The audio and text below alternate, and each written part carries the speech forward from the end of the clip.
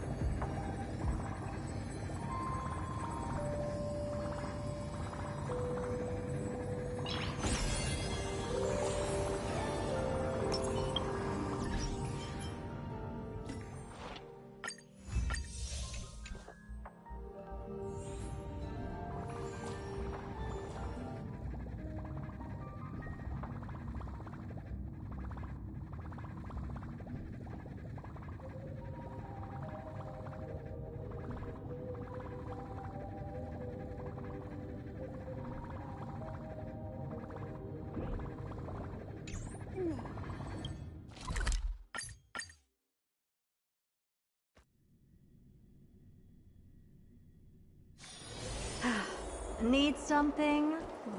If not, then I'll be leaving.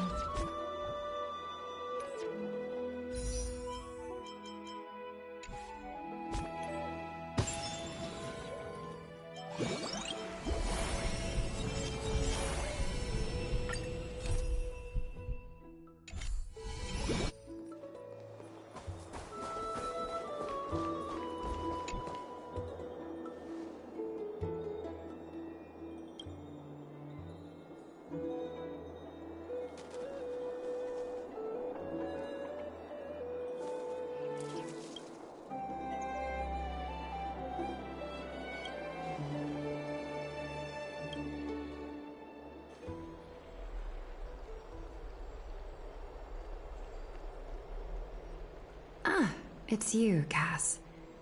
I finished the anthology of poems you lent me. Here it is. I thought you'd be too preoccupied to find time for reading. Precisely because of these obligations, I felt compelled to read it swiftly. Wouldn't all these preoccupations slow your pace? On the contrary, knowing that time is limited can push one to overcome their limitations. The weight of these responsibilities seems to have enhanced my reading efficiency. I understand completely. During my time at the Grove, the closer exams drew, the more efficient I became at tackling everyday mundane tasks. Anything but my actual studies. Precisely. As I remember, you and Finon were both disciples of the new Sporists. I assume that Anaxa's exams were as unreasonable as the man himself, correct?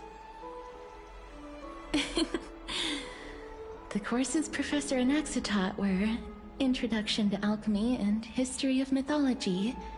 And to be perfectly honest, those two courses were the students' greatest nightmares. The history of mythology, taught by the blasphemous great performer himself. I can imagine their fear.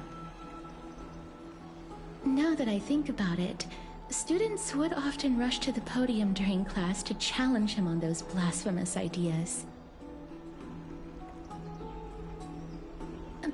May I ask, Lady Aglaya, has your relationship with Professor Anaxa always been like this? He openly dismisses people's faith and questions the very justification of the Flame Chase journey. Our positions have been destined to be at odds. While you were studying there, I assume you must have heard of his nickname. Dromus draped in finery? As I see it, this nickname is more of an insult to the Dromas. Despite his insufferable arrogance, I do hold a certain respect for his nature as a scholar. To remain true to his principles, he is unafraid to stand opposed to the world, and that requires considerable resolve. Anaxagoras' life is almost like a satire. As a Chrysos heir, he refuses to heed the prophecy, while he disrespects the gods. The gods have chosen him.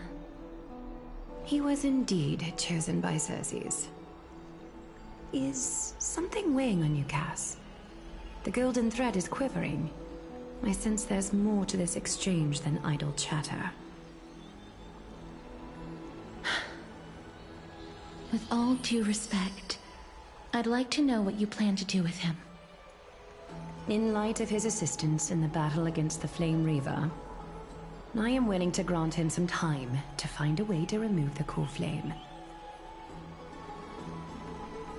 However, if Anaxa decides to make any move that places us in danger, I will not hesitate to take extreme measures. Just as I feared. The Flame Chase journey is the destined path for the Chrysos heirs. Yet he now seems more like an empty shell. Given his strong sense of self-respect, I trust that Anaxagoras will make the right decision. Still, I can't help but hope for another possibility. Perhaps Anaxa will also overcome his limitations, now that he knows time is limited. I understand your stance. Let's continue this discussion another time. But now, let's greet our guest. You're here. Does this mean you're ready to take on Orynyx's trial?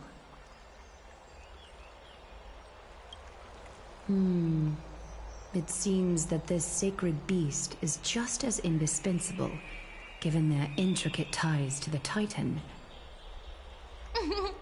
Memmy mem, memmy mem mem mem mem, memmy mem memmy mem. Surrendering the core flame is a Chrysos heir's duty. Your selfless assistance is deeply appreciated. However, I urge you to carefully consider the risks of accepting the trial. Becoming a demigod means forsaking your humanity. You will inherit Orynyx's divinity and bear the time of Amphorius, all on your own. From that point onward, your fate will be forever intertwined with ours, never to be separated again, until the end of Genesis. It's exceedingly rare to find a capable Chrysos heir. If this path proves unattainable, I am willing to lower my expectations. There are still many priests of Yanissopolis and their descendants in the city.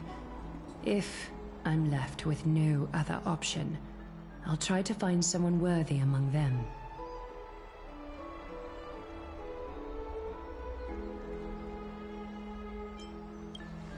Mem worry. Memmy memmy mem, memmy mem mem mem, memmy mem mem mem. Mem memmy mem, mem memmy mem mem mem hero. Memmy mem mem, mem mem mem mem mem mem. Memmy mem mem mem mem mem, mem mem memmy mem mem. Mem memmy mem mem mem mem mem mem, mem mem mem, memmy mem mem mem mem. It looks like you know that Titan rather well. Memmy mem mem, memmy mem mem mem, memmy mem mem mem mem, mem memmy mem mem mem, memmy mem mem mem. Memories that exist outside of your own experiences. I can't explain why, but I can vouch for Mem's words. When I was in the Abyss, I heard the Titan's groans, full of pain and grievances, yet without any ill will.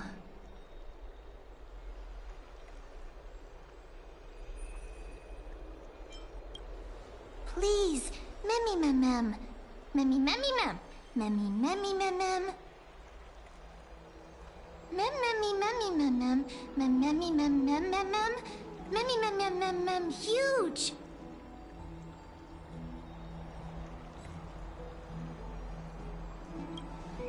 Since you've made your decision, go back to the bath chamber and get some rest. Trinem will call for you when the ceremony is ready. It is difficult for me, as the guide, to absolve myself from blame for things to have progressed to this point. Time and again, you have risen to the occasion for Akima. Nearly rewarding you with some honeydew is no longer able to express the extent of our gratitude. When the dust settles, I hope that we'll have the chance to have a long chat regarding your return journey and the curse of the sky. It's about time that we lift the taboo and discuss things openly.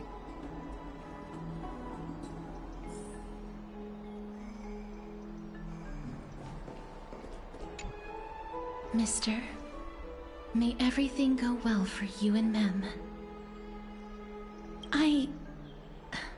It's nothing. I only came to discuss some matters with Lady Aglaya. Previously, I lent her an anthology of poems that Lady Trianne had gifted to me. Tracing back, this anthology was something left for Lady Trianne by a bard before their passing. Although personal properties should be cleared out once their owner has passed on, Lady Trianne gave this book to me since she knew how much I liked to read. No, it's just an ordinary book. It's definitely not some kind of unique copy. It just contains an allegory. In a faraway land, in a city known as Styxia, a dragon corrupted by the black tide descended one day, swooping upon the city like death itself. It swallowed the princess of the city whole before it was suppressed. After taking down the evil dragon, the warriors discovered that the princess's life had already met its end. Overwhelmed by grief, the queen hired an alchemist to resurrect the princess using the dragon's flesh and blood.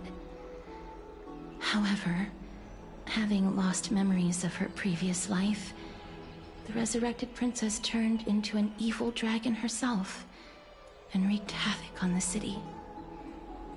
As a result, the prosperous Styxia met its demise.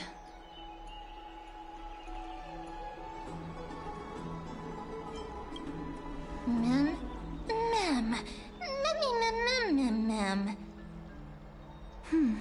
I actually think so too. Mem? Mem? Me, mem. The author of this book is Archepia, a wandering bard who traveled to many cities. Among the things she left behind are poems, dictionaries, and many tragicomedy scripts. She even clearly underlined and took notes in books that covered myths with her elegant handwriting. While flipping through these books, I felt like I was afforded a glimpse into the life of Archepia. It felt just like I was traveling with someone that I'd never met before. It was as if she had yet to pass on and was still alive.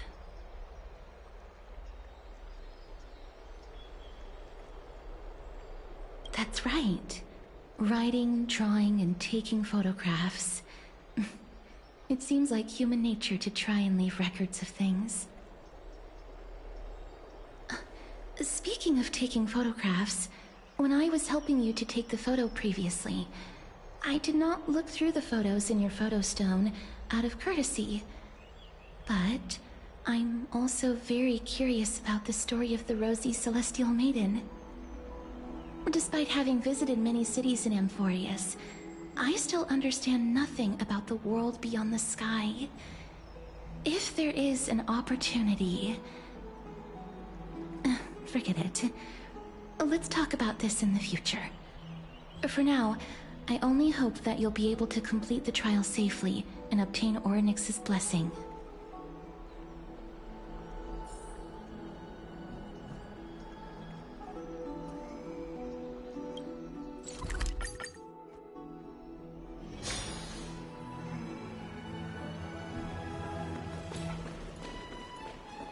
I'd love to go in and take a look.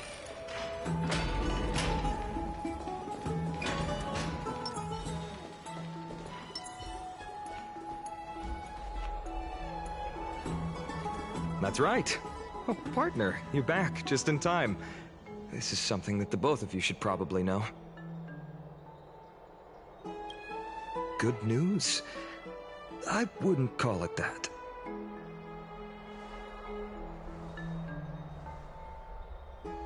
Some background information for you. The Council of Elders is an authoritative body in Amphorius, made up of different city representatives. They hold legislative power over the Holy City, and are in charge of presiding over the Citizens' Assembly held once every few years. This is the most important social event of Akima. It is highly influential, and can even affect what happens to the Flame Chase journey.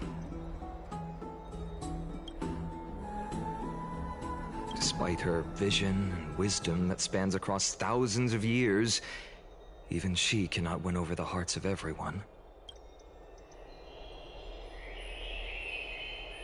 Every 5 to 10 years, the Council of Elders organizes a Citizens' Assembly at Dawncloud. During the assembly, the representatives will vote on major issues, such as whether the Chrysos heirs led by Aglaia should still hold the right to govern the Holy City, and whether the Titan's conquest should continue.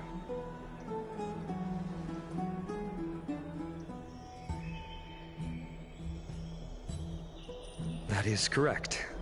However, the problem lies in the fact that there are ill-intentioned extremists in the Council of Elders.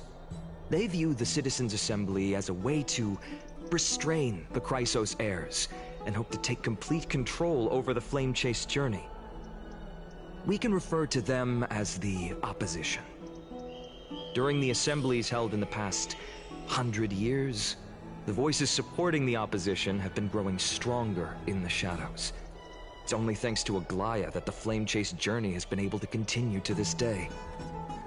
The Citizens' Assembly is just around the corner, but this time, there seems to be a new variable to the situation. Me?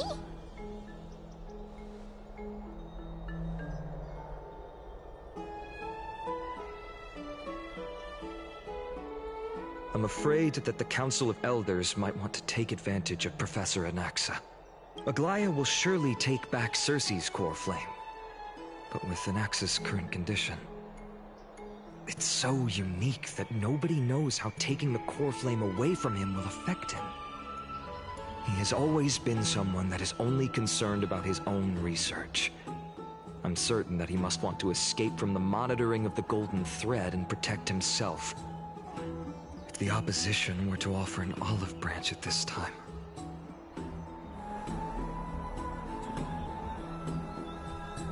Anaxa has never believed in the prophecy, so technically it cannot be considered a betrayal. However, he has taught many Chrysos heirs, and has long been considered an important ally of Akima.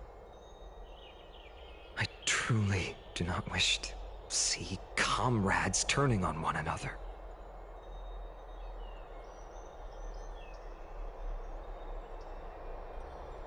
As I believe in his character, I plan to plead with Aglaia and try to buy more time for him.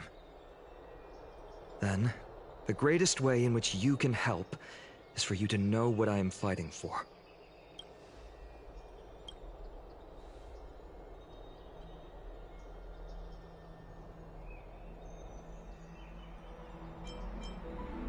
Allow me to apologize for the fact that we always seem to be troubling you. I hope that Orynyx will show more benevolence and be more accommodating. I remember to go and rest and regain your strength. Oh, right. You can read this scroll if you want to find out more about the Council of Elders and the Citizens' Assembly.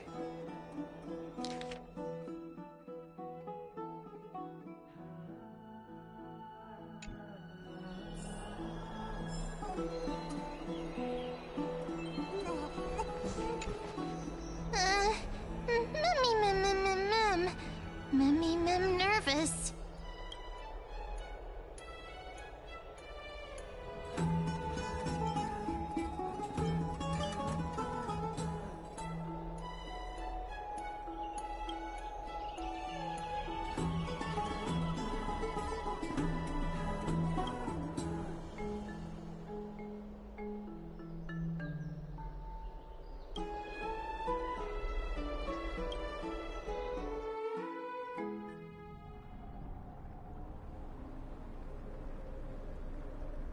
Esteemed one, Orynyx's vacant totem awaits. If you have already made your preparations to become a pillar of Amphorius, please, step forward.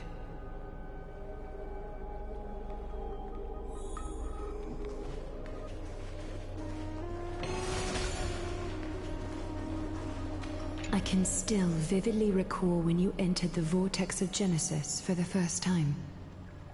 At that time, I could never have imagined that a guest from beyond the sky would shoulder the fate of Amphorius. Don't feel burdened. Just like during the Trial of Strife, Trinan and Finan will be waiting for you outside. If something unforeseen were to occur, they will intervene in the trial and rescue you. May Kefali bless you.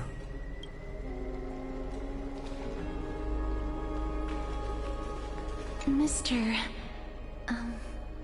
I'm sorry, but I'm not sure what I should say to help calm your nerves. Right. Perhaps something like... No, that sounds a little strange. Oh, sorry. It seems... Little Gray, your resolves cannot be questioned. We praise your pure selflessness and courage. May Kefali light your path forward. Get ready to assume Orynyx's divinity, Trailblazer.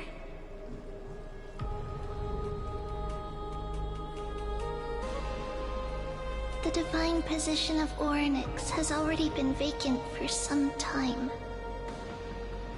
We can feel the space of the trial closing. As there isn't much of their soul left, we'll have to complete the ceremony before their soul completely dissipates.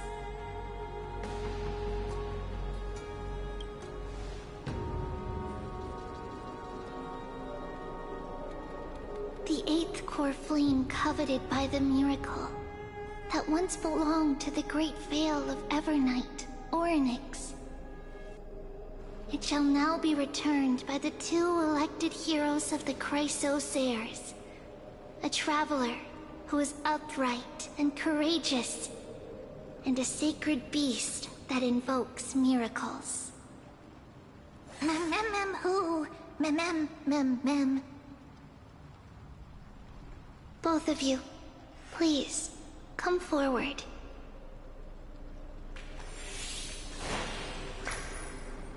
Recite along with us. O Majesty of the 12 Titans, pillars of the world, we seek your divinity to mend the rifts of the world. Fill our bodies with blood of gold, till we wither in willing service to the prophecy.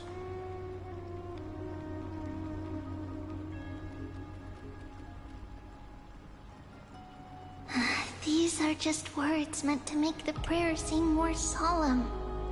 Please, focus.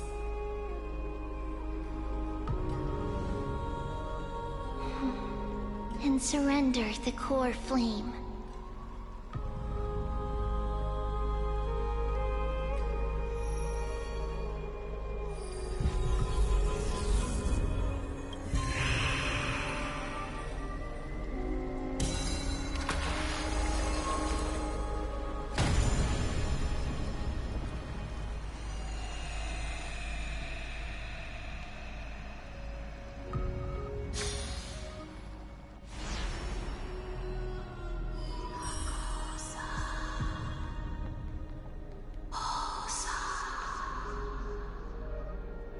Orynyx.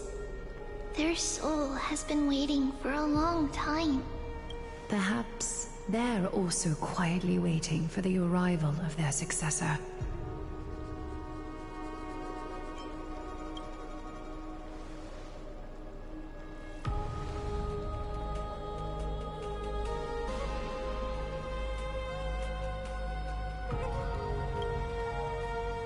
Don't worry, you're tougher than I am, right?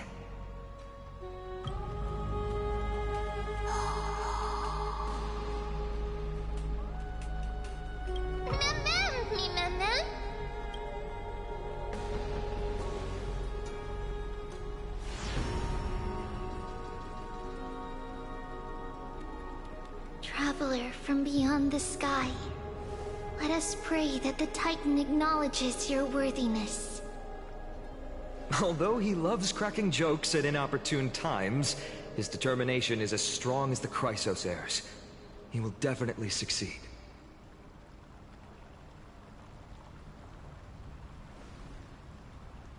While he's away, I would like to have a chat with you, Aglaya.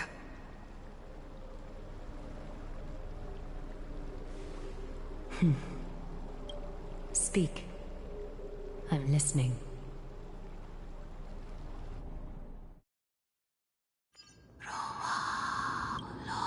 Slap, slap! Wake up!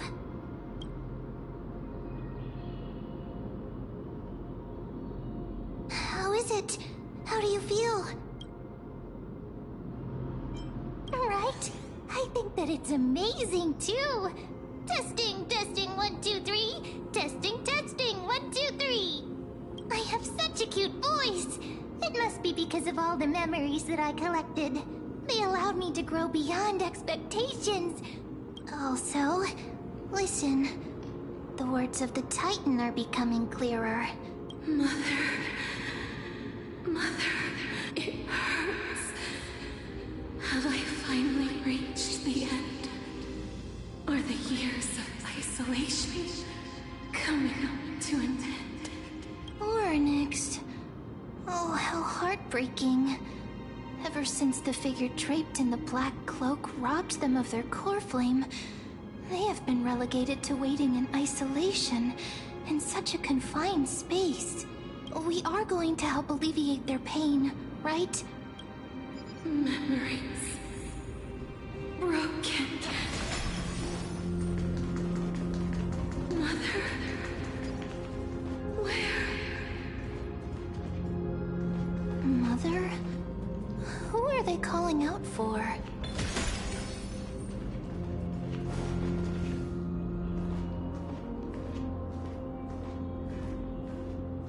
You. It's you. I remember you. Skyfather has gazed upon you. Mother is calling for you.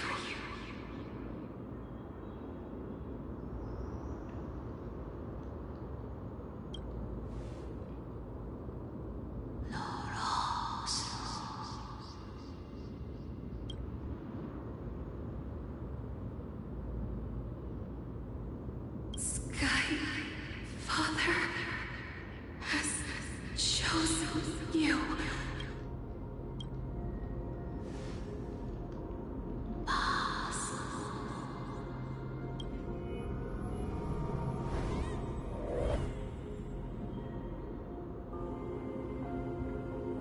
Mother is no longer responding.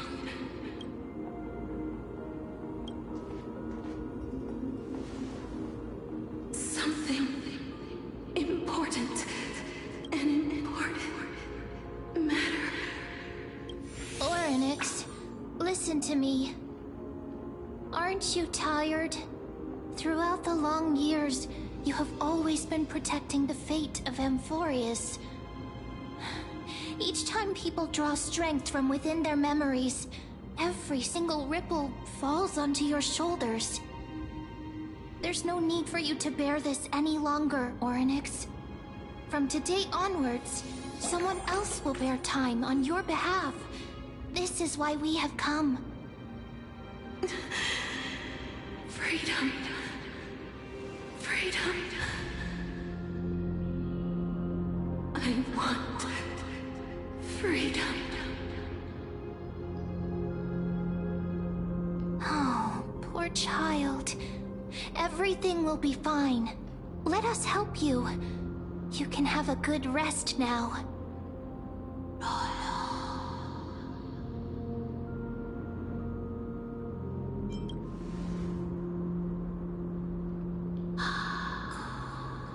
You have potential, strength, willpower, powerful.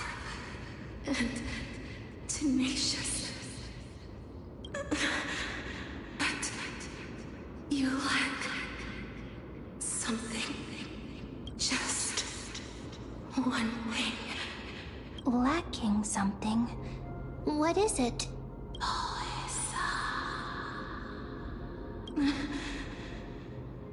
What you lack is a future.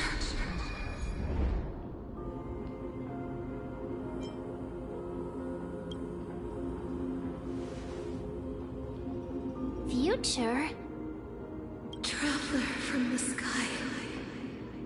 You should have dissipated already. The gaze from the Sky Father stabilize your form. Because from the moment you crossed the sky, your life was cast away. Right now, you are simply a collection of walking memories.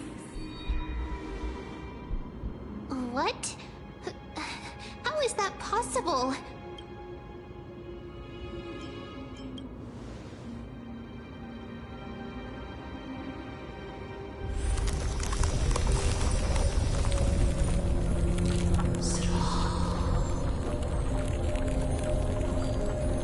The space is collapsing.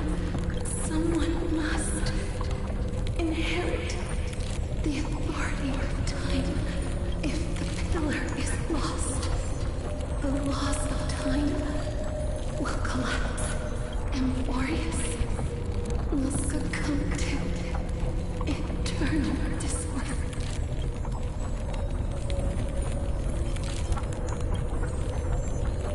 Time never compromises, never bears grudges, never forgives, never makes a choice.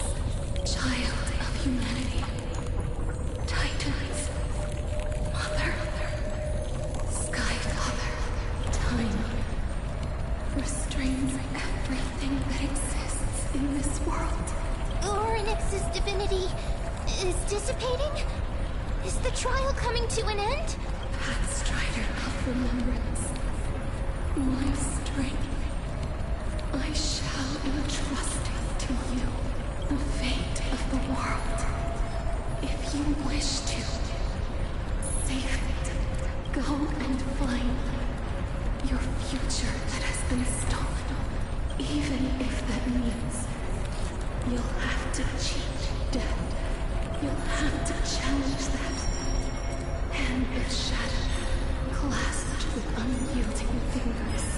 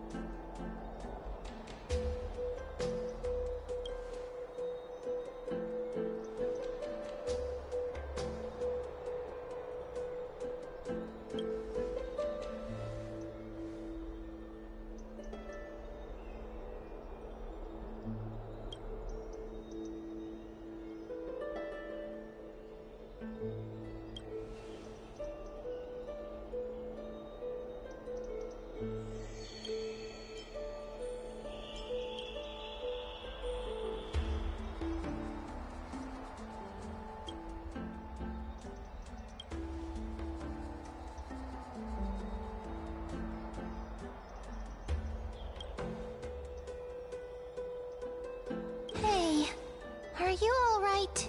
I heard you two talking about Thanatos. Cass is also very concerned about the warning. She has left the vortex and returned to the garden.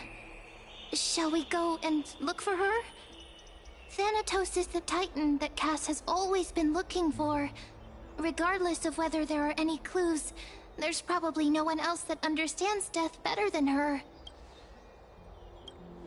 Oh, right. There's something that I have to tell you. The Chrysosairs already know everything that has happened to you. I was too worried, so I told them everything. Please don't hate me, okay?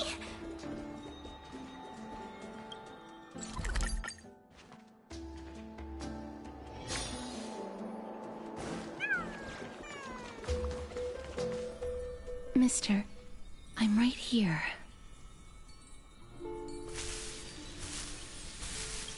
Please stay there and slowly turn around.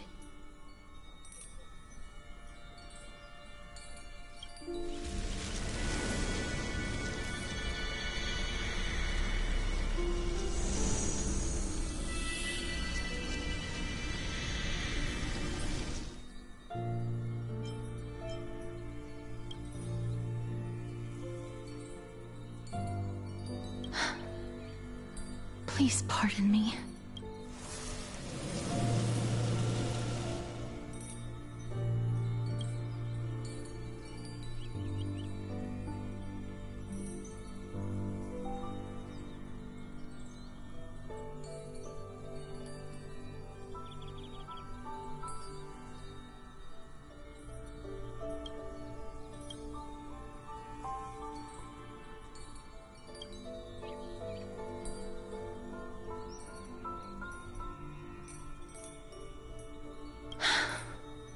Just as I expected. I cannot feel anything back at the Grove. I was puzzled as to why you were not affected by my curse. I thought that it might have been the special ability of a traveler from beyond the sky. Never did I expect that this would be the true reason. I'm sorry. I should have noticed that something was amiss earlier. Mister, if my abrupt behavior just now offended you, I hope that you can forgive me. I'm just thinking, if your soul has really left your body, as a mortician, I might be able to trace where it has gone to. Cass! Did you find anything? My apologies. Not as of yet. Perhaps I have overestimated my capabilities. But, Mister, would you be willing to let me try again? This time, I'll increase the area of contact slightly. Perhaps the result might be different this time. I have never touched the living in this way before. If my actions are in any way disrespectful, I hope that you can forgive me.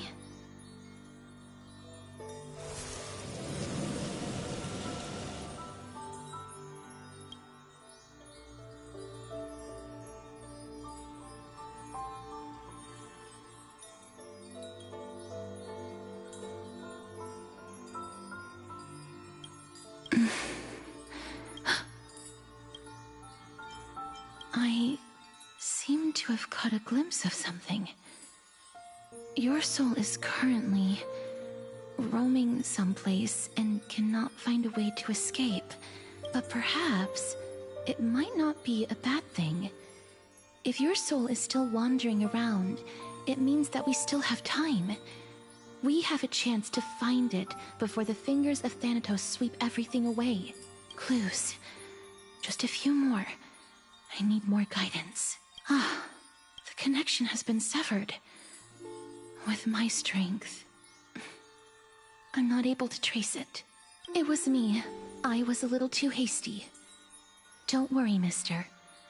Although we currently have no leads, I will do my best to search for the whereabouts of Thanatos, bring back their core flame, and personally return to you the life that you have lost too soon. I know that I'm lacking in confidence, but I hope that you can keep this promise of mine in mind. Before I manage to deliver on this promise, please do your best to hang on. Amphorius needs you. Lady Aglaya and Lord Finon are currently discussing some matters in the paths. They're worried about you too. If possible, please go there and let them know that you're well. Although, I don't actually know whether your current situation can be described as well. Also, please accept this Styxian fable. Reading can help one to focus and relax. I hope that reading this can help tide you through this difficult period.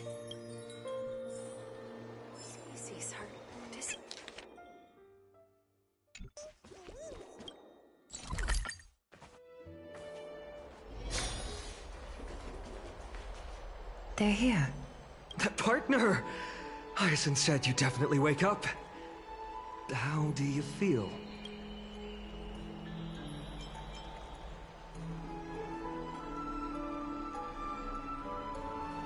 Well, at least you look no different from the living. I think that most living people don't even look as good as you do. You've completed the trial of time. And I have to admit that the process went better than I expected. Even in the end, that Titan's heart still showed a soft spot for humankind. However, I never expected that. Two people who have cheated death would appear in Akima at the same time. That's what we have been talking about. Mighty has been in Akima for such a long time, but has no one thought to study his indestructible body? If there were even any minor breakthroughs, we wouldn't be as clueless as we are right now. Many have had this idea, but so far, there have been no results. Nevertheless, now is not the time for us to give up. At the very least, we can still see a glimmer of hope. Cypher. If anyone in this world knows the whereabouts of death, it would be her. I'll try and get her to return to Akima. But do be prepared for a less than ideal outcome. Please understand that throughout the history of Amphorius, no one has ever managed to escape the clutches of death. At the end of time, Thanatos silently awaits all. Don't take it to heart, partner. After all, you've already created countless miracles along the way, right? But before that, just... What's wrong, Aglaya? Omens always come in pairs. A tiny air current will eventually brew into a storm that tears the sky apart. It's Anaxagoras. He has initiated contact with the Council of Elders. In the end, it has still come down to this. I earnestly hope that your assessment of him is accurate, Finan. Otherwise, the efforts of my teacher and I over the past millennium might be reduced to dust because of that great performer.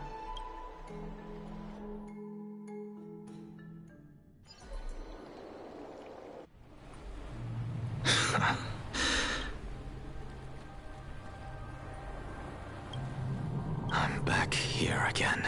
I remember this dream. This realm is covered in a silk-like fog, and the land is barren and harsh. The crowd of travelers leaves tracks everywhere. Hey! Excuse me! What is this place? Where in Amphorius are we? The mutters of the traveler are in a language I'm unable to comprehend. Or perhaps they're just distracted and ignored my question. Tell me, which Titan reigns over this land? And how do I find them?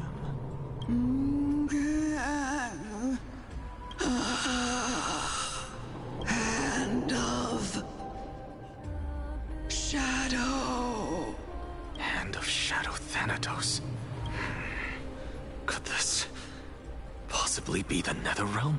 Not Netherrealm. Then where is this? River of Souls? The outskirts of the Netherrealm? Are you heading downstream toward the Netherrealm? The Netherrealm. Nothing but an illusion. Titan rejects You. Me. Listen. What? The traveler lifts their wrinkled fingers and remains silent. I look in the direction they are pointing and listen closely. There. A massive shadow brought the sound of rushing tides. The sound of tides. I can hear it. I hear it, deep within the tides. Beyond the closed gates of the void world. A voice, about to recount something. Child of humanity, is it death's embrace you yearn for with such urgency? Oh, you have awoken. Welcome back to the mortal realm. Your consciousness is dissipating much faster than I expected. Ultimately, it seems like the Titan's core flame is incompatible with a mortal body. How much longer can my consciousness remain in the mortal realm? In my estimation, at best, you'll see 15 more entry hours. 15 days and nights. What is it? Are you finally starting to become attached to the mortal world now? On the contrary, 15 days feels a little too long for solving a singular problem. Stop giggling. It's time for us to go. The messenger from the Council of Elders is almost here.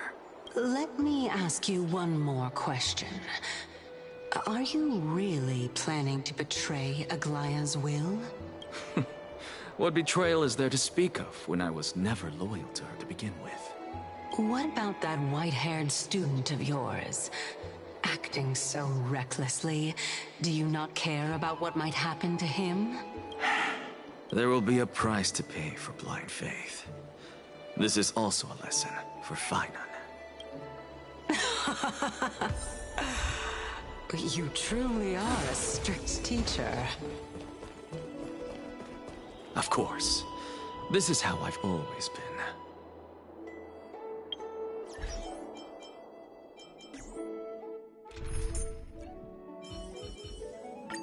Looks like it's not a bad...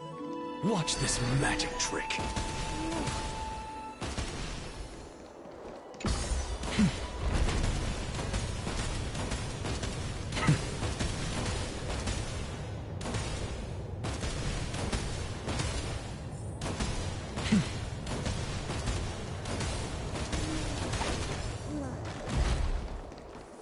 Watch this magic trick. Sorry to keep you waiting, Lord Inexagerous.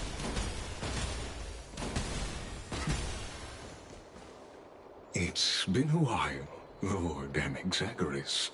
I greet you on behalf of all the citizens of Akima, and express my deepest regret about what happened at the Grove of Epiphany. It's you. I never expected that you would personally come and meet me. By carefully into Lantern above, I have come as a testament to the justice of the Council of Elders. There are Anti-Catherians here? They have been a rare sight ever since the Chrysos War. I extend to you my utmost respect, revered Titan. I am Lycurgus, though you may call me Lygus, holding an honorary position within the Council of Elders in Akima, and as the Theoros, I stand to protect the right of all upright citizens to express themselves freely. You can see them too? You know about us. We Anti-Catherians perceive the world through the amplitude and frequency of souls. Just as I am conscious that Lady Aglaya is secretly listening in on our private meeting from afar.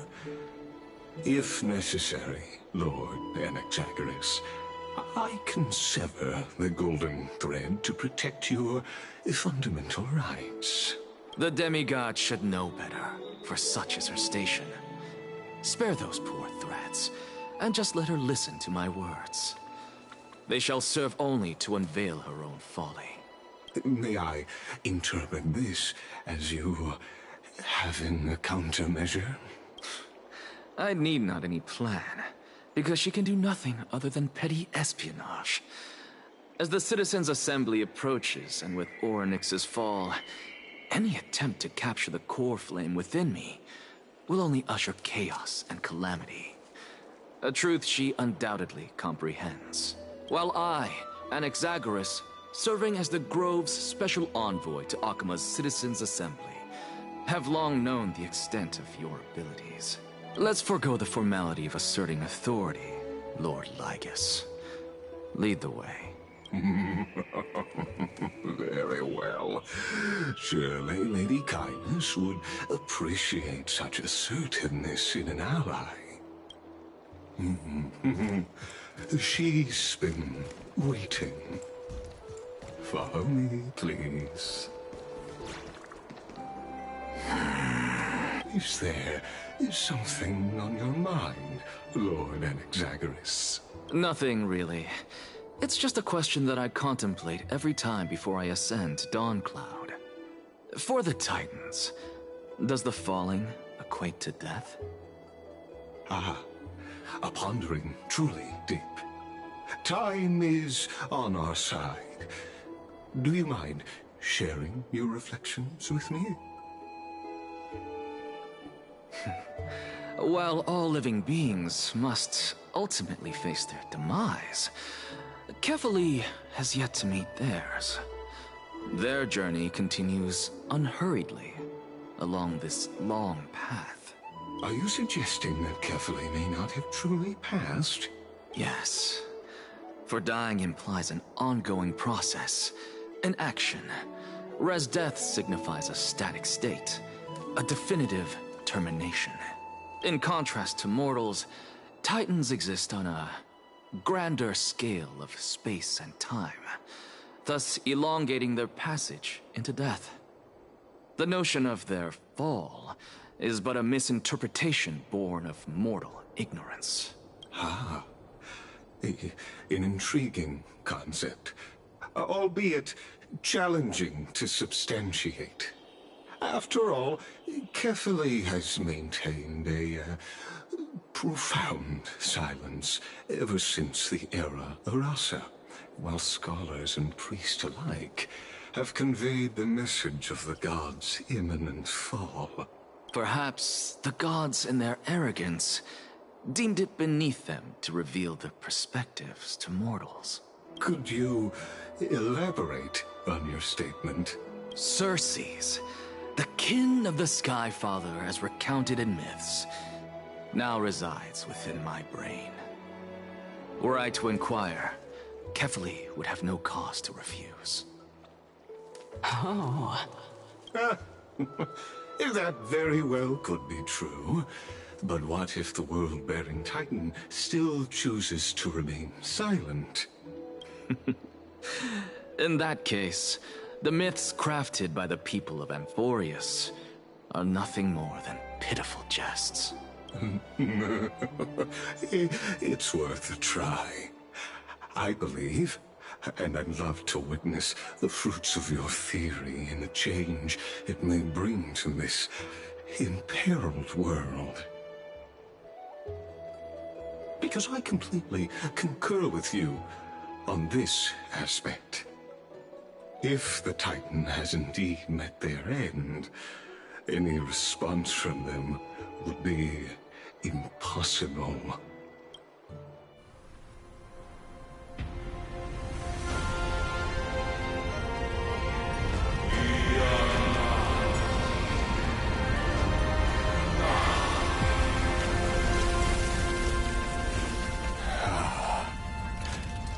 Please, Professor.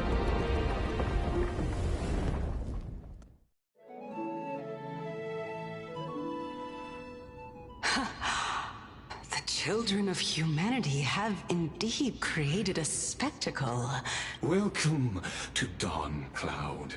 The atmosphere here carries a greater sense of solemnity than only esteemed beings grace this place. And among them, I've received priests, scholars, warriors, and... Once deemed a blasphemer, now a surrogate for revered divinity. The honor should rightfully be mine, shouldn't it? I'll notify Kindness and the others of your arrival. Kindly wait for a moment.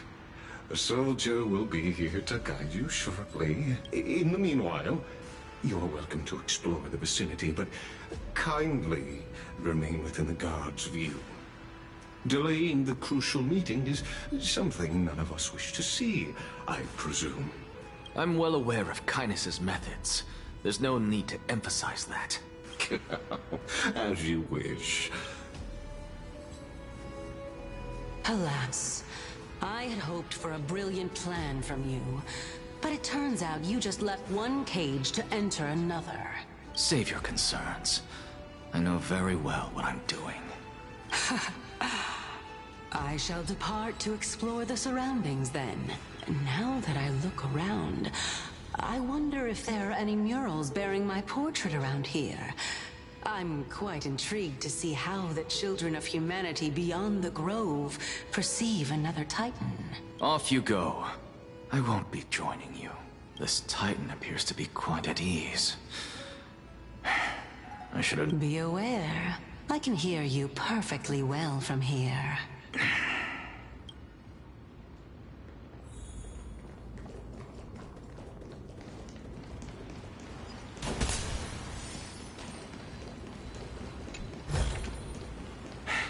I suppose I can just ignore this.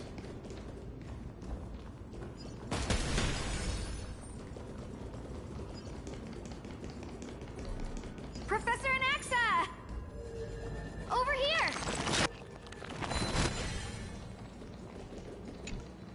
Professor Anaxa?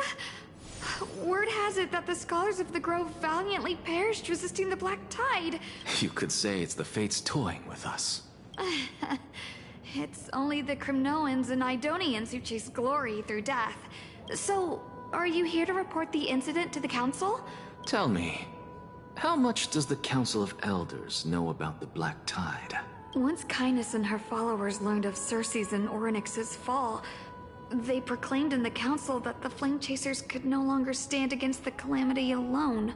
Yet, when the Crown Prince ascended to godhood and repelled the Black Tide, she immediately altered her tune, declaring that all was resolved beyond Akama, with the only remaining menace now being Aglaya and her adherents. They might well make their move at the upcoming Citizens' Assembly.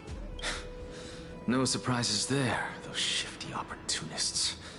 Thank you for your honesty, virtuous student. Being an opportunist could very well be a facet of wisdom. Shouldn't you be searching for murals of yourself? I've had enough of your prattling. I was really curious to see how you would find the middle ground between both factions, so I came to listen in. But it seems as though this Kindness is much more ruthless than Aglaya. If so, why do you want to work with her? Could it be that perhaps you've decided to readily surrender this hollow shell of yours, just because you feel like death is fast approaching? I'm afraid you'll be sorely disappointed if that's what you truly think.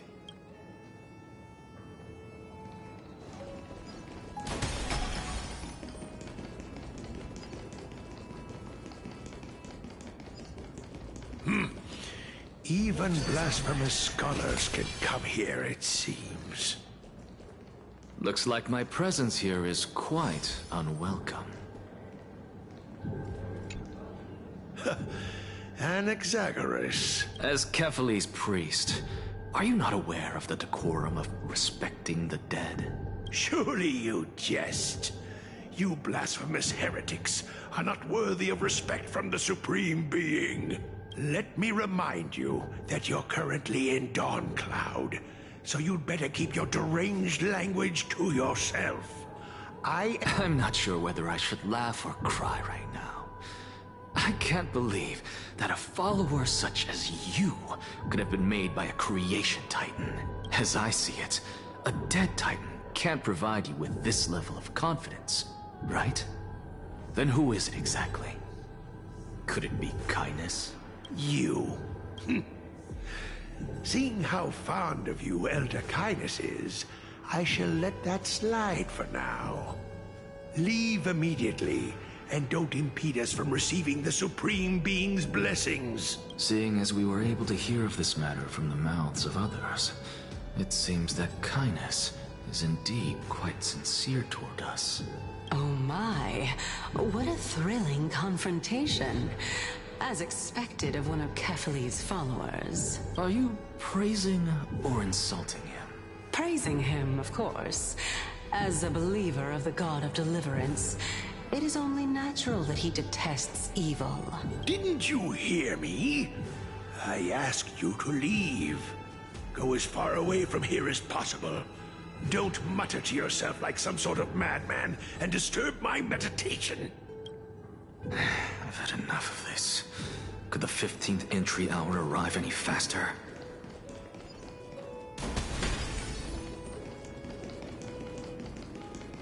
Oh, my. Could it be that the great tree painted in this mural? Every plant, every tendril, no, even every leaf could be the embodiment of Circe's. As a result, mere mortals who did not know what the Titan actually looked like chose to paint them as a giant tree instead. Their wisdom was portrayed as fruit, to symbolize how they shared their knowledge equally among the masses. Such exquisiteness indeed. This mural is quite abstract. I really can't tell whether you are praising or demeaning yourself. Now I'm quite curious whether the Reason Titan has studied figures of speech before.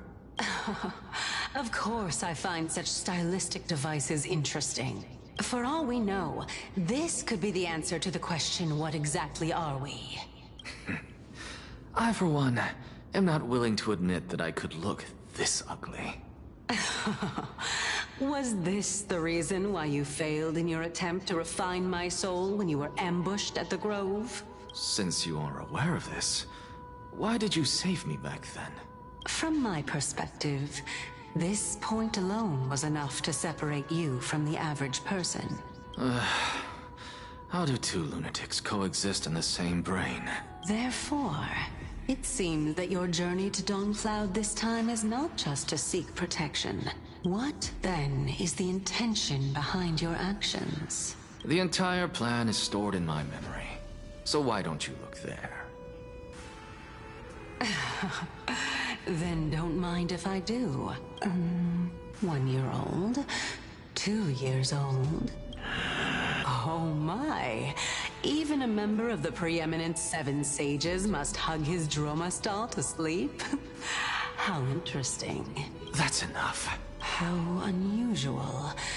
Your soul is actually trembling. This must mean that behind this toy hides a secret that nobody knows.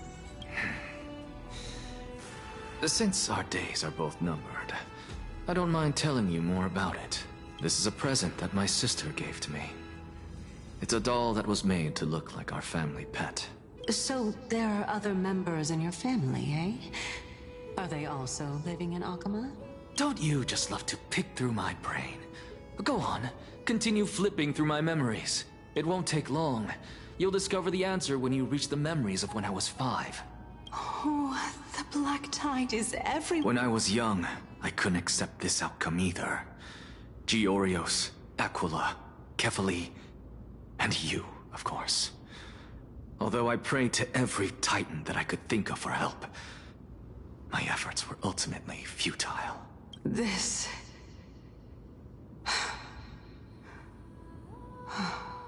Indeed it was.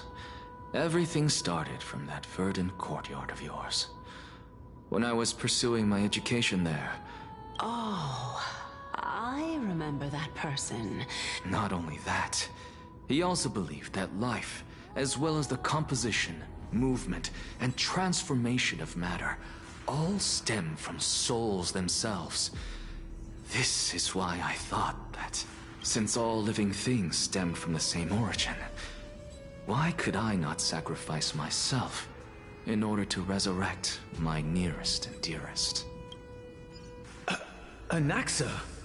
You... I did it, teacher! But this is absolute blasphemy.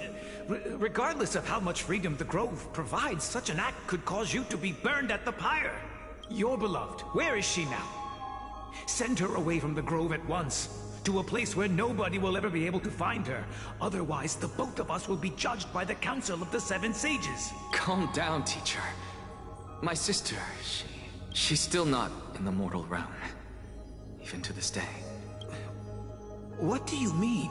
It was naive of me to think that I could snatch the deceased from Thanatos' grip by merely sacrificing one eye. Equivalent exchange. All I received for that price was but an opportunity to see her for one final time. Nothing more. Oh, let it go, Anaxa. As one of my best students, I cannot watch you go down the wrong path without doing anything to stop it. Never do something taboo ever again. Don't disappoint the deceased, and never harm yourself. If you can do that, this classroom will still be yours, and you'll have a chance to live out your own life. Since I was able to see her one last time, I have no other desires. You're right, teacher. It's time for me to start a new life. I am sincerely glad for you, child. I wish to continue Thalesis' research. Continue the research into souls, but you know that the Grove has long since understood his philosophy like the back of their hands. Even if you continue digging into this subject, your efforts will likely be futile. No, teacher.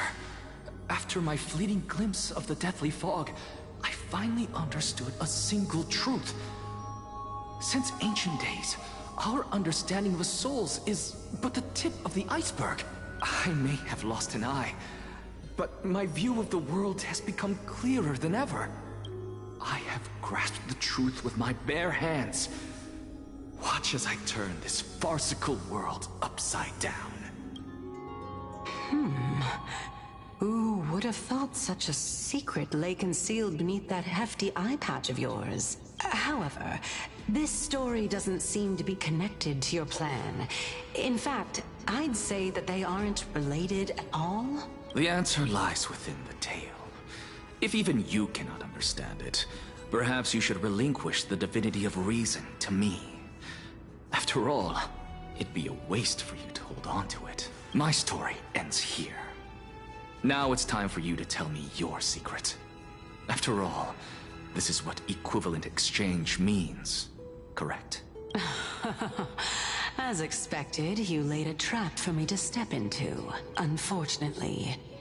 Even if I was willing to talk about my past, I may not know more about it than you do. Oh? Are you saying that the renowned Reason Titan is now admitting a lack of wisdom? Your followers are going to be sorely disappointed by this. Child of humanity, remember this. Being cognizant of one's ignorance is the greatest wisdom of all. Now I understand. You asked me to answer your random, nonsensical questions. Not only that, you're the only one who can shed light on my query. As the saying goes, onlookers see most clearly. Is that so? Lord Anaxa. I saw you muttering to yourself and was wondering whether you were caught in a delirium of reflective thought. I'm sorry to interrupt you, but I have a message from Lord Lygus. Lady Kindness has met up with the Council of Elders and is... It's finally time. Carefully. The one who created the world, and the one who bears the world. If you truly have not met your end, how will you answer the challenges of those who defy you? I didn't expect you to agree to Lady Kindness's invitation. What a wonderful turn of events. To tell you the truth, There are many people who hold grudges against that Lady Goldweaver.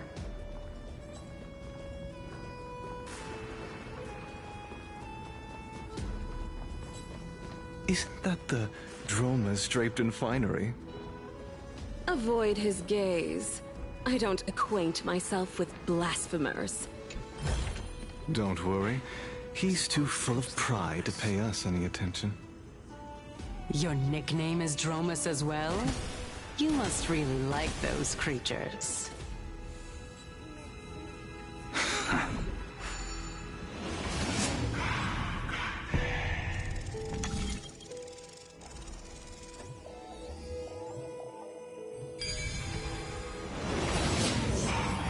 A student of Empedocles?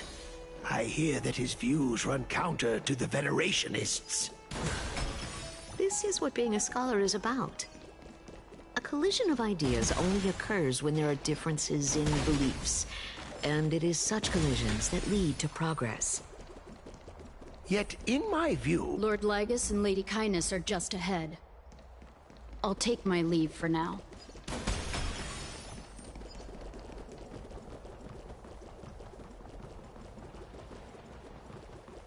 Welcome to the Demigod Council, esteemed guests.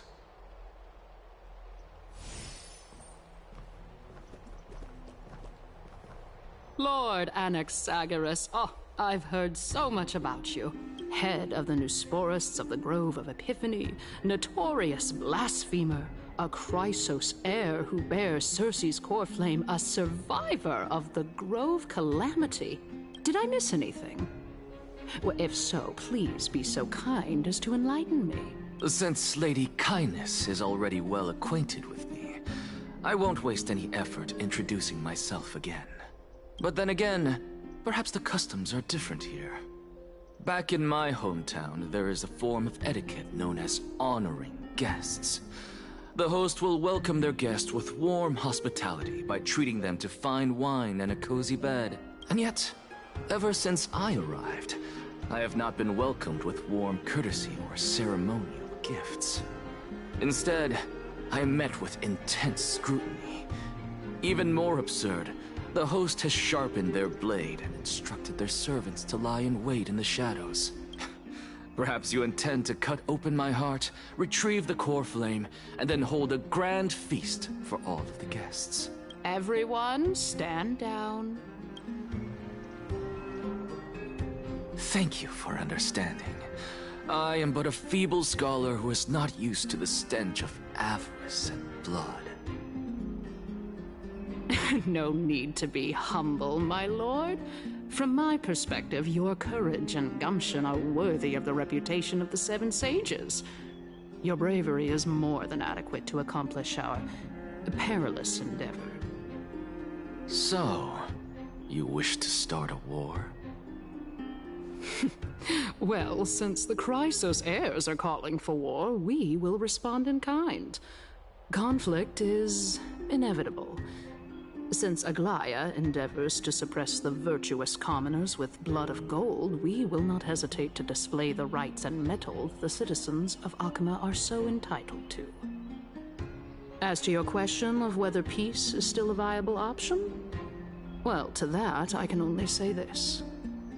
Everything hinges on the next citizens' assembly and whether they have a sudden epiphany amid the clamor of the masses.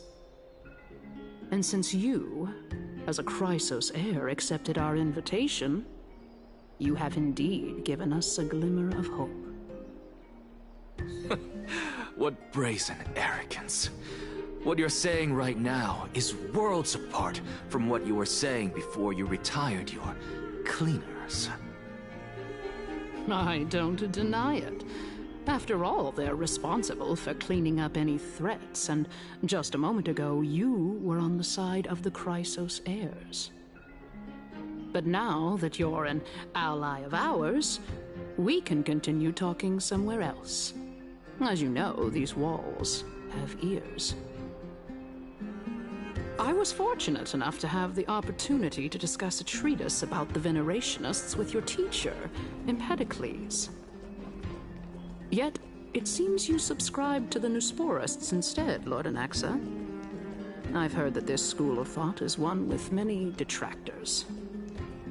It's normal for ideas to have supporters and dissenters, just like how there are two types of people in this world: geniuses and dimwits.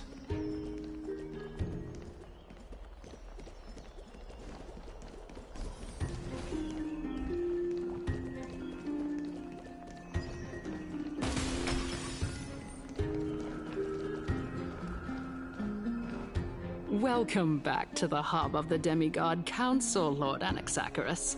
Surely you remember that countless eloquent orators have stood in this spot before and emerged victorious by stoking public sentiment with their words.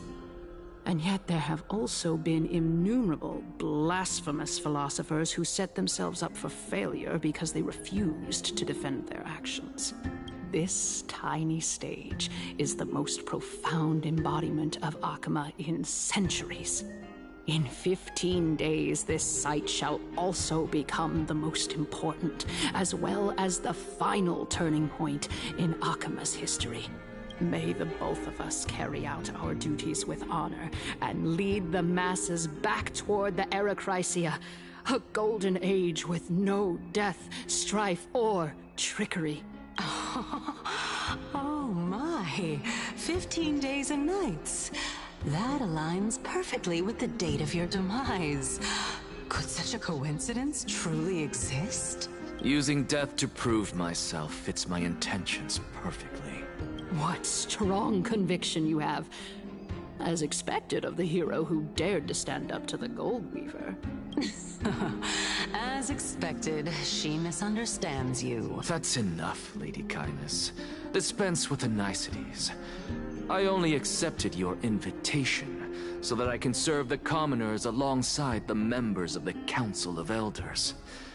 Don't test my patience with such superfluous formalities. Well, you say that now, but surely you also require my aid as well, so that you can stay alive even when being pursued by the Golden Thread? You worry too much.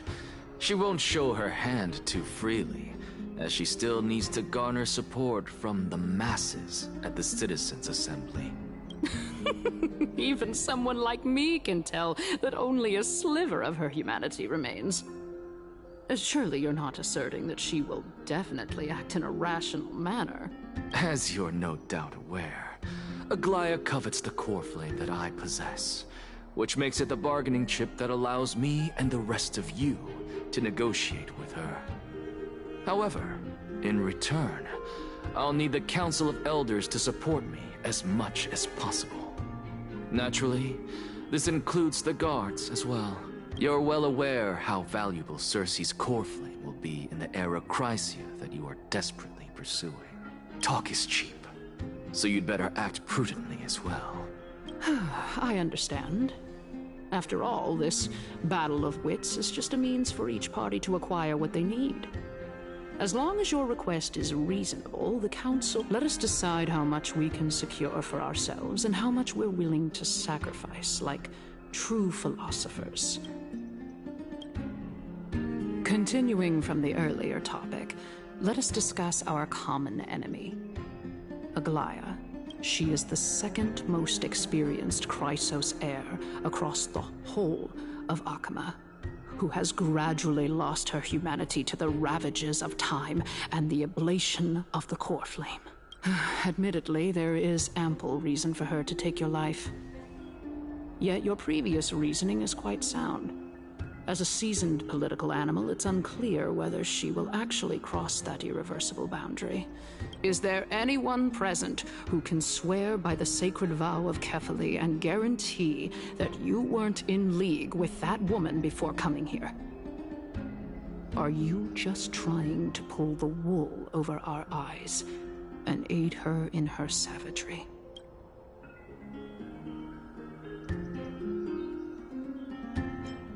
If Aglaia required a suitably intelligent Chrysos heir, then I'm the best fit for her needs. However, it's quite evident that she has no need for a Chrysos heir who could break free of her control at any time. Since I believe in neither Titans nor the prophecy, there's no way that I would willingly walk on the path that she extols. Given how rigorously she enforces her principles, how would she ever accept a heretic such as me? I understand what you mean. At the very least, the both of us agree that this tyrant who wallows in extravagance and greed is the greatest threat to achieving peace in Akama. The Council of Elders is willing to defend your right to live, just as we defend every oppressed citizen. However, I regret to say that sentiments in favor of the Chrysos heirs and Aglaya are only growing in magnitude. The peace that we are aspiring toward, as well as everything that we hold dear, will be destroyed completely. Tell me, what are you willing to do for our esteemed citizens so that they can vanquish the enemies of our fine city?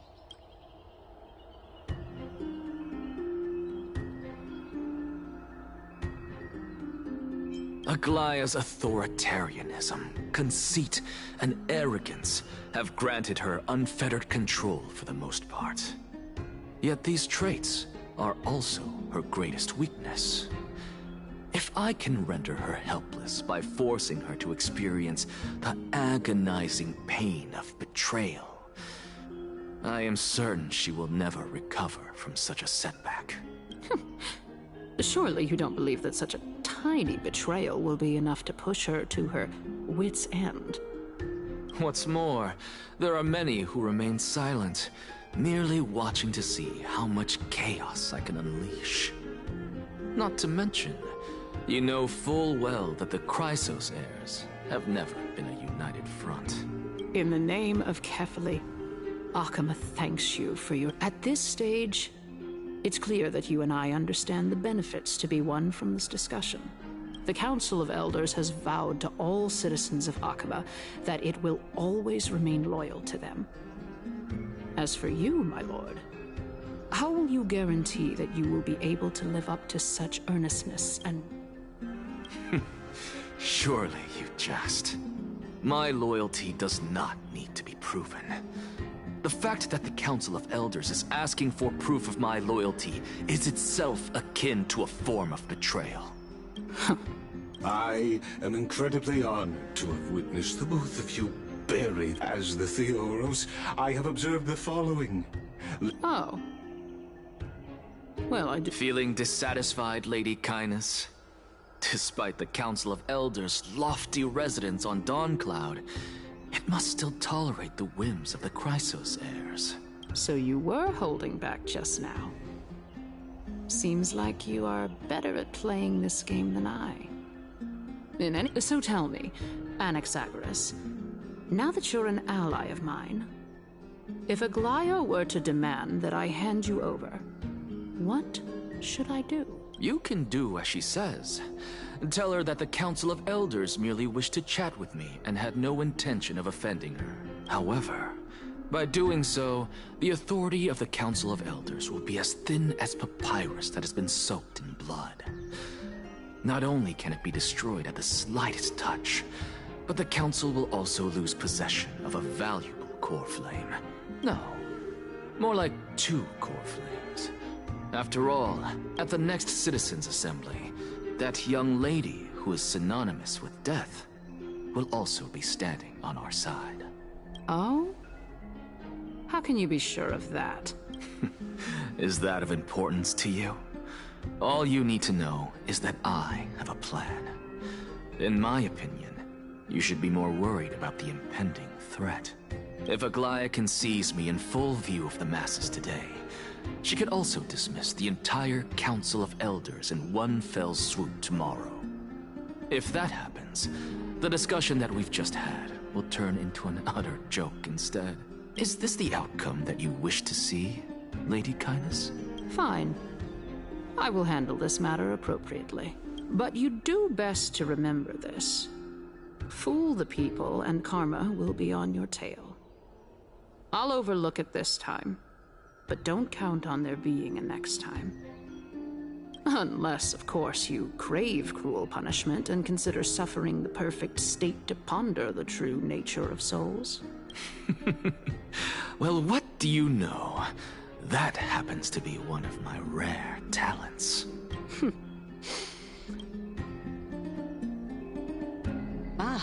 I've got to say that you've managed to really impress me again. But shouldn't you be going after more? Dying to know what I'm after, I mean, I'm the reason Titan after all. It is in me to ask and seek answers. Easy there. You'll learn the answers soon enough. I didn't bring it up with her, purely because she doesn't have the means to give me what I truly want. It's as they say, onlookers see most clearly. The true masters of Dawncloud have always been the Theoros, who watches over everything.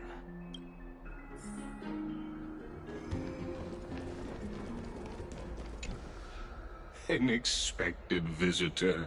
Welcome once again. You know, you could actually skip all the pointless debate and come straight to me to seek an audience with Kefali.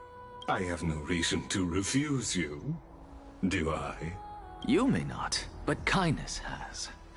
Whoever gets hold of Kefali's core flame will get to rule over Akama. She's wary of me, so naturally I had to gain her trust. I would say that debate was not at all pointless.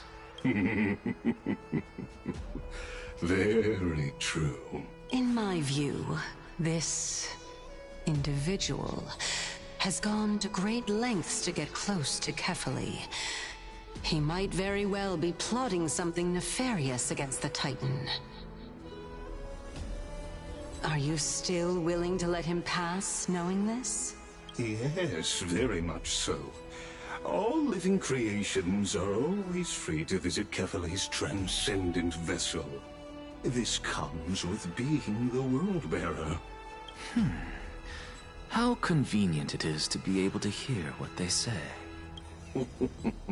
It is truly my honor to speak to a venerated Titan in person. Please, go ahead. Let me join you both on this journey. Oh, a bygone myth tells of an occasion where Kefali once answered their followers' questions on the peak of the Holy Mountain. Their followers have since believed that scaling this Titan cliff is one way of being with the god. Hear that? It's not every day that you get to climb a mountain with Circes. You should sing me a hymn of praise. Titan hymns are beyond me.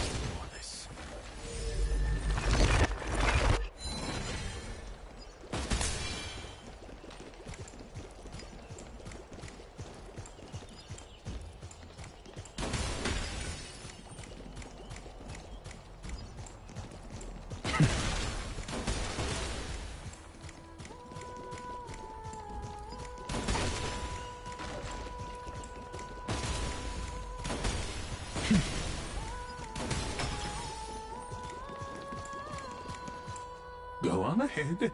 Take this Yanis shortcut and the long pilgrimage. I have to admit, I never expected you to not ask me anything. Not even my motive. Because I know very well what it is you are after. As the saying goes, a gentleman helps others achieve their goals. I have a feeling that your theory will be validated at the end of this journey.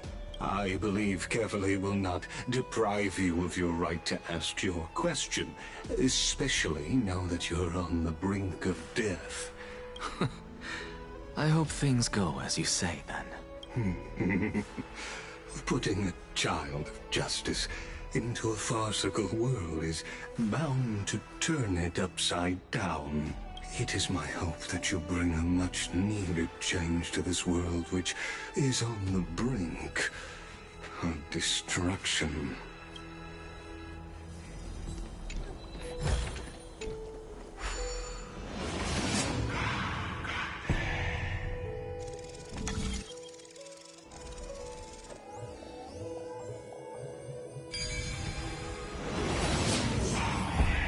On Honestly, this is my first time going up to Dawn Cloud's peak. What a splendid view. Well, I don't see how this place is different from those temples in the city. And even though I've come this far, I'm still doubtful about getting useful clues from him. I must be getting ahead of myself to be expecting to hear something nice from you. Oh? Haven't you been in my head for some time now? It's high time you get used to how I feel about things. Alright, we're just a short hike away from Kefali. No time to waste here. So the intellectual debate from earlier was too draining for you, huh? If Amphorius gets a new lease on life, you should focus on strengthening your body and stop shirking social interactions. Save your concern. The Titan is in sight. Can you make it? Why? Are you going to carry me up if I were to fall now? I know how far I can go, so just hold your tongue and come along. Fine then. I guess I won't say any more.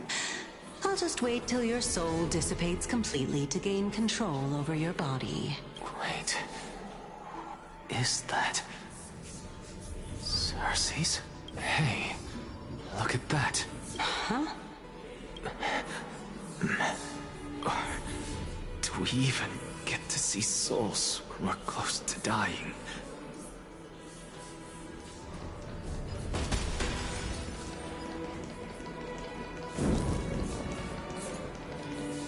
Oh? Why didn't you bring your favorite spear with you on this trip, Nias? Nias? Huh. It's unfortunate. The Black Tide destroyed every last inch of my calyx. How could that be? Even a creation of Georios. From... Hey, Cersei's. Nias? No. I just saw him. No. I have no...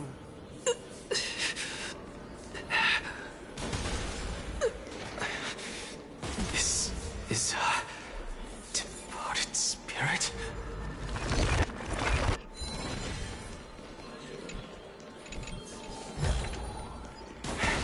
I suppose I can just ignore this.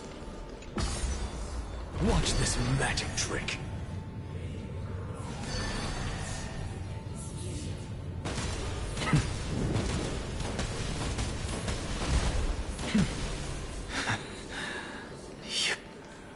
Enough about me.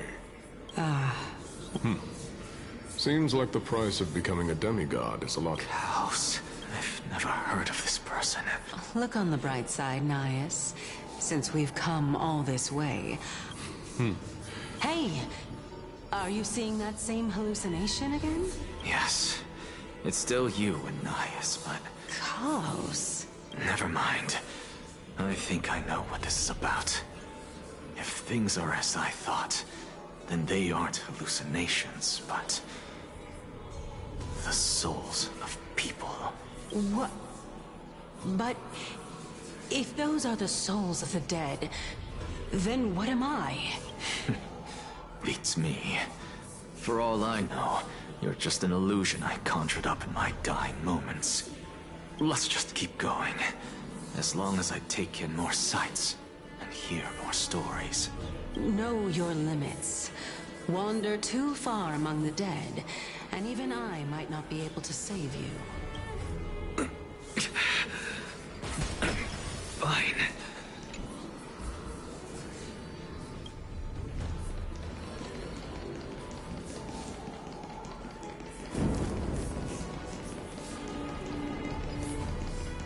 So, we meet again.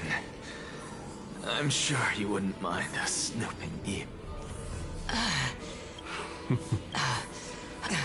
If I knew we had to climb a mountain... I guess this also counts as one aspect of the world-bearing burden. Keep your sarcasm to yourself. I would sooner throw myself off this cliff and hit rock bottom than exercise even a little. I am Calypso of the eminent Seven Sages, after all. Training would make me no different from those Calypso? No, she can't be. I would know her name if she really were one of the Seven Sages. Hey, Cersei's. Does the name Calypso ring a bell? alone. Doesn't matter. I can do this myself. Oh, beautiful old world. Where are you now? Oh, legendary era Chrysia, return to the mortal realm. Splendid gods once walked the paths we walk. Alas, all that's left of that warmth is a hazy mirage. Why are you chanting that too?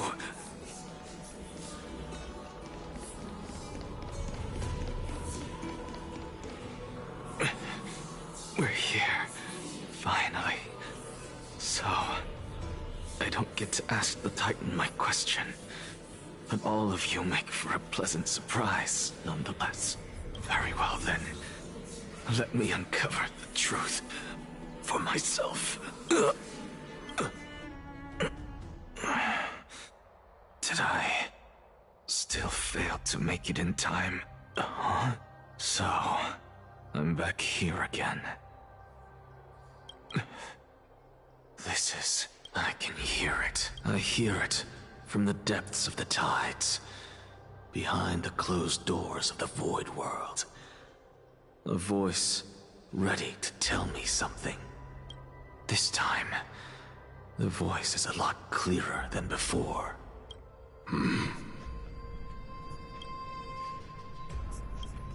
Since we've come this far, let's just wait.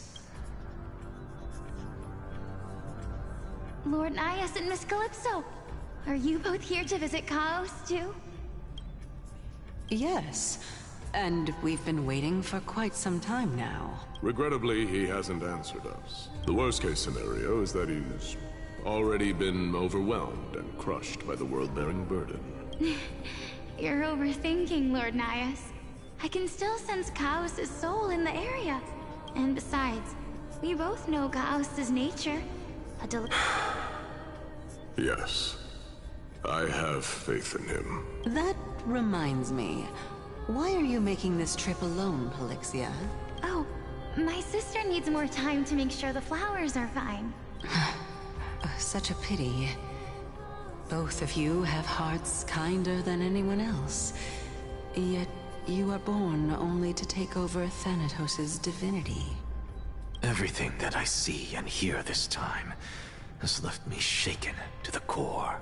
What may seem like a mundane conversation is in truth a once-in-a-lifetime exchange that has revealed the ultimate answer to Cersei's question. The conjecture has taken shape and must now be solidified into a theorem. Next, I only need to seek verification from Kefali. By doing so, I can answer Cersei's question and reclaim my body. But no, I will not do that. That isn't important, because another one of my conjectures, one that I have always dreamed of proving, has been proved right this very instant. Fusing a mortal soul with that of a Titan to replace said Titan is not a ludicrous idea after all.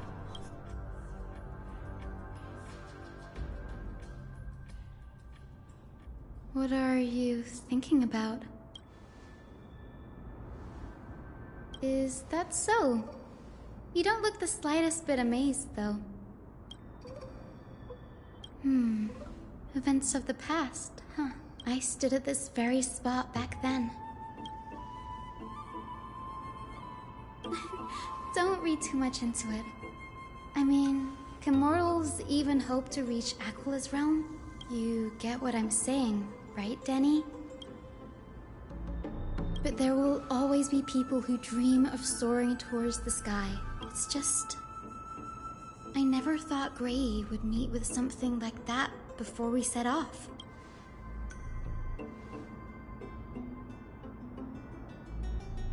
Yeah, there's no rest for the weary, huh? In any case, what we're looking for could be Have you forgot?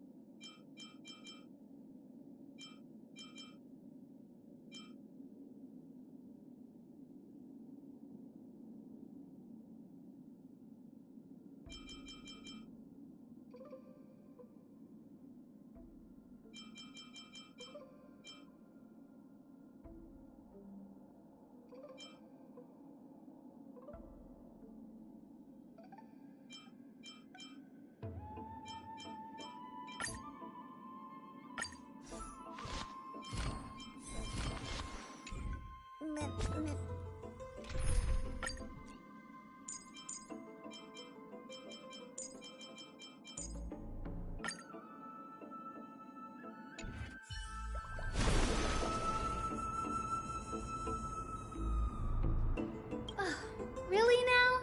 This is way more trouble than I could have asked for.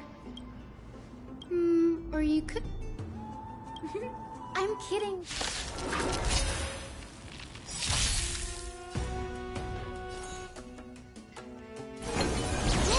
Fighting is meaningless.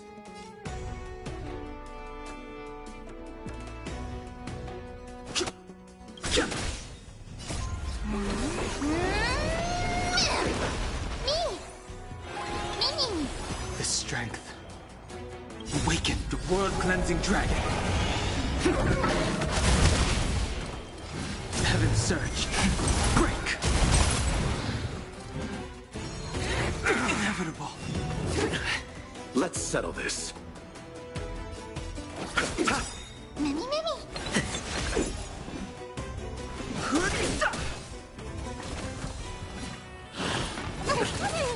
Receive divinity.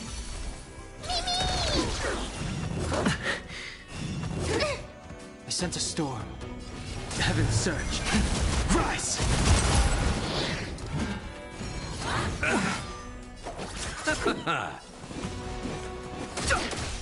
Mimi! Eternal state. Dead return!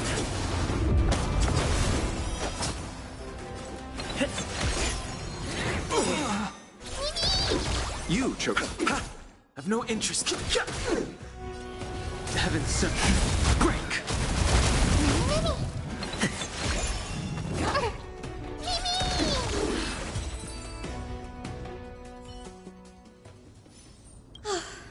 Anyway, never mind.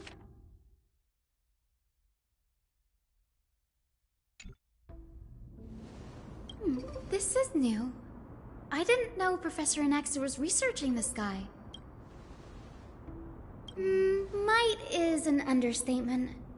Anaxa has never been one to venerate the gods, yet it is also this very blasphemer that Cersei favors. Oh? Let me...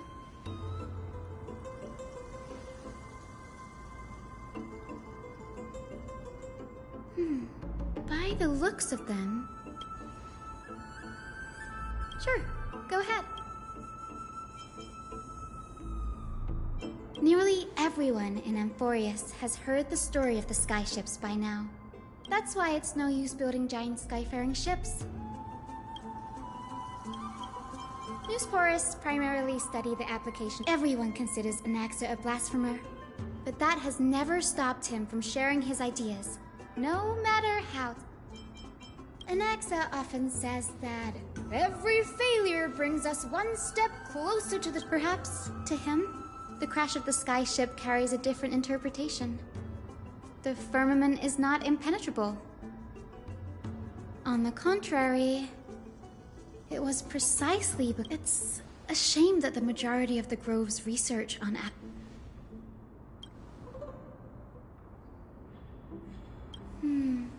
That's what I'd like to know. I have a bad feeling about this. Could there be more to what happened at the Grove?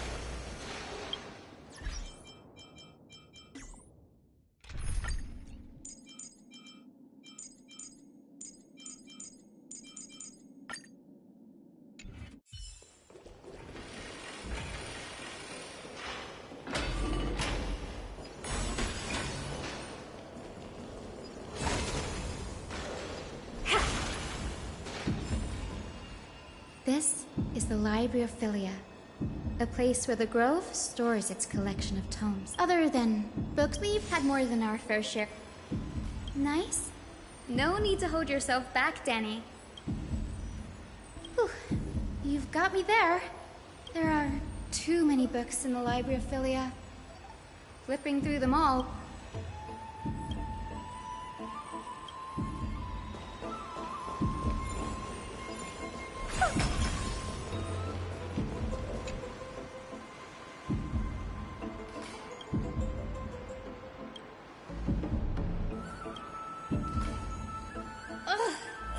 I can already see what they must have written.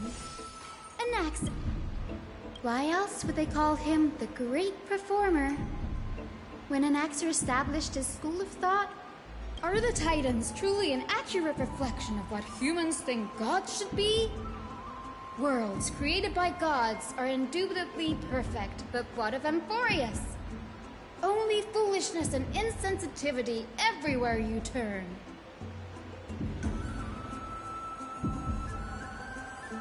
They marched him straight to the... Though what he took on in the end was more of a debate than an actual trial. The first allegation was... Do you agree that since the Titans created the heavens and earth, so the mountains, rivers, and seas must likewise be their creations?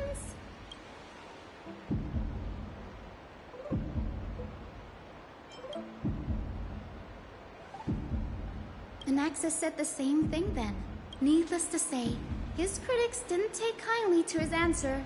You claim to be studying souls, yet you are, in fact, Anaxa always wears an eye patch, never removing it. Every being in the world owes their safekeeping to Kithily, and this is even more so for the Chrysos heirs who have divine blood coursing through them.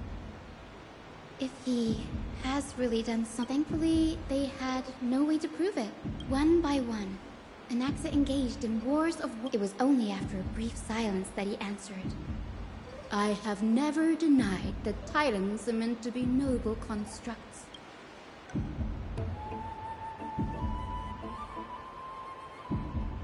Yes, I'm not sure how that controversy was eventually resolved. But what's for certain, at least, by the way, this stack of complaint letters has reminded me of a place. I'm talking about Anaxa's alchemy lab. It's a well-kept secret. Among the Seven Sages, excluding the nominal chiefs, even the administrators of the Library of Philia, with the Grove in the state, I'm sure.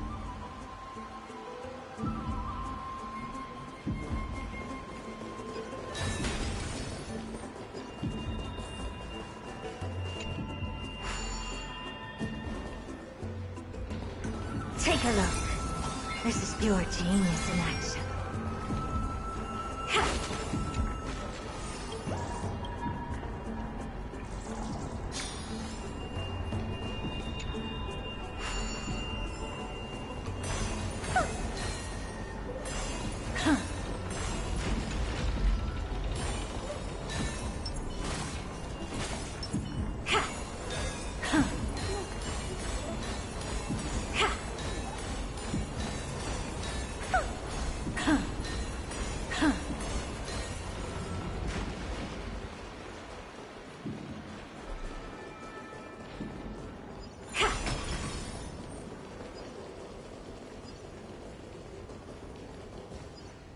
This is the place.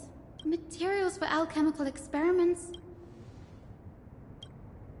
No, not even close, huh?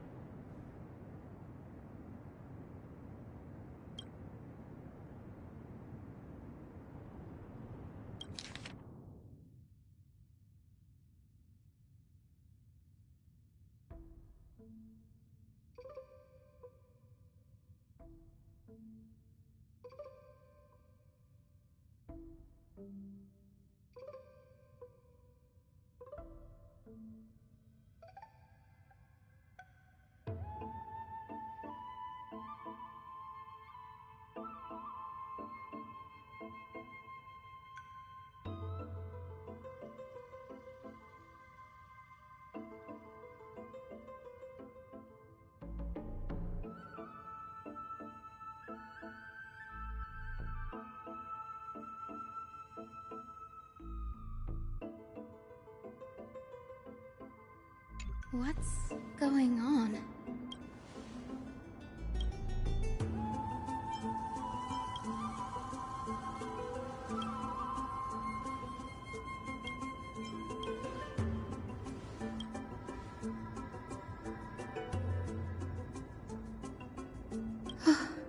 Danny?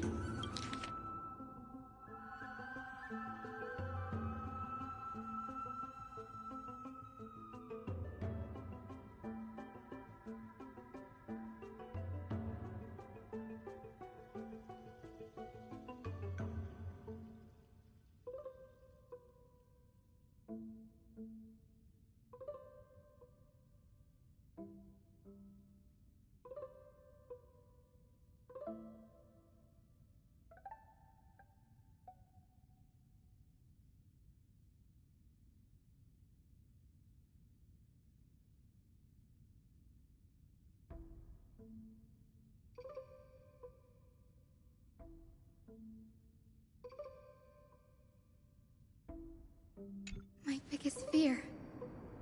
The Naxa was carrying out experiments on. Yes, this is what he was secretly conducting research on. Something he had to keep hidden from other... Do you remember? When the Black Tide was approaching, the Grove had planned to send That's right. But what if Professor Anax's fusion with the core flame of reason? Put yourself in his shoes, knowing that the Black Tide was closing in. Exactly. When the Black Tide came, the true reason Anaxa headed to the... No. Judging from how he reacted after the event, the results came as a surprise. Maybe the manuscripts detailing all the alchemical formulae have been taken away. Like, what? No. He's after Kefali. Sir, this sky above us... Of course not. This is just an image from a projection device used for educational purposes. A simple trick. The day-night cycle has been lost to this world. So that students like you may still learn about the night sky, astronomers have harnessed the Titan's miraculous power to manipulate the light. Much like how the sky above the holy city is also... So... You mustn't conclude that, Anaxa. You should know that only a child would expose a trick and be proud of it. Often people know more than they let on.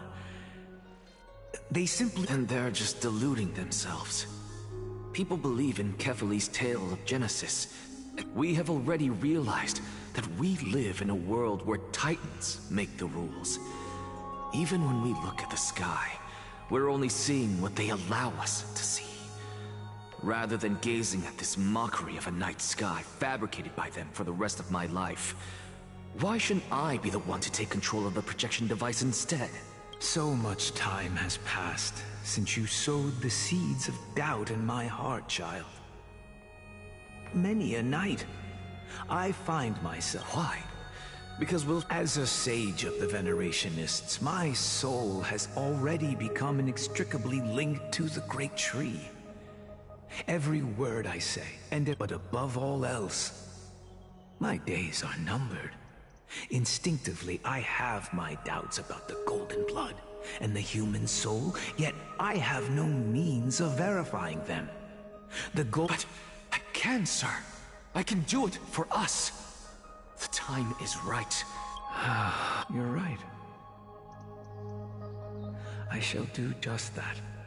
Go. Establish your own school of thought. Find out what we are. Become the one who conquers the ultimate truths of the world. Child of humanity, you didn't go to such lengths for an audience with Kefali. Just ask him a few questions. So, you figured it out. If I were as foolish as Adromus, perhaps I'd throw myself down and prostrate before their greatness, begging for the gods' prophetic wisdom. Before such power, does it make any difference whether you're a human or a Dromus? I'm sure you're familiar with the story of the Styxians. When the raging waves threatened to swallow them, they didn't just give up and become sitting ducks. No. They constructed a dam that kept the roaring tide at bay, chaining down the mad Fagusa. They call me a blasphemer, Xerxes. But that doesn't mean I deny the existence of gods. As I see it, Titans are simply a force that mankind has yet to find a way to tame. Oh? If power that rivals the Titans is what you crave, why not conform to the prophecy and brave the trial? Why stop at harnessing the power of the Titans when I can do so much more? The source of life is what I wish to grasp, to understand what makes up the soul, and to learn what we really are. Thanks to you, I've had the chance to personally verify, in more ways than one, that the soul indeed ceases to exist in death. But where there is death, there is life. And where there is an end, there must also be a beginning. How then is a soul born? That was the only unknown variable left in my calculations. And by the sound of it, you have already formed a conjecture. No, I have already drawn a conclusion. In my journey unto death just now, I finally saw the answer with my own eyes. Professor Anaxa, I'm here. His life hangs by a thread. I must ask you to refrain from taking any unnecessary steps. Of course. I'll bring this to a conclusive end, and give you the answer you so desire.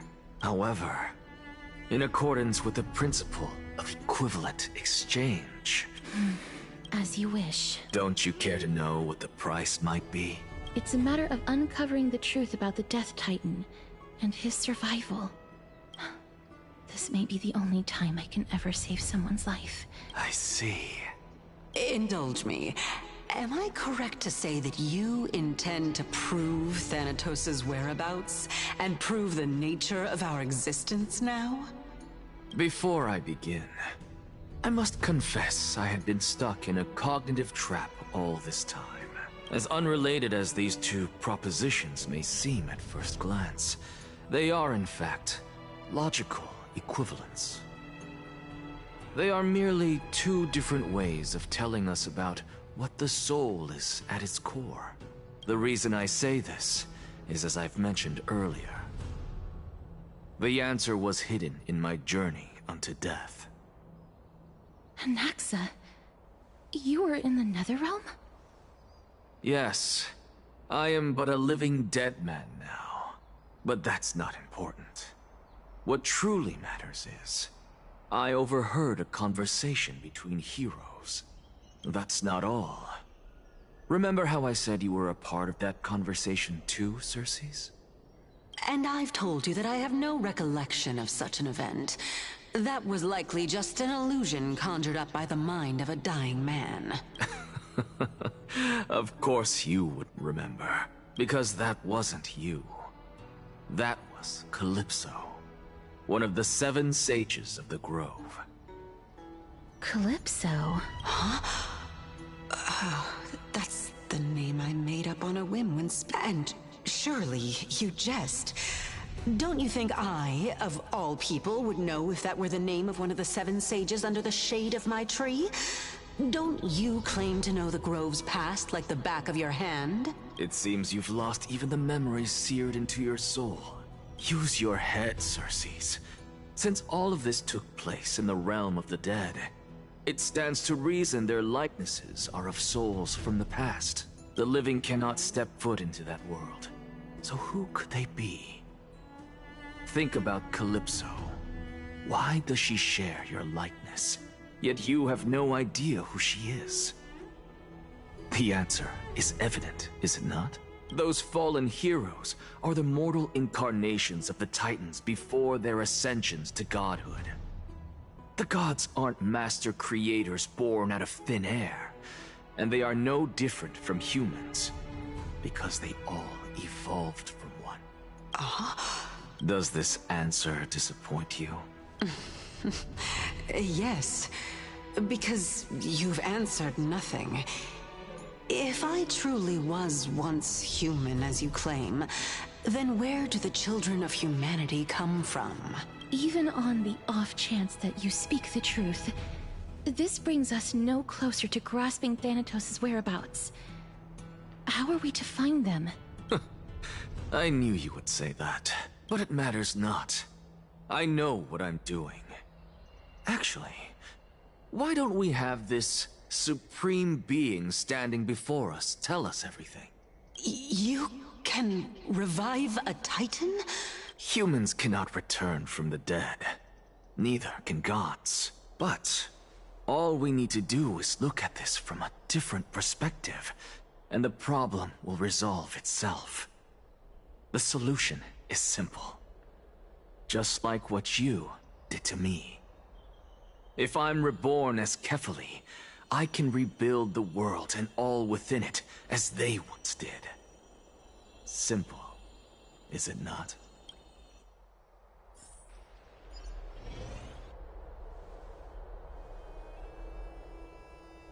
I have news from Hyacinth and Dunhung. Kefali? But what could Anaxa want? That is not possible. He is indeed the great performer, capable of fooling anyone and everyone with his tricks. I'm sorry.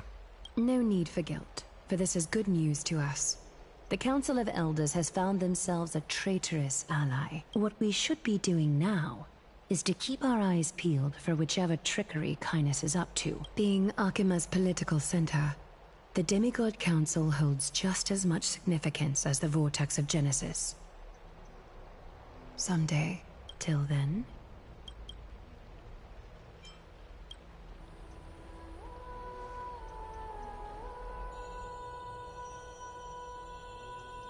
Preposterous! The Christos heirs only have their standing because of the... It's been a while. What is that supposed to mean? Is this really the sort of person that the young lord praised as a ferocious warrior? It has indeed been some time, Lord Krateros. Shh! Keep it down. Be more vigilant. See those duplicitous dogs? I've already ordered my people to hold them back, but we should still lay low. My bad. Did you hear thunderclaps last night? Hacker, what? He's been through a lot lately. Please pardon him. Thunderclaps are beacon signals of strife. They are a message from the young lord. Watch out. The Flame Reaver is back. I guessed as much. We didn't actually kill them back at the Kremnos Arena. I figured this is something you would want to know. We Kremnoans never back down from a fight. You have my gratitude. Remind her to be on her toes while you're at it. That vicious kindness has been unusually active lately. Those lackeys she keeps undercover have been going in and out of the city a lot more frequently these days. So... That's... We should get back.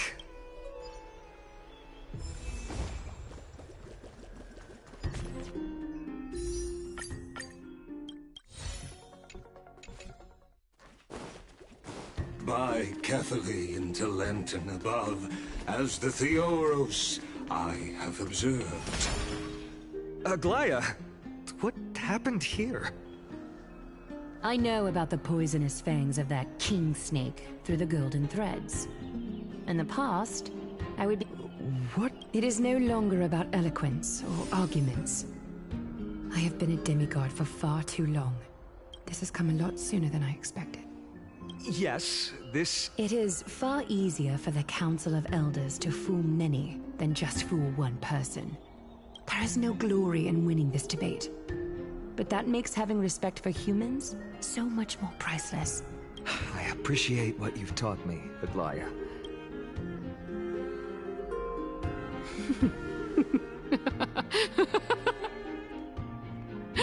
Oh, you've done well, Lord Calictus. Let me take over and personally close this debate for today.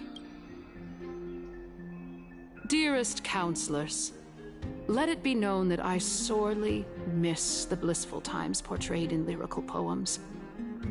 Back then, Amphorius was home to nearly 1,000 cities. Yet, in the present, people from all over are forced to leave their homeland to seek refuge in the holy city, where they hope to rest under Kefali's protection. All of us have long been in the same boat, with no way out of this plight. We didn't have a choice in the past, but now, the Council of Elders brings to the table a new possibility. All I have left is one question for you. Would you rather strive toward the unheard of Era Nova, or return to the prosperous Era Chrysia of our past? Now, which of the two would lead mortals to an ideal future?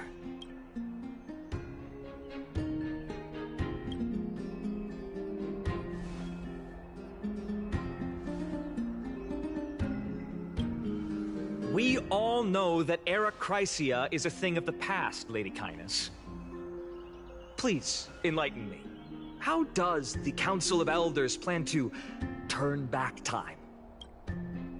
Let the three Titans of Calamity be born, and Era Chrysia is nevermore. But bring demise to those Titans, and Era Chrysia will descend upon us again.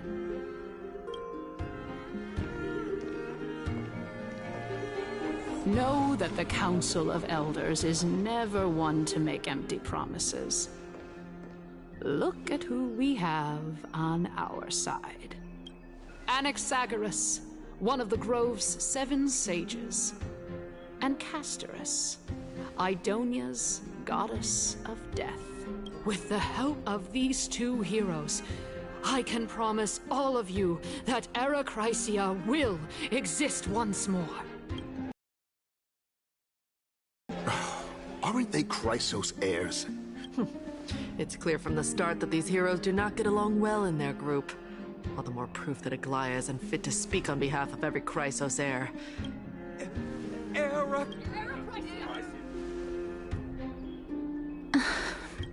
Castorus? Why are you standing over there? You finally arrived, Don't worry, Aglaya. Well, I know that you have many queries. could you continue to converse like how the citizens normally do? Tell me, dear citizens, if we successfully retreat and return Thanatos' core flame without anyone passing the Death Titan's trial, what would happen next? The answer is simple. We will have a chance to rid the world of death and bring Amphorius back to an era when all beings live forever. We'll usher in a new future that will be entirely different from the Flame Chase journey. He's one of the 7 sages. That's impossible. Your proposal is much too idealistic. As long as the Black Tide still exists, how can we go back to the old days? Remember what I previously said? Kefali's core flame is guarded by the secret power of the Council of Elders. Plus, tell me, dear citizens, have any of you ever seen even a glimpse of the threat that this person is talking about anywhere within the walls of this majestic holy city? Oh? Could it be that you heard that from the Flame Reaver themselves?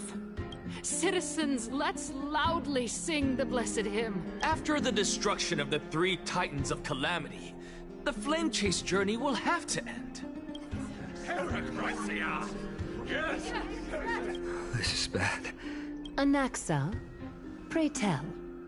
Everything that you've mentioned hinges on the premise that we can find Thanatos' existence, right? Thank you, Lady Aglaya, for still caring about this city. For Castoris, Idonia's goddess of death, will surely find Thanatos under my guidance. What? With that, I solemnly promise that the core flame Lady Castoris brings back. Thereafter, if we are able to garner the support of all of you at the Citizens' Assembly, we shall spare no effort in ensuring that the Era Chrysia will return to our world once again.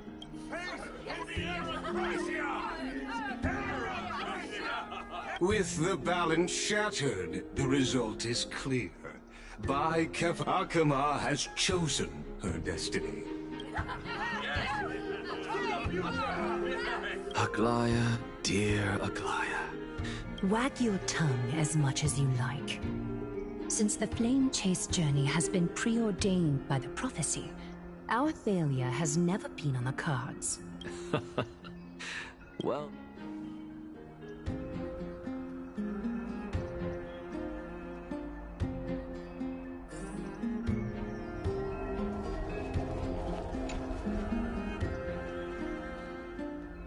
Well, it seems that when I sent you to look for Anaxa... My apologies, everyone.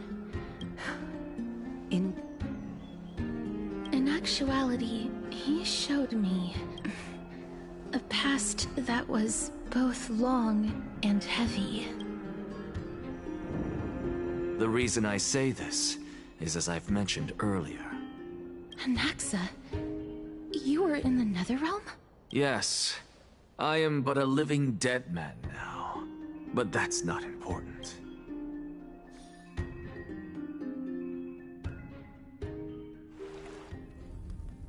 Have you heard of this tale before?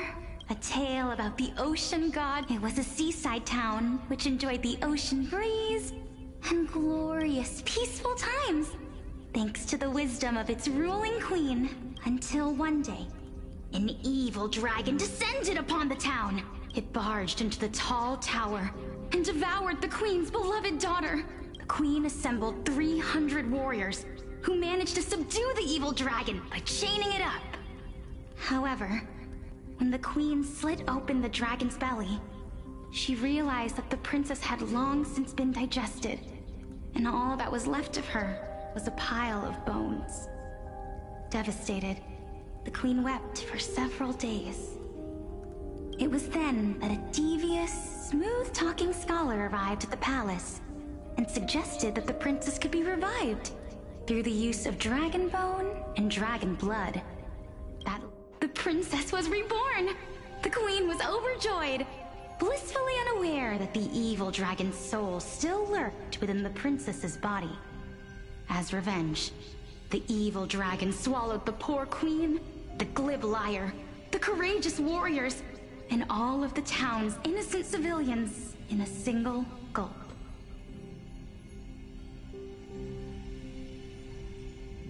Worse still, the souls of the deceased refused entry to the Netherrealm because they were filled with regret.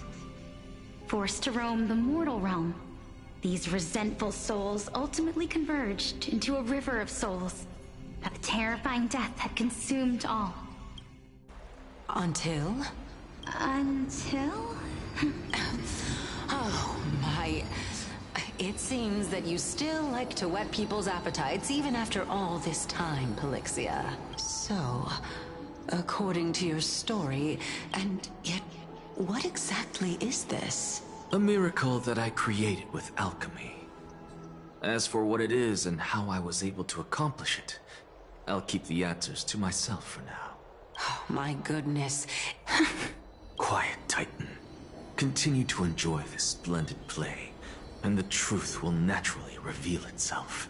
Dragon, huh? In that case, what do you think of it? I think that this so-called alchemy was a tenuous analogy added to the story by future generations. Indeed. Before I left home to pursue my education, I never even knew that anybody was looking into this area of study. Therefore, we can just treat this tale as a fable told to young children. A fable, you say? I guess it might be the concept of equivalent exchange? Oh? I thought the moral might be closer to something like honor the dead. Huh. What? No. I merely realized that we're both thinking of the same principle. If life is priceless, then there is hardly anything else in this world that is of equal weight to it, right? Indeed. As expected of the wisest scholar in the land. You flatter me. Why don't I ask you a question as well? Of course.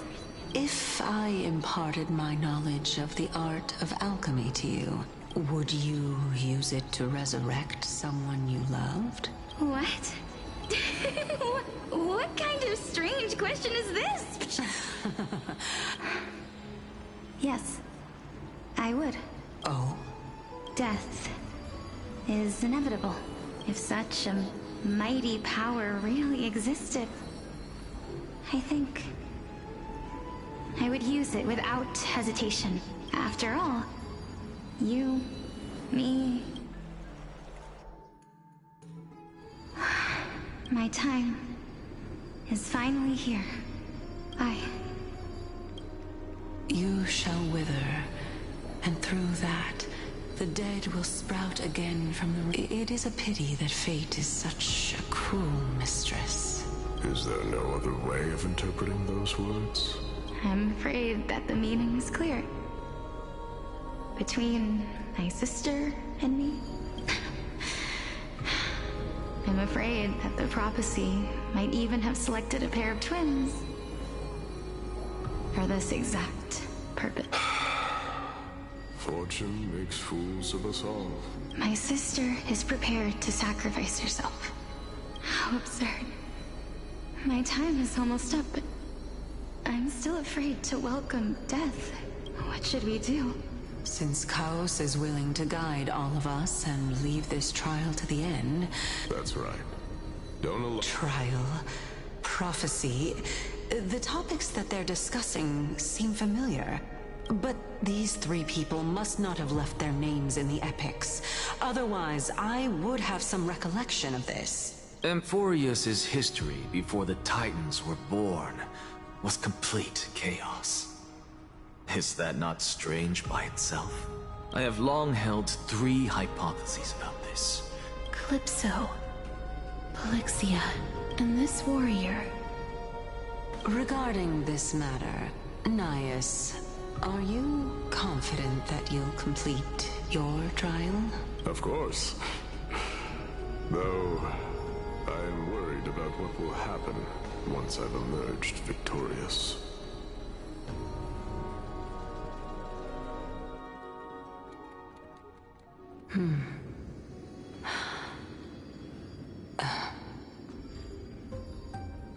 Looks like you have made up your mind.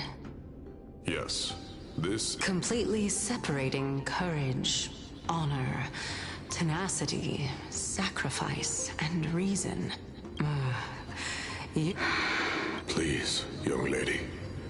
Witness my fall and up. I do not understand. Because this is our destiny. The power that resides within me is so intense that I will one day be engulfed by it. Furthermore, a valorous death before glorious return has always been the path I chose to walk.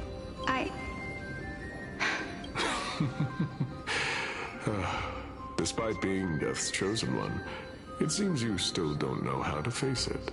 Let's chat, young lady. Perhaps I shouldn't end my journey so hastily. Since there's still time, I'm not worried about letting fate wait a little longer.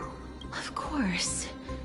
As the embodiment of Nikador's divinity, he entrusted his life to us and allowed humankind to end his madness. That means that what I'm currently seeing before my eyes is, in fact... Looks like one hypothesis of mine has already been proven true. If so, the chosen one of death that he speaks of is actually... Polixia? Is the previous form of Thanatos? But her appearance... If this is true, as long as we can find out where she went, we'll naturally be able to figure out the location of the Death Titan. But before that...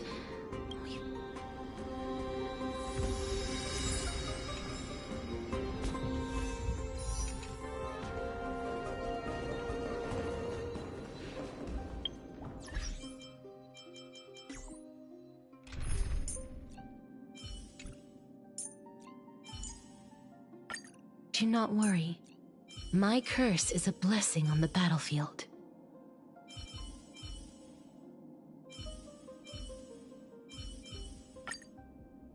It's you again.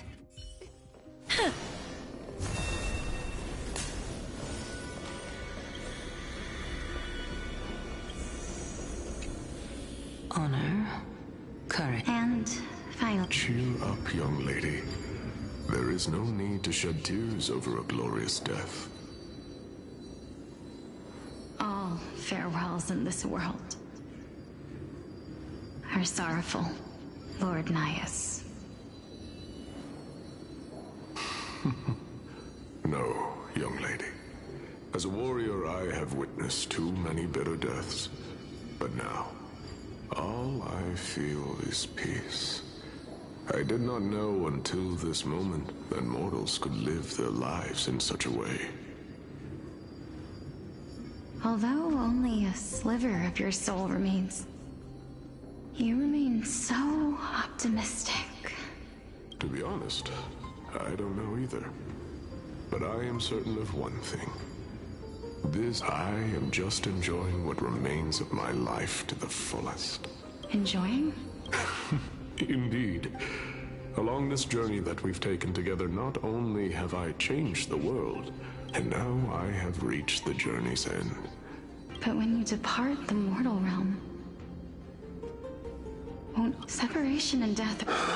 Finally, the first time I returned from the battlefield, I felt extremely hollow. The calamity had devoured everybody on the battlefield but me. When I returned to the city alone, the citizens held a banquet for me that was far from pleasant. It was late into the night by the time the banquet ended. My head still reeling. It was a crazed scholar looking at the night sky and muttering to himself on the side of the road. Although I tripped over him and fell. Do you think that it'd be better if we just died on the roadside like a couple of stray dogs? To my surprise, he shrugged his shoulders and sighed. To someone who is currently experiencing death, dying and living afford the same amount of bliss. Now please go away and don't block my starlight. Are you trying to say that there is no difference between living and dying? For they are both journeys that lead toward death? That's exactly what life is, and death is, but a scale to measure how valuable the journey was. Therefore, young lady, don't detest your fate. The embodiment of strife, telling me about the majesty of the world. Indeed. I believe that when the fated moment eventually arrives, you will be able to understand my words. It is time for me to knock on death's door. When that moment finally comes... I knew this day would eventually come.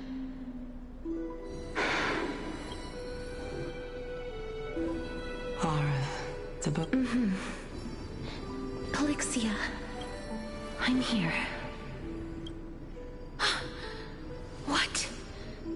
This...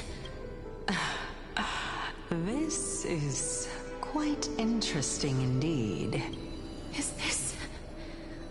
Polixia's sister? Is it... me? Now, it's time for us to fulfill our promises. Are you afraid? What are you afraid of? That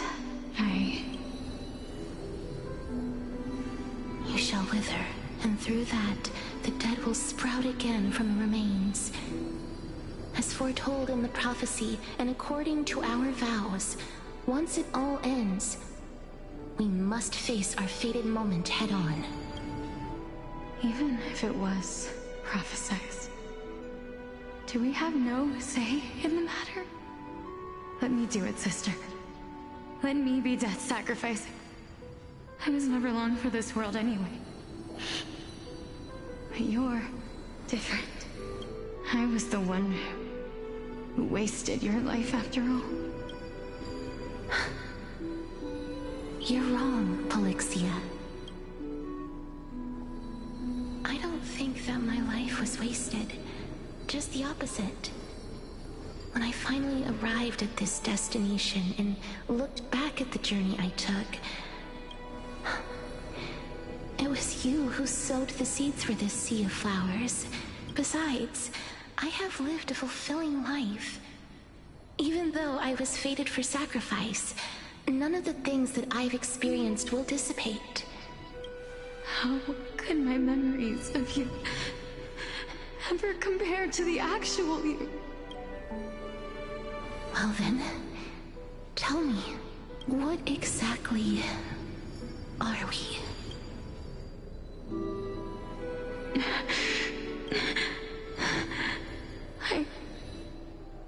I don't know.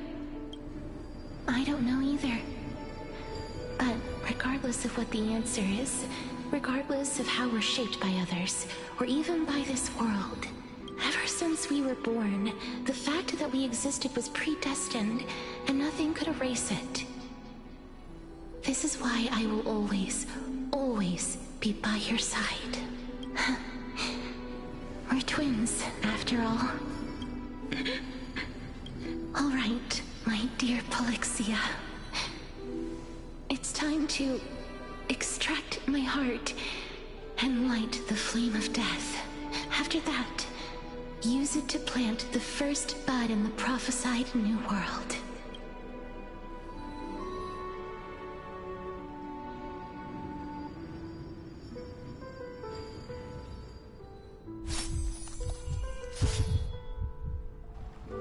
If I imparted my knowledge, would you use it? Death is inevitable. If such a mighty power were even now, this is why, sit in the prophesied new world. I shall go now. Return to the ocean god's treasured pearl. I shall open wide the entrance to the Netherrealm and grant you a second life. The living beings on this earth shall respond to my call and lead you to the sacred daylight. Remember, do not look back on the land of the dead, and do not stop moving. As for the price of our equivalent exchange, let me be the one to pay it. Everybody, we've come to the end. Unfortunately, I am not compatible with the Supreme Being, so I was unable to completely fuse their soul into my own body. However, being able to glean all this from them is exciting enough. I'm certain of this now. Before the Titans that we are well acquainted with were born, a group of heroes roamed the land. These heroes followed a prophecy and took possession of divine authorities one by one, until they eventually became the pantheon of the New World. Just like the flame chase journey of today, Amphorius's history is cyclical in nature. What a startling revelation. This means that the death... I believe that this is the truth behind the Era Nova, as mentioned in the prophecy. This is utterly unbelievable. Besides, those twins in the past, even if they really are Thanatos, their whereabouts are... Are their whereabouts truly unknown? Didn't Polixia mention that seaside town? In our world, there exists a city which perfectly matches that description. Styxia. But the people there worship Vagusa and bear no relation to Thanatos. I have also never been to that place. Take this. This is... the new Sporist masterpiece. The Philosopher's Stone. Remember? I've mentioned before that the art of alchemy is all about conversion, tempering. Think about the story of the dragon. This stone will lead you to your real hometown. You still look as confident in your victory as ever. Simple. I shall merely admit to the entire world that my experiment was a failure. However, my line of thinking will not fail because I have already planted the seeds of doubt into the hearts of the masses. Actions speak louder than words, Castoris. With the assembly about to begin, don't forget the promise you've made. I've already searched for so long. But before I leave... That was the world imprinted in Kefali's soul. If we are to prove its existence, you must take the final step. I understand. Hey, child of humanity. Don't get antsy. I still remember the question you posed to me. As a scholar, I do not wish to offer up ambiguous conclusions.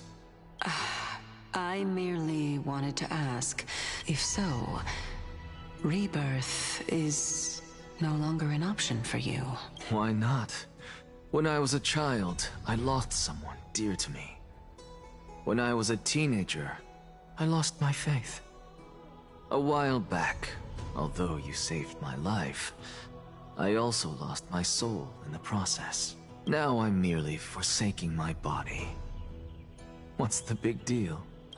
Why are you always finding ways to die? Isn't it good to be alive? This is but a necessary sacrifice on my path to transform into the purest of them all.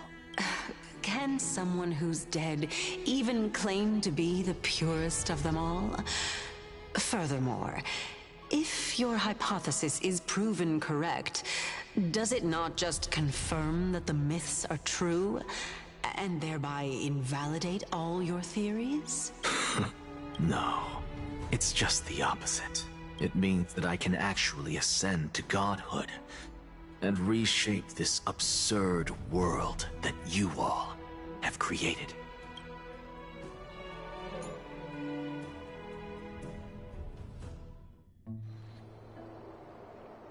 That's... a lot. Lady Aglaia, you know that the core flame of death has always been the greatest unknown regarding the Era Nova, which is why both you, Professor Anaxa, has come to a consensus with Kindness.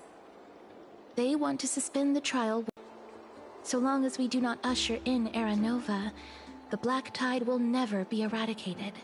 Honestly, It's difficult for me to assess the pros and cons in this decision. The Titan could be very near.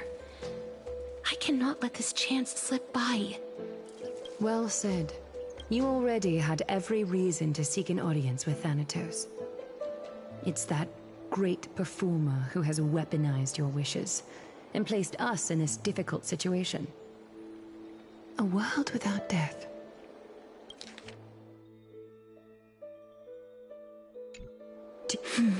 If fate dictates that my path must oppose yours, I will do all I can to resist. Lord Mighty showed me that without taking the first step, all talk of what follows is moot. I am not going to punish her for that. I have always hoped to hear you speak your mind, Cass. Styxia. I visited that place in the past. Though it is now an island surrounded by the river of Soul's torrent, go. I will not stand in your way. As for you, you are someone who has cheated death. Castoris. I too look forward to your journey. Thank you, Lady Aglaia. I hate to put a damper on this. If Styxia is now an island surrounded by the river of Soul's torrent... The answer is quite simple. In the myths, Zagreus once made the domain of the dead their treasure vault. That is to say, they could enter and leave the Netherrealm as they pleased. And if they could do that, then it follows that the demigod who inherited their divinity must be capable of the same. I'll see you at Memorial Palace at Action Hour tomorrow.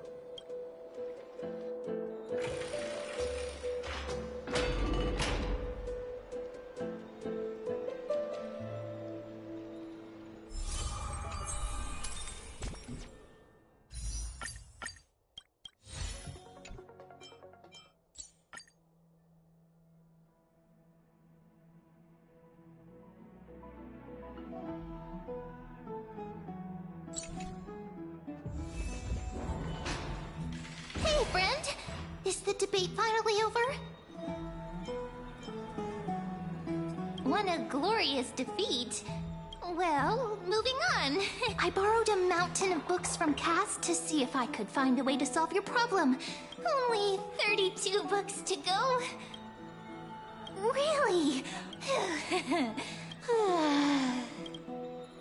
Oh, you're right.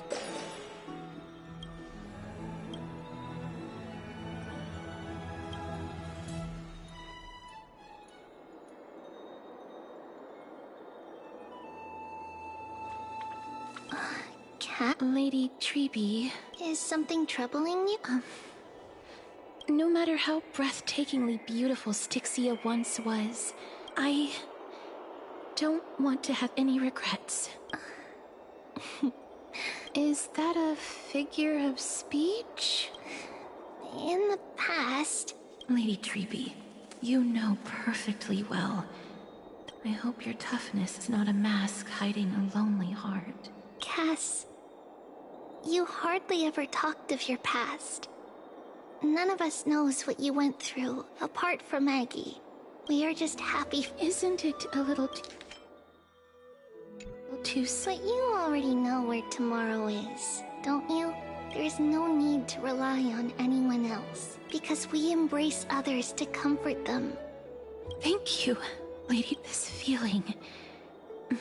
Then go do it, Cass. Trian was actually working on a surprise gift for you. So, let's meet back here when you return from Styxia.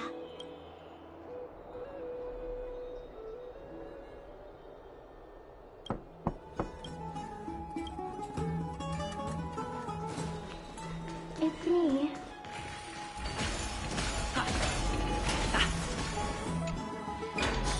I hope I didn't wake you.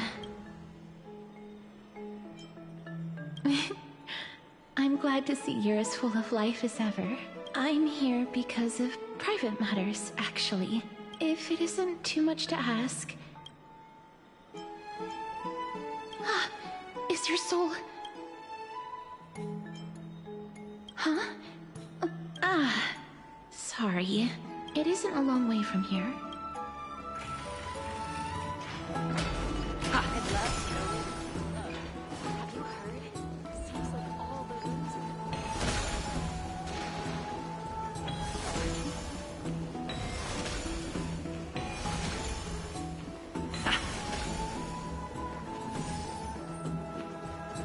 streets are packed. I want to... Take your ceramic shard engraved with... The Count... The Titans are just. So long as we do not overstep our bounds again. Oh, please. And I pray that Talantan smack some sense into you with their scales. We shall see how this turns out. That was... I suppose, to this day, I still find it almost unreal that Akama is the only place illuminated by light amidst the crumbling ruins of Amporius. This peaceful sight is making me forget that this is the end times.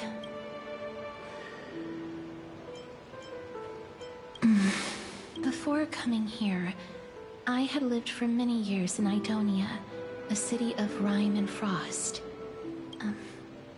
Tradition. Yes, but back in those days, I was Idonia's maiden of war. I was trudging across the frosty plains on my own when the Idonians found me. They saw the curse in me as a blessing from Thanatos, and believed that my hands could correct the Aracrisia's mistake and lead them to meet the great god of death. They provided me shelter. I was expected to grant merciful deaths to war captives, prison. Yes, no matter how kind or cruel the means, nothing can change the essence of death. Taking away someone's life is never worthy of religious worship.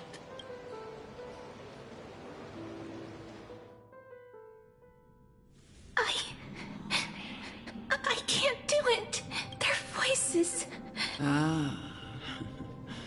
I know that feeling. But you must respect those walking towards... What you're asking me to do is no better than the task of an executioner. No matter the titles, I am still taking away human lives. This won't be the first time that Idonia's fanatical nether warriors have faced death. Death is the mightiest and gravest power in... Then let me tell you a story. In Idonia, the great swords commonly used by executioners, the sword has 3 air holes along its body. If the sword is swung down swiftly and accurately, the hole... But should the executioner have any hesitation, the holes would produce a piercing whistle. Every executioner after Dracon is to hone their sword skills every day in preparation of future executions. Pain for the dying, as well as pain for themselves. You misunderstand. I'm asking you to consider the source of the dead's suffering, and use that knowledge to fortify your future touches with more and more determination. Go, walk with the dead, and love them as you love life. Then you'll no longer hear those noises.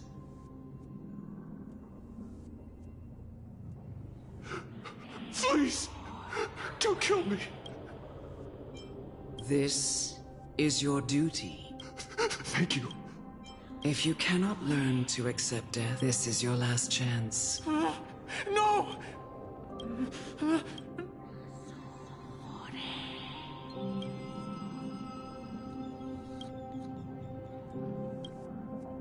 May you gain some... Is... No, this is just the beginning of your... You executioner!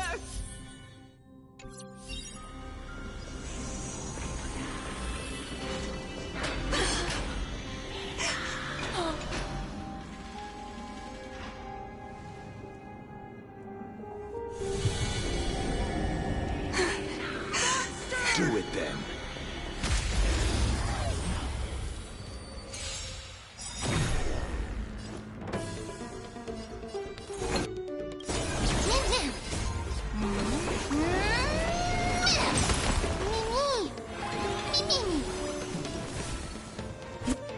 Here.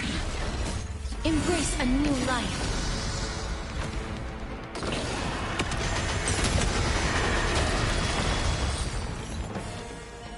then, Executioner. You heard him. Emerge from your cocoon.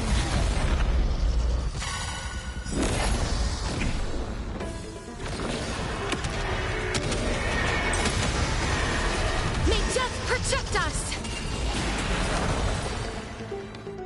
Do it then, Executioner.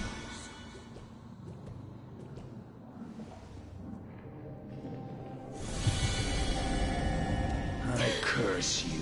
Why? Please.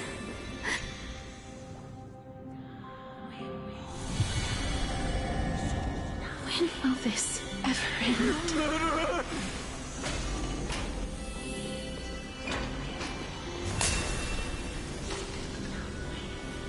Come. What are you trying to... I have aged the final resting place. You're not that old yet. No. For I have come to fear. Cast. Child. It was I who brought you here. From the frosty plains, and set your farcical fate. I've always known that you have doubts. And even anger about my faith. I never had a choice. Indeed. Yet you can end any sinful life with just a touch. It doesn't matter how lightly the Idonians take death, or how readily they accept it. I simply can't do it. I've taught you and cared for you as my own daughter all this time because of this blessing that's been with you since your birth. I know no one else in the world would understand the weight of life and death more than you do. In the eyes of an Idonian, death is the end of all life. A destination we will all eventually reach. Humans should not resist it, but learn how to face it. You can only live your life to the fullest after understanding this principle. And when you do, even if you eventually leave Idonia's protection... No! Come now. It's time. Show me that you are a fitting holy maiden. Come now. It's time. I've already taught you all that I know.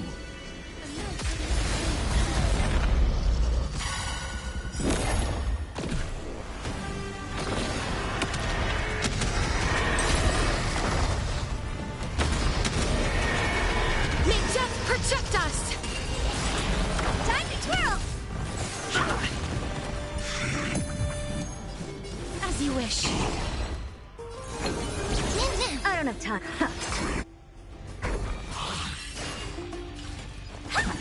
Time to twirl!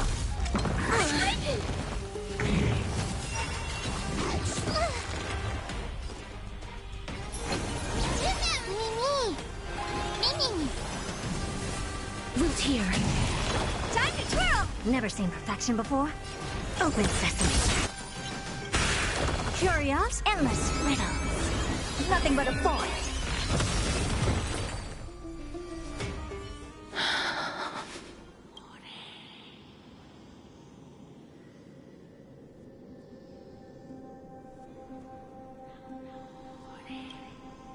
This was the last time I followed her command. The executioner, who had seen too much death, died the same way as everyone else. Elder Amunet, the person who tried to teach me about death, ultimately vanished like dew in the morning mist. I have nothing but respect for her. I erected a cenotaph in her honor in the marshes outside Idonia's city walls with the others I had laid to rest. It was a long, long journey. It seems the most terrible darkness in this world How did a disappeared titan become the deepest fear of humankind? And why do they haunt my dreams? I continued my travels to seek an answer. Initially, I was running away. I just want to know if my touch, if my embrace, can I make anything? I don't want to die. Please, I fucking you just let me go. I don't want to die, please. I don't want mercy like this. Just let me go. I need him. I don't...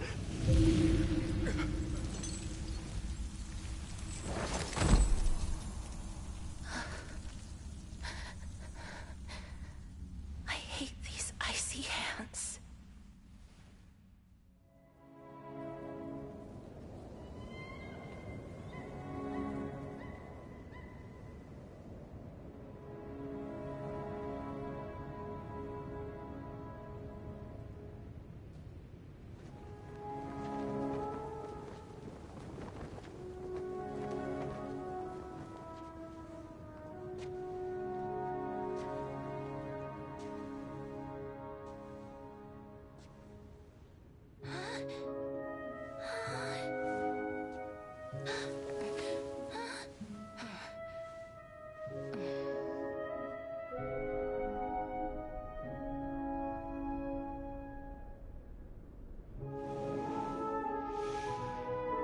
Get it over with. End its suffering.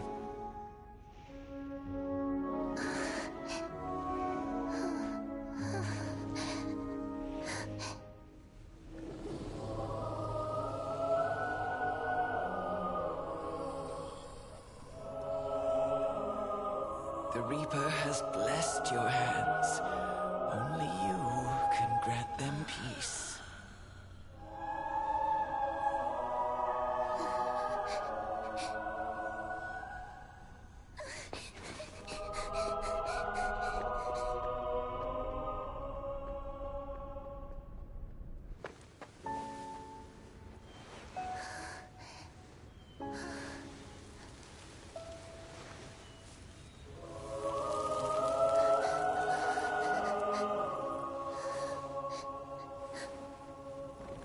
Embrace death. Walk alongside it.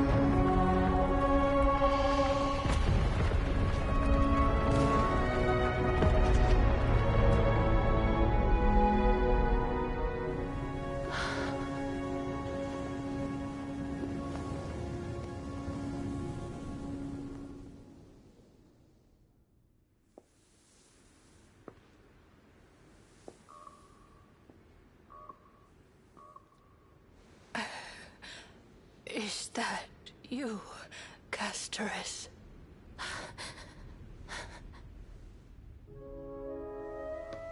All of them have gone, heeding death's summon. crossing into their domain.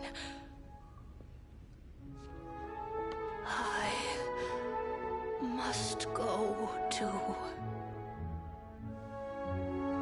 I don't fear it, just I have some regrets. Watching people leave this world again and again, it must be lonely for you. You must want to desperately embrace them before they go. I can't.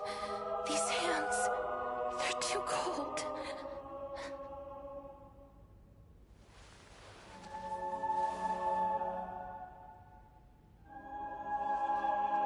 But Big Sister Castoris, your hands are so warm. Just like anyone else's. So go on. Don't hold back. Give me a warm hug.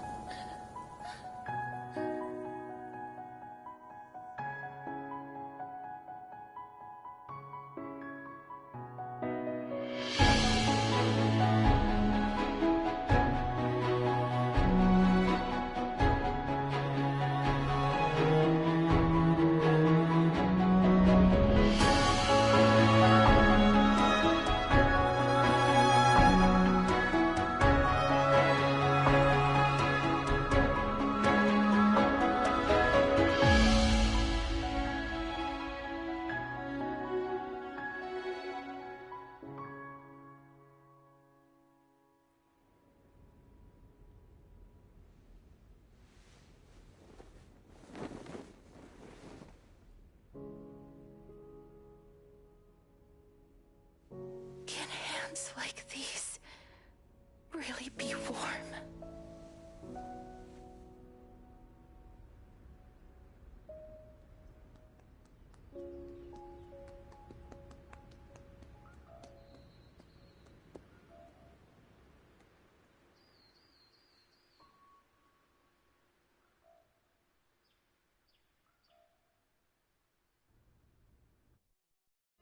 On the day that Orynyx's trial ended, you must have had many questions.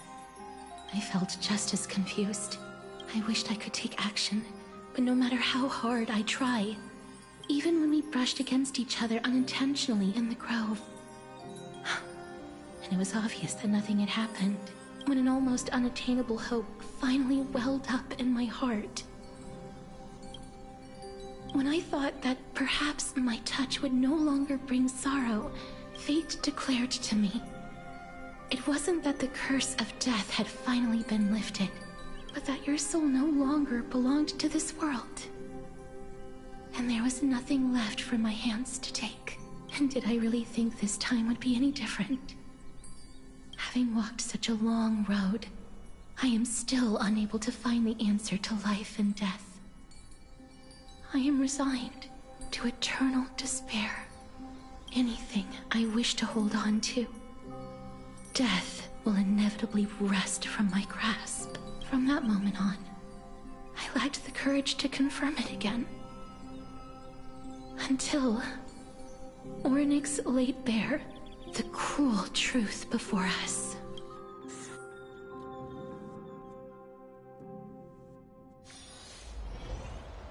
But now, long ago, Trinan read a prophecy to me. I found no surprise in it, for her words sounded not like a foretelling, but a perfect reflection of my past. Embraces in this world are born of reunions. Yet, my touch speaks only of farewells. And yet, things have taken a turn for the better. I have no reason not to give it my all, for your sake, and for my own. With that, I won't have any regrets.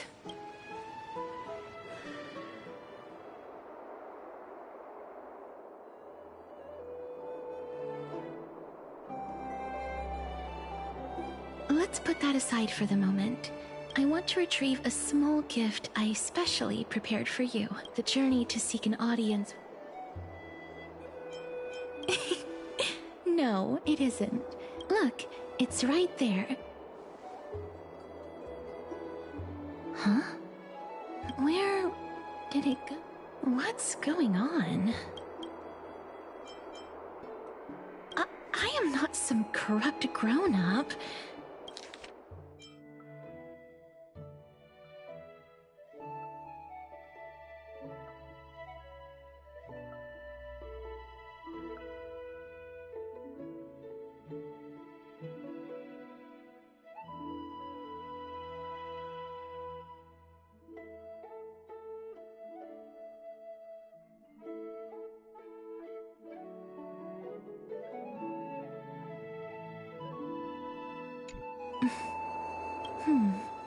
What's this? The coin of Zagreus. No doubt about it. This is her favorite symbol. It's a lady's cipher, the demigod of Zagreus whom Lady Aglaia had spoken of. So many. Let's just do as the slate says.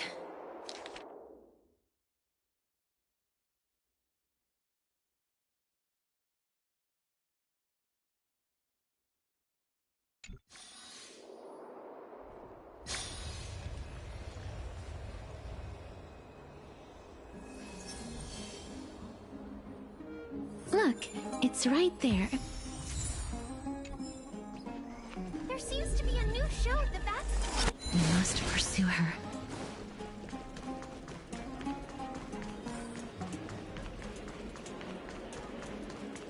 Huh? This is a trick she...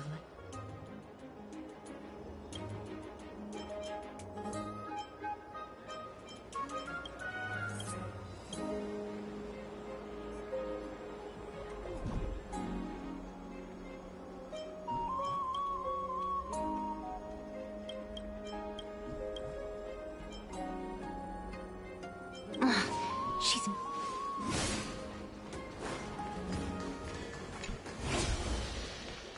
This is how it should be. We must pursue her.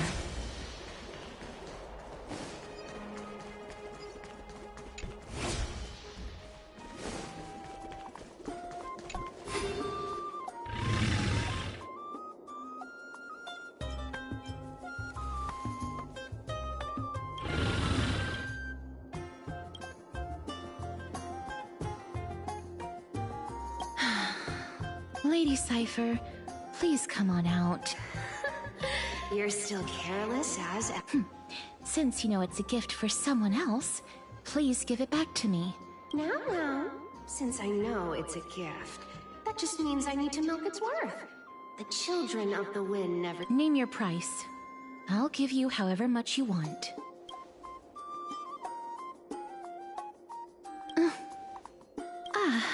I'm sorry. Why don't you two come over to my place? It'll make a better venue for proper business discussions. Piece of cake. I can do that even if I can only sense your soul. Alright, I'll see you there. Everyone cool with me collecting a deposit before we reach an agreement, right?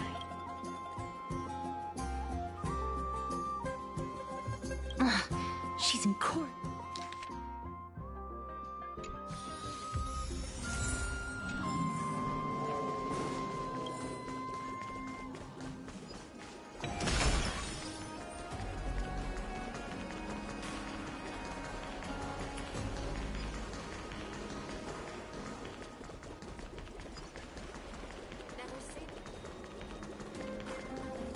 It's about time you do some exercise.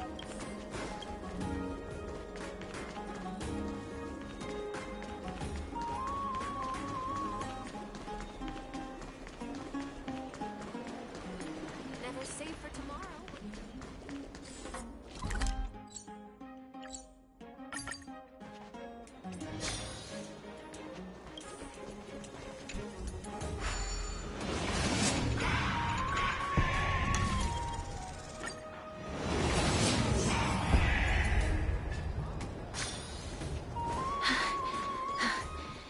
Here we are.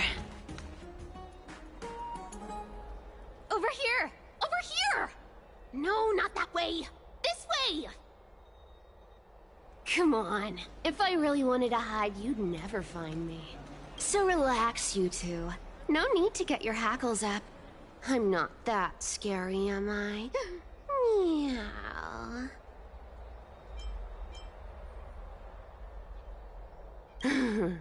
No way. Some people might have been into that a millennium ago. Loosen up, buddy. Shall we get down to business? Give me the jewelry piece first. Oh, come now. Oh, don't be so upset. Look, isn't the view here now that we've broken the ice? Let's get to the point. 1. The seamstress found me, and wants me. 2. The Council of Elders also found. Of course, I may keep a low profile, but I'm still a bona fide demigod. And last, but not least, I'm telling you that I'm not interested in doing either of those things. Don't go look for the Death Titan. The end.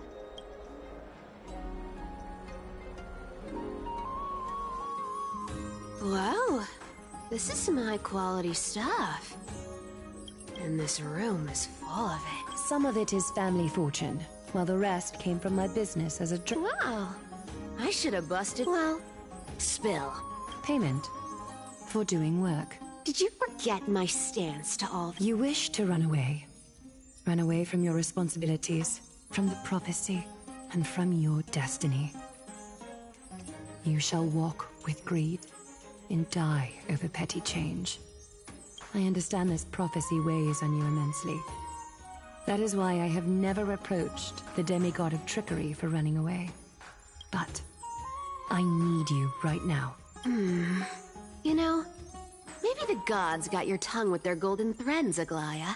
Give me a reason why you're... We lost Trian. Oh. The divine power of passages is running out. I need another demigod to escort Castoris and help her fulfill her lifelong wish. Oh, I get it now. You're sending Castoris to her death. This is Castoris's own request. She brought this up herself? She's also made up her mind to leave her confused past behind. As will you, Cypher, when you finally make up your mind. Don't be so sure. Time is hard in the likes of you and I. She can always turn back before the end, you know? Maybe she'll remember Trian's sacrifice. Maybe she'll remember the countless martyred Chrysos heirs. Tell you what. Why don't I take this room of treasures as a security deposit? And we make a bet. Go on. I bet she'll change her mind and turn back. Now, if I lose, I'll do what you want me to do. Return this deposit to you, plus giving you another room full of treasures. You sound like you have all the confidence in the world. In that case, let's make a pact with those conditions. In conclusion, I want to win. So I hope you two can give up on going to Styxia. What do you think?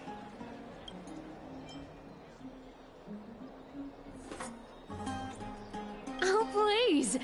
Dear great mystery, I'm not giving you broken seashells, people. I'm giving you gold! Pure, solid gold. It's not about the value of the reward. If we don't find the... I can't go into the details. Princess, homebuddy, you keep talking about needing to find Thanatos, about getting rid of your curse, and you don't care about anything else. But did you ever live for your own pleasure? Even for just one day? What are you trying to say? I'm saying, contrary to your beliefs, Aglaya didn't take... The flame chase journey walks hand in hand with sacrifices. Isn't that why you're always running away from Lady Aglaya? Fine. Never mind. We all have our own problems. But listen to me. Styxia is no Taurus destiny. Yet, I've never been there. And I never plan to. And now I'm supposed to escort you to Styx.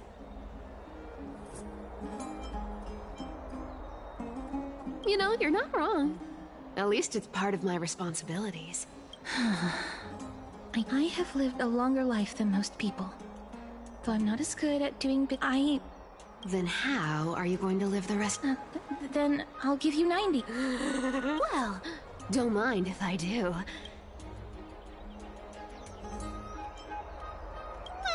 I'm so scared. Here.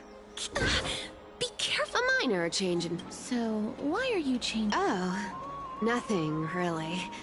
Just a bit... scared of the seamstress's frosty... Well, now that we've struck a deal, it's gonna be a lot...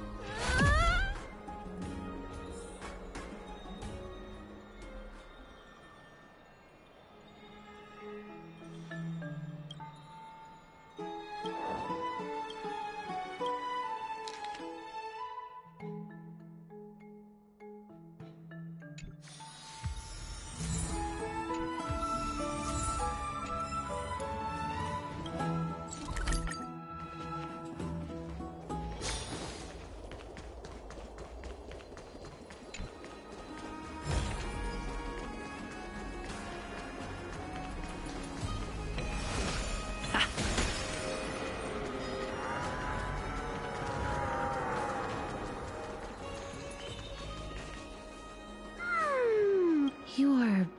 here?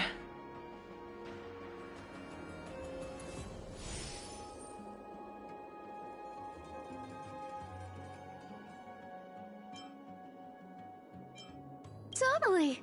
The trio team is the best set up to reach the finals. No need, I already told her. She's fine with it. You sure know how to put me in a spot, Castor. Sorry. Aw, I was just... Did you know that the legends say you have to put an obol into the mouth of the dead or over their eyes if you want them to successfully cross the River of Souls and enter the Netherrealm? That's the fairy fare for entering the Netherrealm. However...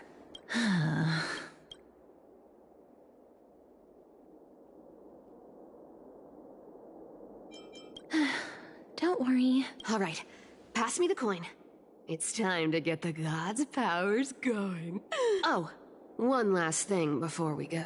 You can't catch the wind by waiting. You... Get ready. Be steady. Hi, your turn. Don't be nervous. After all... They'll be gone in the blink of an eye.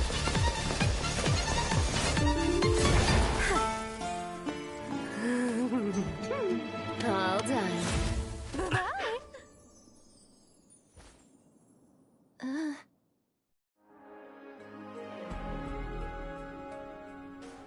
Are you feeling all right? She's the demigod of trickery.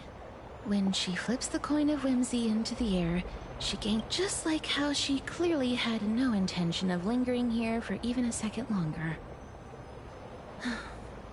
We can only depend on ourselves for the rest of the way. Don't worry. Mem's here to help. I don't think I even meet the height requirement for the ticket. This is Styxia, the city of dragons and waves. This is the land of their birth. Or perhaps of their death. Anaxa had used a secret alchemical art to temporarily fuse his soul with Circe's and Kephae. And when he was on the verge of death, he was pulled by Thanatos and caught a glimpse of the flowing river of souls. This alchemy, considered a sacrilegious act, might, even though Thanatos has been missing for 1,000 years, and even their followers haven't been able to find them. Oh, so are we going to use that Philosopher's Stone to conjure the Titan? I guess that's the only way. Thanatos is even more mysterious than I am. Indeed. Even one as erudite as Anaxa could only point us to this place, and no further. We will be entering the unknown as soon as we take our first steps. I believe that, rather than standing still, taking action is by far the better option. Perhaps.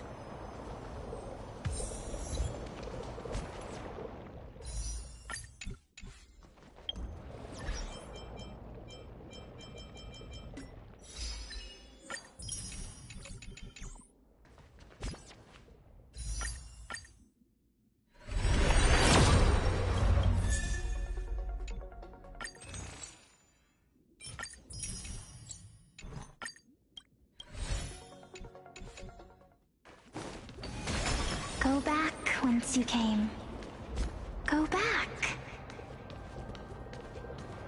Ahead lies the realm of the dead.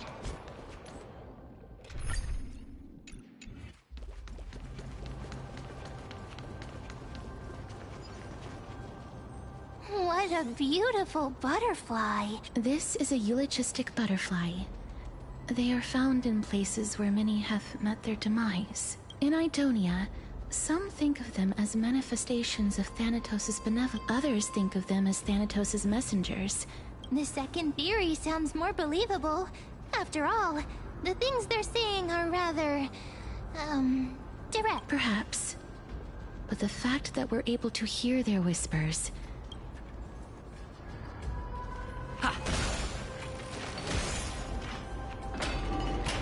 These shadowy figures... Are they illusions reflected by the River of Souls?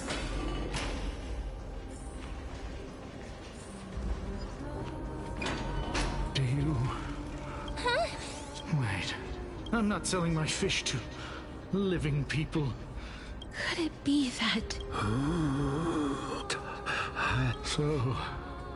But there aren't any... Other fish... I can only...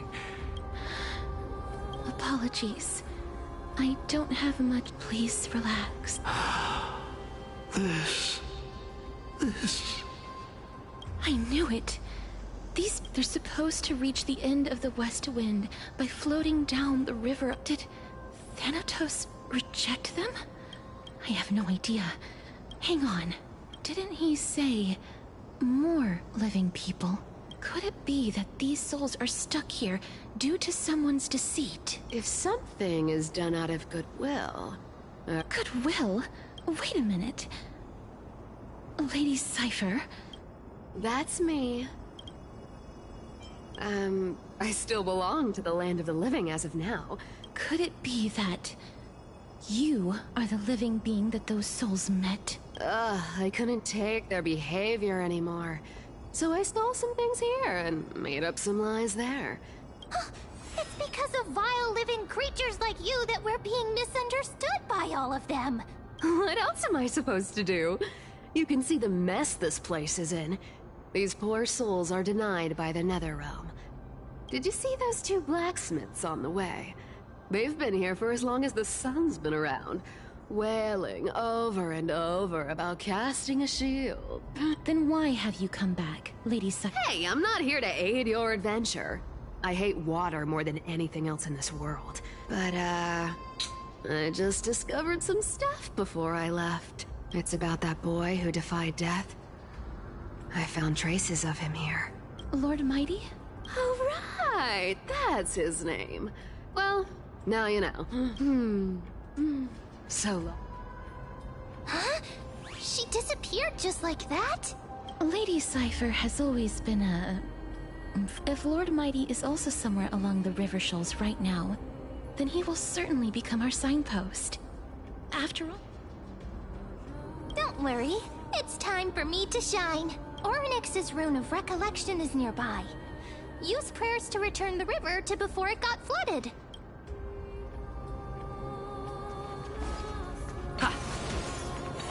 Hey! Over here! Orynyx's miracle has appeared. Amazing! It's like we're inside a giant bubble. Even the river got parted.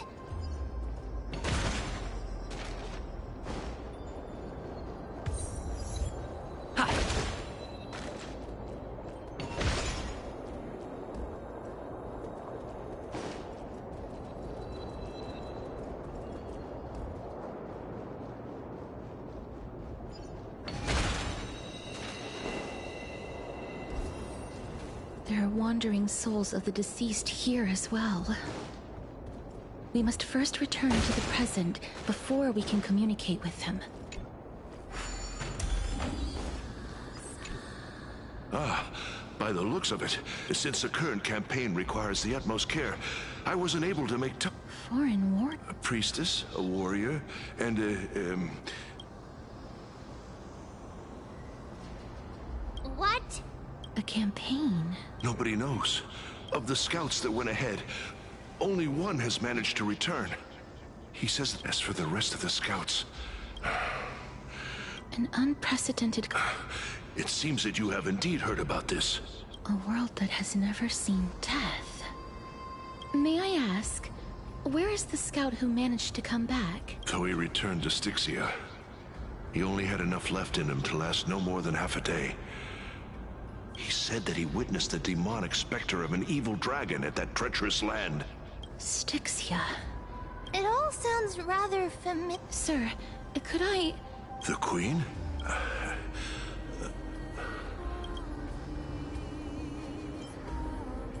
Oh, it's the same... Leave it to me. Sir? Styxia. This cannot stand! Oh... Sir, I am the Maiden of War, sent here by the... Maiden? Don't worry. Cass... Is this...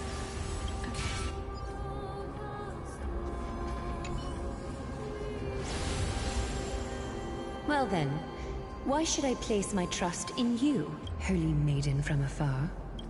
Wait, I don't quite understand. Since the prophecy has already pronounced your name as Chrysos' heir of death, Akima ought to treat... However, you seem to have no intentions of concealing your involvement with the Council of Elders. I cannot deny your claim. It was the Council that offered this room to me. But why? I am... unable to rid myself of this innate curse. I see. So that is how they have shifted the heavy responsibility of granting death over to me.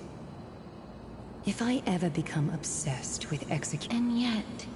That's because the fate that we were born with is a burden far heavier than that of an individual's life. I've woven many unforeseen events into the tapestry of fate.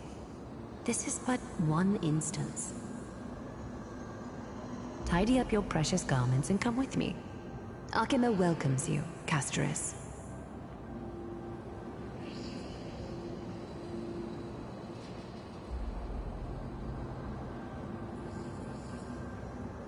I didn't think we'd find vestiges of memory here. Maybe they've got something to do with Orynyx's rune? Perhaps. But I do not need a reminder from them. This memory is one that I will never forget.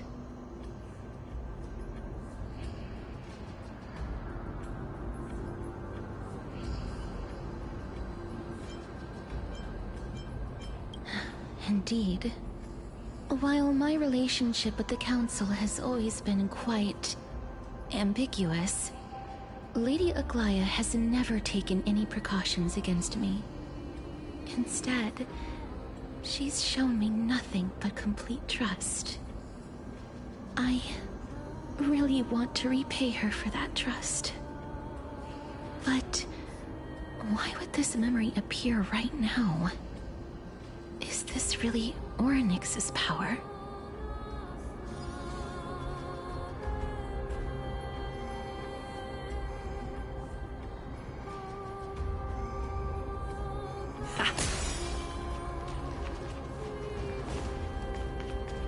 Could these dead monsters actually be... If Lady Cypher... Why are the Black Tide... Even Thanatos wouldn't be able to accept Black Tide monsters into their realm. These traces seem to suggest that anybody who trespasses... Since the realm of the dead, please stay back. Let me deal with these enemies.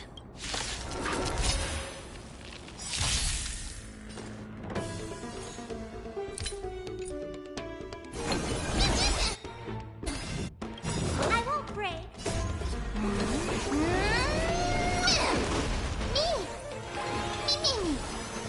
Open sesame. Nothing major. Receive divinity. How appropriate. You chose the... What are you looking at? Time to twirl. Mimi. Nothing major. Nothing major. Expand your thinking. Time to twirl. I'll see you off. Repay. Honored to meet me.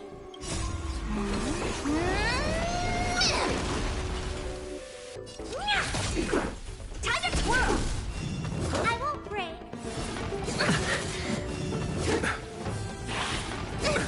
Nothing major. Open sesame. I underestimated you.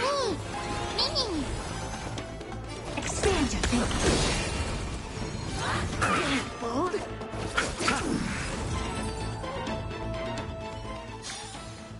Reach the end of the story in your own way. The path ahead is blocked by the River of Souls again. In that case, let's go back to the past. This miracle sure is handy. If Dan Heng was around, he'd definitely be able to raise the waters of the River of Souls into the sky. If Lady Hycelens was still alive, I think she might be able to do that too.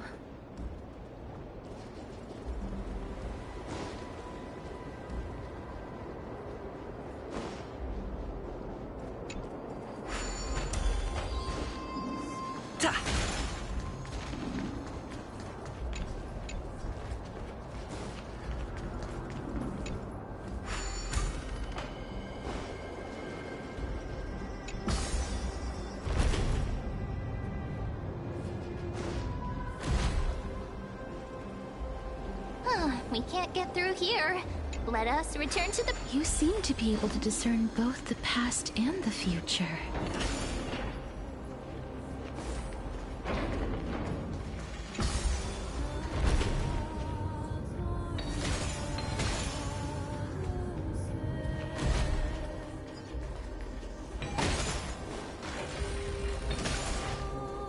Oh, this place.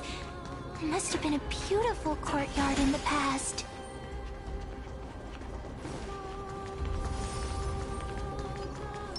Take a look. Let's wait and see.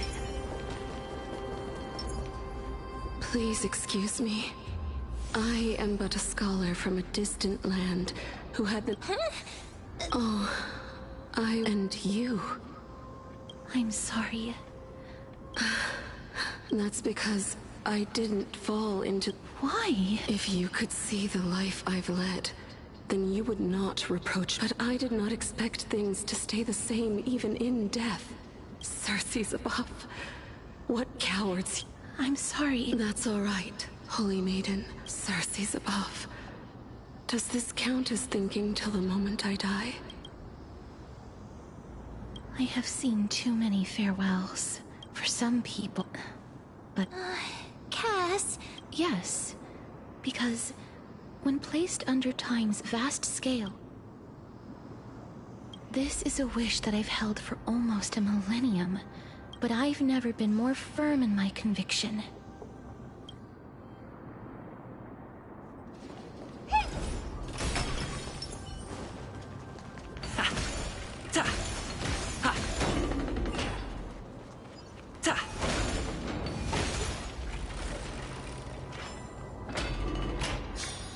Wow.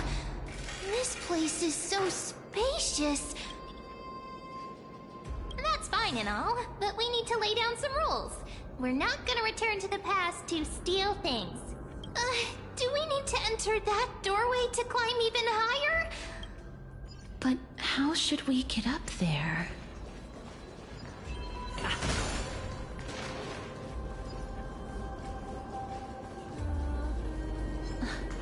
The path is blocked yet again. Orynyx's 8 always appears in times like this. How convenient.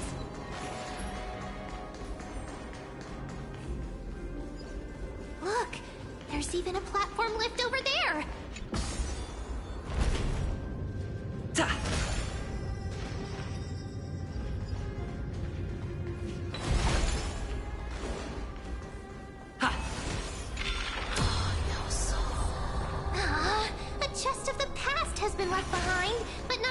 treasures remain inside.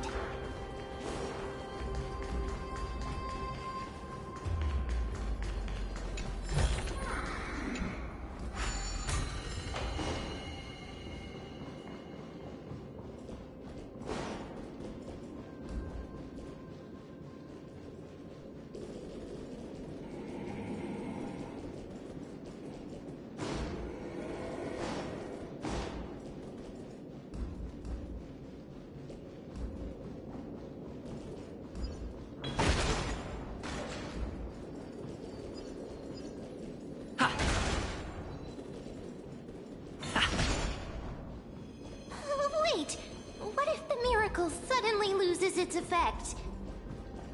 Ma'am, do you really want me to answer that?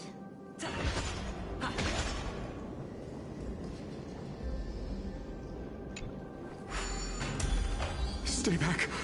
Don't come near. Huh? Or is he up? There's no need to be alarmed. You have a point. While this might once have been the royal vault, it's since been... You've misunderstood us. My goodness. I'm sorry to have bothered you. I merely saw a... Wait a minute. You seem to be... It's a... Thanatos? Is it possible that... Death. Could it be that... Pollux. According to the warriors under the... But they saw a girl within the dragon's embrace. Pray tell. I've heard that the Queen spared no effort in bringing her back to the castle. As for whether this rumor is... You have my thing, please.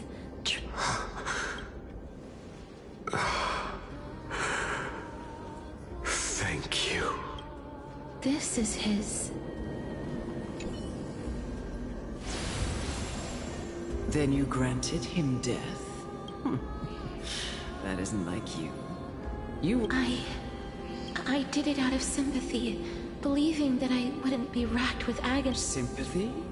That young man was favored by Talantin, who taught him a move that will defeat any mortal enemy with a single... He could rely on that move to always achieve victory during Era Chrysia. However... You feel that he's similar? Yes. Since he can never be inferior to others in Marsh, that's why he approached me and pleaded. You are perhaps feeling lost. I have not. I've seen the people of Idonia stand. They had such proud. Perhaps Death's authority was never meant to exist in this. I won't refute your beliefs for now. It's a fairy tale from a tale told. What? Wait a minute. That means the girl born in the dragon's embrace, the personification of death, is... I've already had an inkling for a while now. My memories only begin...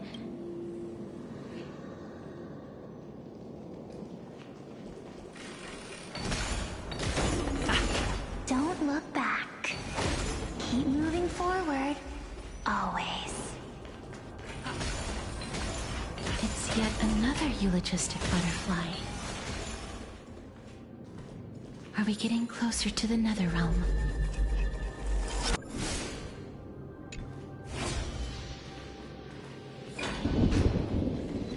Oh, this is...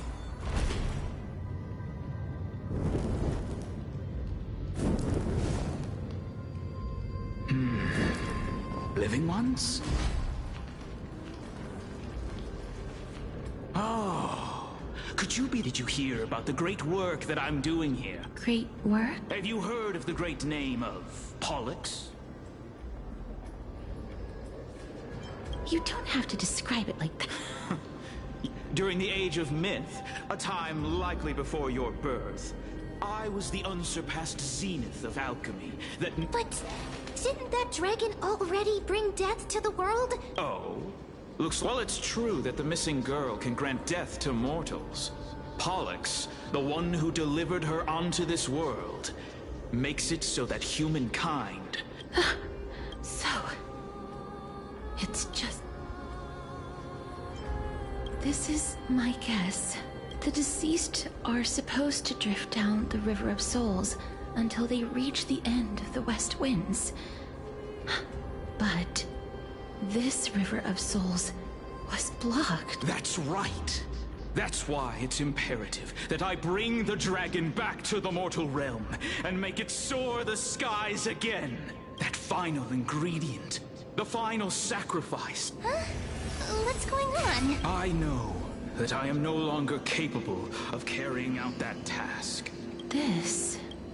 We had been inebriated in Fagusa's feast for too long before we began to seek divine bestowed death. Instead of summoning a supreme god, we, unable to rest in peace, these departed spirits in that child is the only person whom I managed to save.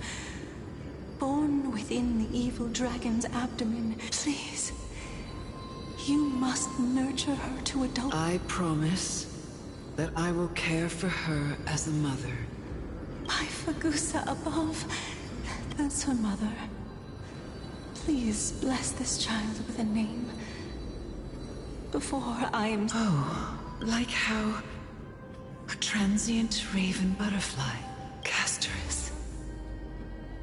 That shall be her name. That's where my name comes from? The sound's back.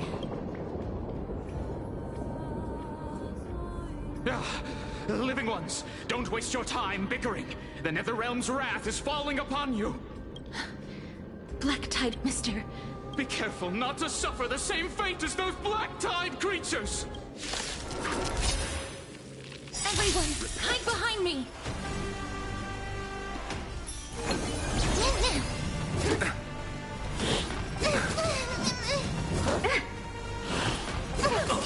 Never seen perfect. Open sesame. Honor to me. Time to twirl. Mimi. I don't have time. Expand your thinking. Time to twirl. Curious, endless riddles. Nothing but a void. There's so many of them. How are we holding up?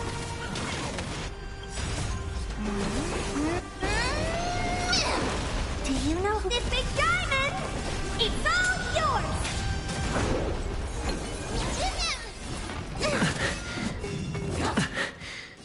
Open sesame. Watch it crumble. Time to twirl! Mimi! You chose. What are you hit? I'm free! Mimi! Never expand your thinking. Curious, endless riddles. Nothing but a void. Here. For the Feast of Strife. On their triumphant return.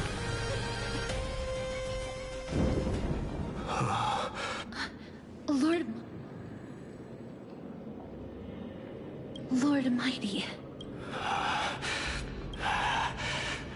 I will find my path of return. And go back to the world of the living. Lord Mighty. I'm the one. Resist. I'll go. That is. It seems like he's completely focused on resisting the temptation. It seems. Lord Mighty, we're headed for the Matrix inside that tower. Shall it? That's right. If we can work together. Let the person who is brushed against. Cass. I know.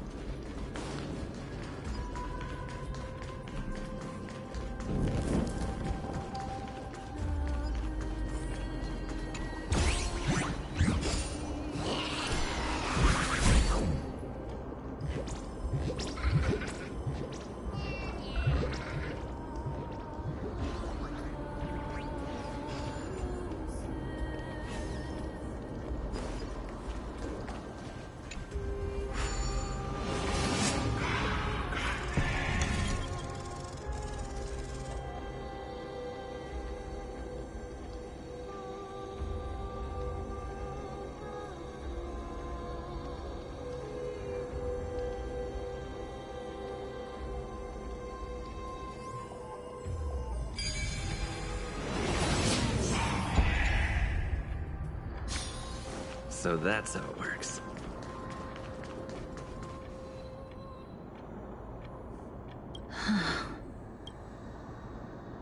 I'm familiar, but I've never repaired broken chains.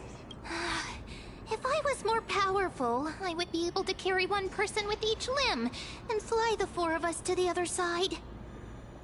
The Rune of Recollection is here, but I can't find the miracle orb anywhere. Oh, could it be in that collapsed tower in the distance? It's still up to me to step up in a crisis. Wait.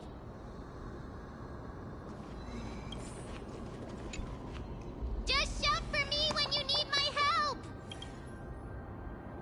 Got it! Just leave.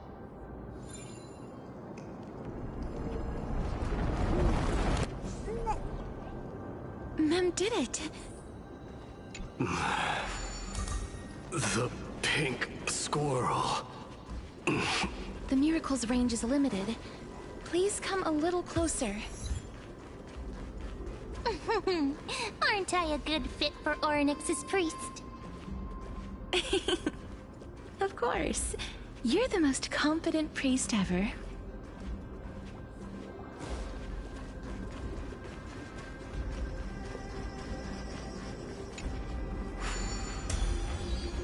The alchemical matrix should be behind this. Is that? Wow, there are so many of you! It's little Cass, Trian? Get what?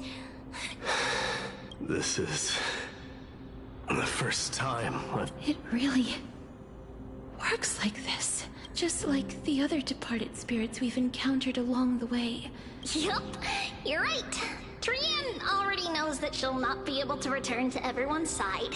But Trian believed that little Cass would eventually return to the Netherrealm. So, Trian has been standing here, at this spot closest to the world of the living, and waiting for little Cass.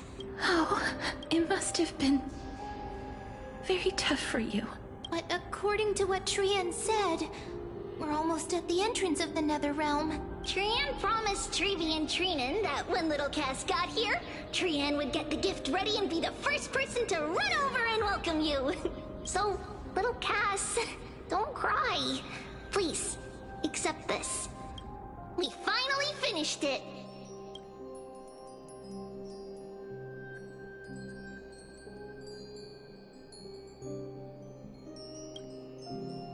This is what Lady Trevi once mentioned.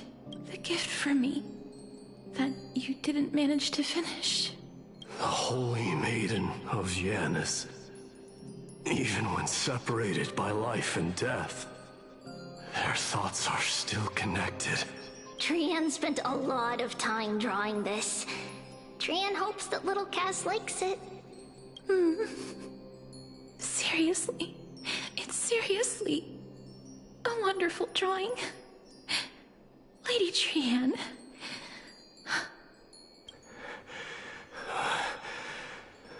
This is our flame chase journey. Little Cass, we don't know what your journey was like before. Trevi has always said that it must have been a very harsh and frightening journey. But little Cass no longer has anything to fear now. Because everyone is here with you in this flame chase journey! That's right. Only now, when I see Lady Trian's gift, do I realize that I've already obtained so many things I would never have dared to dream of since I embarked on the flame chase journey. It's the first time I've gained so many companions. The first time I picked up the hobbies of crafting and photography. The first time I wore a dress personally made by Lady Aglaya. Looking back at all these experiences I never thought were possible. I took countless photos in the past, but they're all black and white landscapes. If I had known, I would have taken more pictures.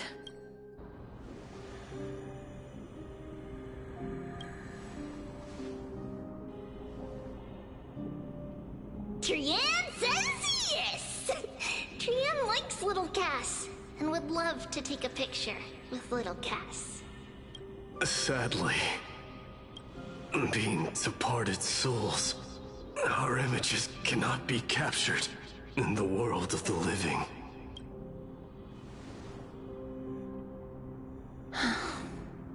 I thought so too. What? Are we seriously going to leave any room for regret?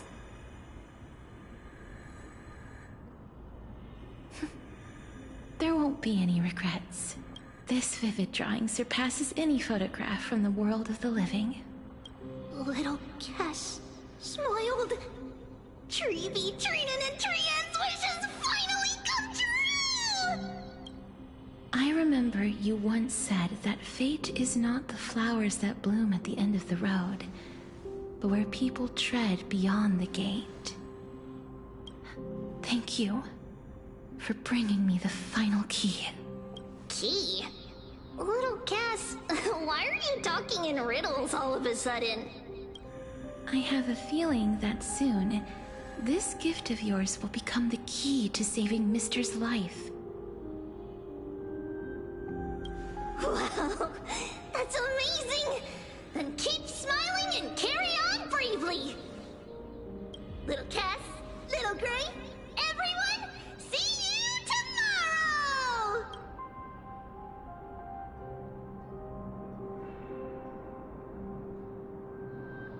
Lady Trian. The aura of this place. We have indeed reached the end of the stream of souls. If I go any further, I might lose myself.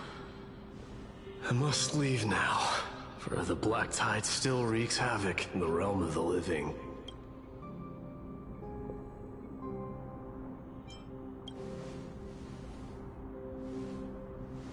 I seek not to enter the door to the nether realm. Castorus, will you fulfill your duty for the flame chase? I have yet to make my decision, Lord Mighty. No matter.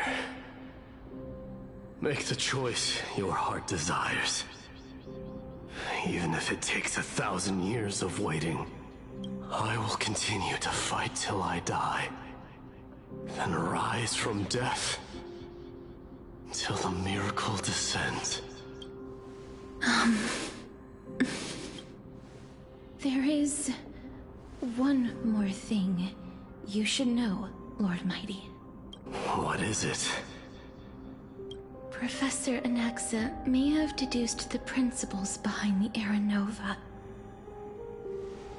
You and I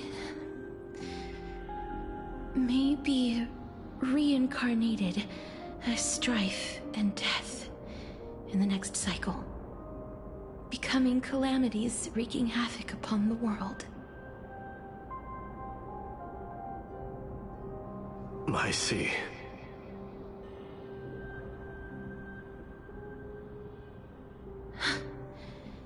Is that all? Are you going to accept such a fate without complaints? Do you have a strategy to shatter the shackles of our fate? I haven't found it yet. Perhaps I never will. Then, cease wasting your thoughts on futile matters. Control what little you can. And when fate's inescapable grasp comes, resist it with the strength of your mighty will. Thank you, Lord Mighty. I will find the right decision.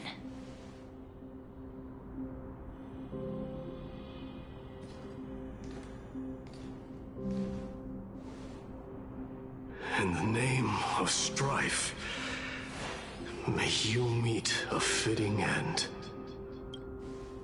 This must be the alchemical matrix the spirit mentioned.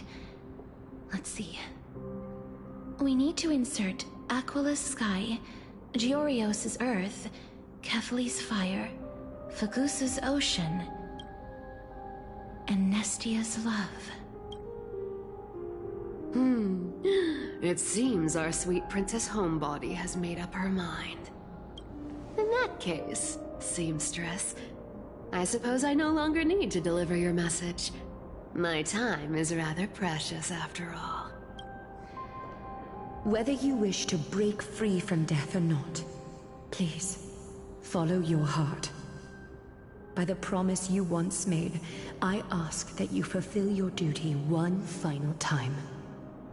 Castorus, please, live as a human, and die as one.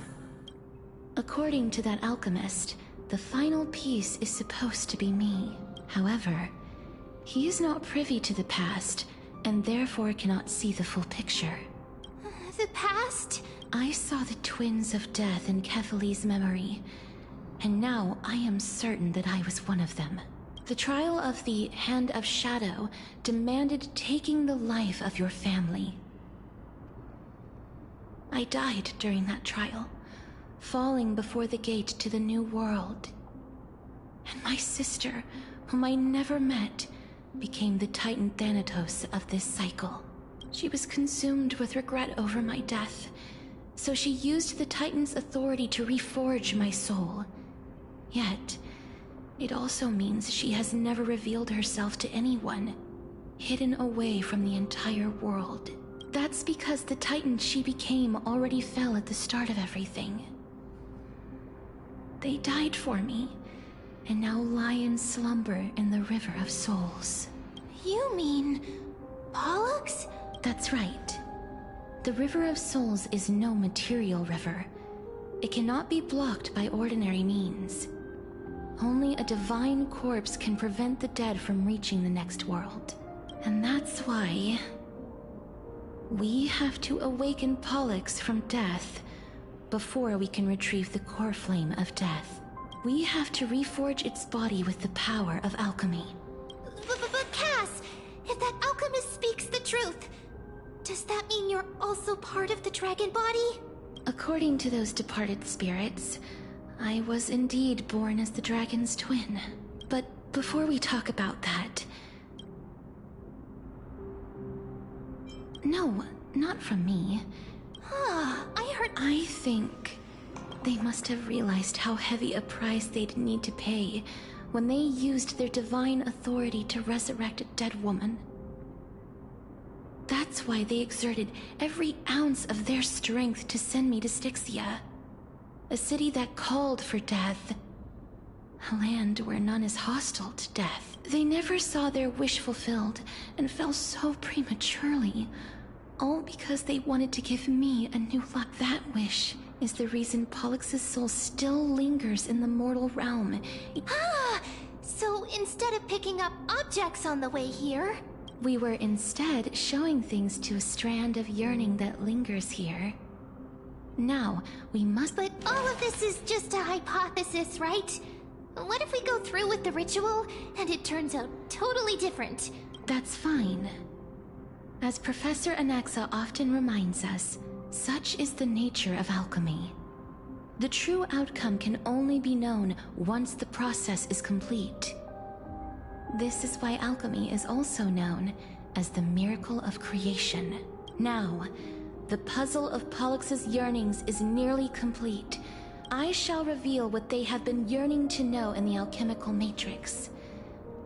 I will show them my whole life since I left Styxia. Lady Trianne has already drawn a picture of my entire life, and it is now in my hands.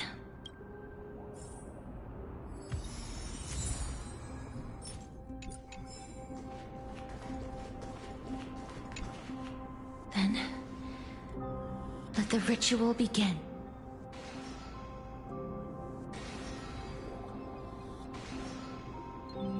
And now, the objective is complete. That is all. Such is what Professor Anaxa always says after Pollux. I shall lift you from the River of Souls and reforge your soul. But if even the slightest trace of your soul remains, Lady Almanette. Did she recognize you? Oh, she must be the first soul we can communicate with here, right? I'm afraid she is just another spirit trapped here. Please, go on. I'm listening. Yes. There's no need to worry, Elder. Take a look around you. The world of the dead. I understand that you chose to remain silent about the story to protect Casterus, the girl who coexists with death, but you no longer need to hide that story. Oh, well... Styxia. The pearl of the ocean. Plagued by unwarranted calamity from where you stand now. Indeed. I cannot imagine that those from the era Chrysia... I have pondered the same question, child. Journeys and epics are only glorious and magnificent because all things eventually fade to dust. But I still can't take that as the final answer. Would a world without journeys and epics be worse off? I take it the one who's... however, did find some... Please enlighten me, Lady Almanette. Though I have already made up my mind on how to handle the authority and core flame of death, your words might truly guide me toward the path forward. You and I are neither warriors nor generals. But what if I reframe it like this? What if love is not a trait bestowed upon mortals by Nestia, but a blessing from death? Love. No one ever invented the word cherish in the era when life was eternal. For all the good things in the world can be revisited endlessly. And the so-called era Chrysia was an age devoid of both virtue and sin. People did not truly live. They simply existed, going through the motions without passion or purpose, then waiting for something to happen. Perhaps the people of Styxia chose to embrace death not out of fascination with its cruel and fearsome side, but instead became fixated and obsessed with the impulses and desires tied to a finite existence. Therefore, death is not a thing of fear and desperation, but... That's right, Casterus. It is the reason we shed tears when parting ways, and also the original spark that ignited the passion of mortals. If you truly intend to deprive the world of death, then be prepared to witness it return to a state of stagnation. I understand, Lady Almanette. Our limited lifespan shapes all that we know and love. Not even the Death Titan has the right to take that away from humankind again. Nestia's love was the chrysalis of Gold's first blessing, but it most likely wasn't understood by mankind. We only learned to interpret this wonderful gift after Thanatos' arrival. If the world was bereft of death, then the Queen of Styxia wouldn't have played midwife in delivering me into this world. You wouldn't have welcomed me into Itonia, and Aglaia would never have invited me to join the Flame Chase journey, and I would never have lived. Thank you, Mother.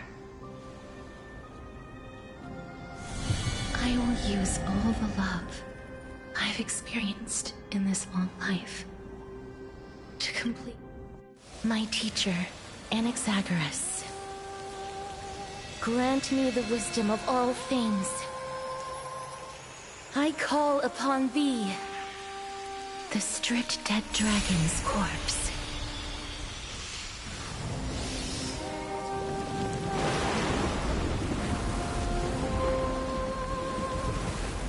Rises from the earth, falls from the sky. As above, so below. This is the greatest power of all powers. Unstoppable in this world.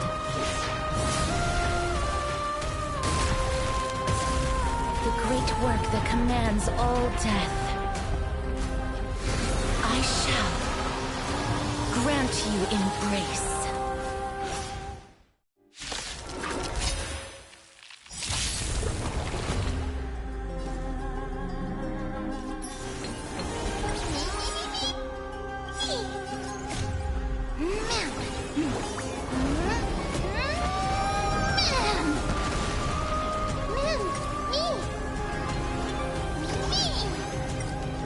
Open sesame.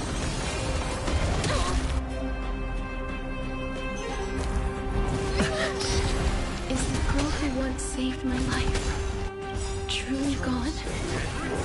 Or will you show yourself again once we eradicate this hatred and regret? Move. How appropriate. Repay.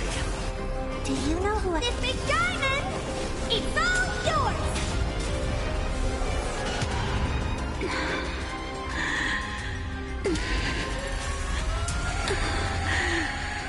And I know you're anxious. Shh. Don't be afraid.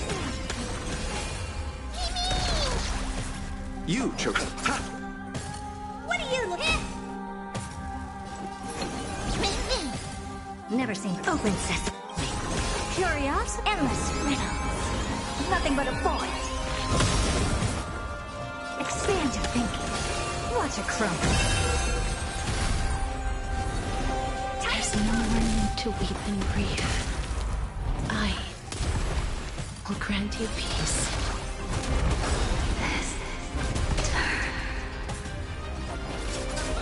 Yes, it's me. I'm back.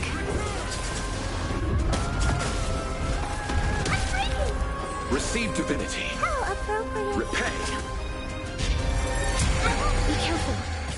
They may be moving by instinct, but there is fury welling up within them. Honor to me. Me. Expand your thinking. I'll see you. Ha! Open sesame. Curious, endless riddles. Nothing but a boy. Time to twirl. Expand your thinking. Glimpse the unknown. Please. Don't turn back to the nether realm.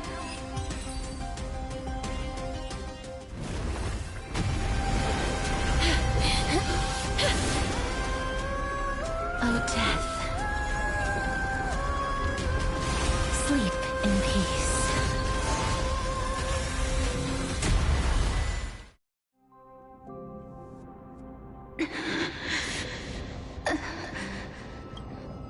I'm sorry I have to wake you up from ancient death. And I know you're anxious. Shh. Don't be afraid.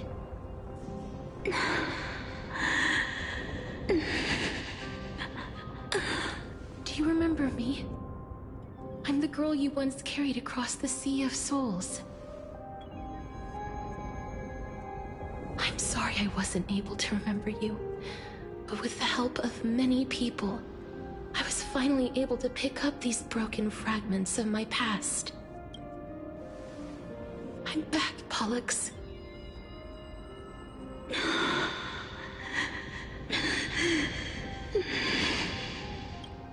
I know this might not be what you wanted. But I have to do this.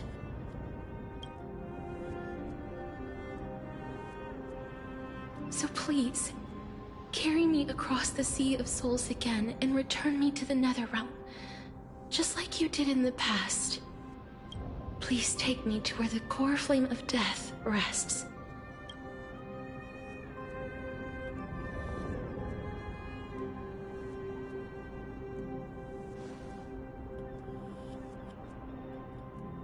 I'll be going now.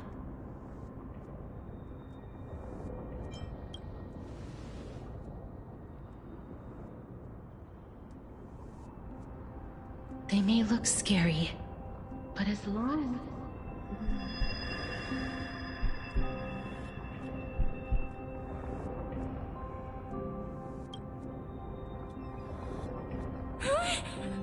What's wrong?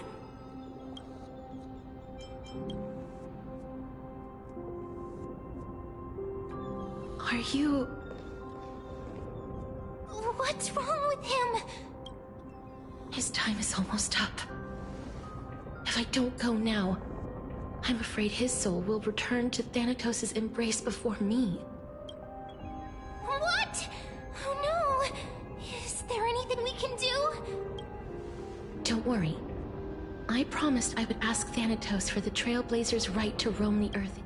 Mem, stay here and keep a close watch until I return, all right?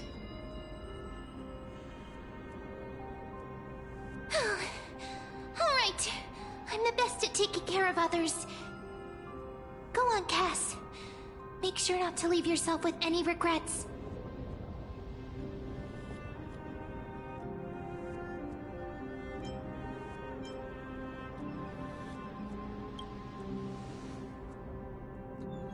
That's not funny! It's a deal then.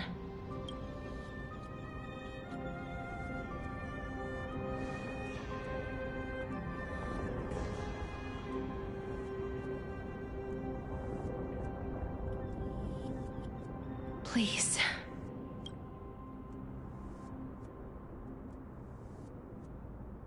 Wait for me.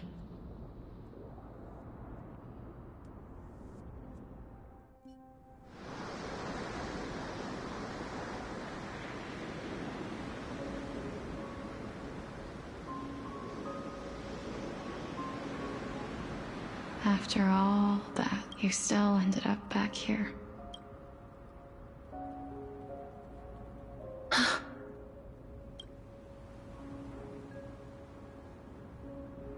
So the legends were true. The Netherrealm really is a sea of flowers. Yes. Just like the flower fields we tended to back then.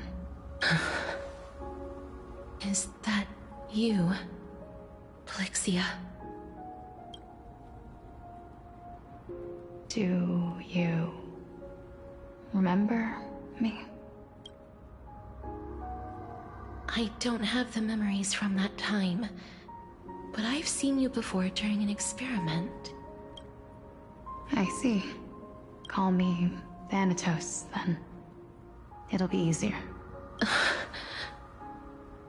However, since you recognize the name, you must already know everything about Thanatos, right? Yes. I'm here to reforge the order of life and death in Amphorius. You know, my sister was a sympathetic, but rather sensitive person. Whenever she didn't want to say what was on her mind, she would avoid eye contact and look off into the distance. Just like what you are doing now. Can you tell me about the last Era Nova? What did you do, Plixia?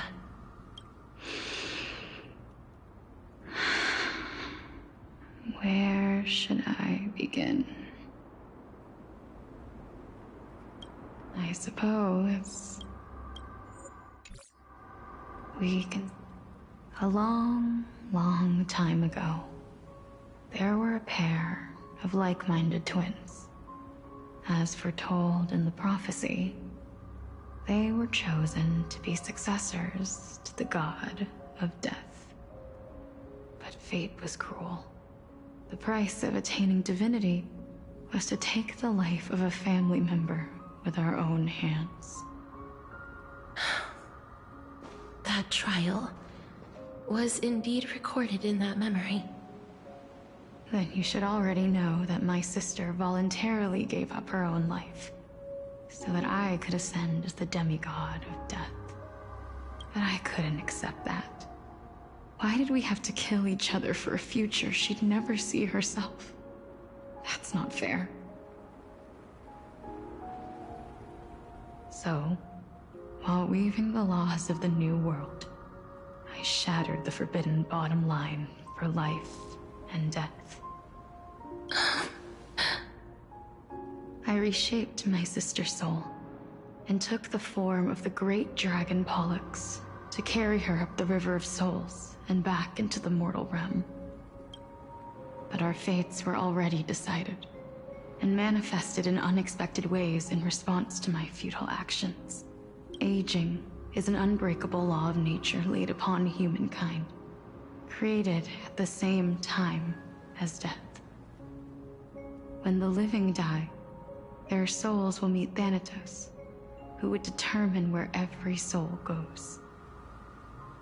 If the Reaper raises their left hand, the soul is granted death and allowed to enter the Netherrealm to await reincarnation. If they raise their right hand, the soul is rejected by the Netherrealm and returned to the mortal realm to continue walking the earth. That's why the Hand of Shadow can only lay down judgment and not embrace another being. Yes. Death was originally a pair of hands, but they were split in twain when we reached the mortal realm, never to touch each other ever again. The half of Thanatos that represents life, the undying human who grants death, that was the curse I forced upon you. Then, what about you? As the half of Thanatos representing death, I shoulder the fate of defying death. I died the moment I entered the world of the living. From then on, my Titan also no longer existed in this world. The cycle of life and death stopped. Souls were denied their audience with death, and were left stranded within an ever-rising river of the dead. What irony.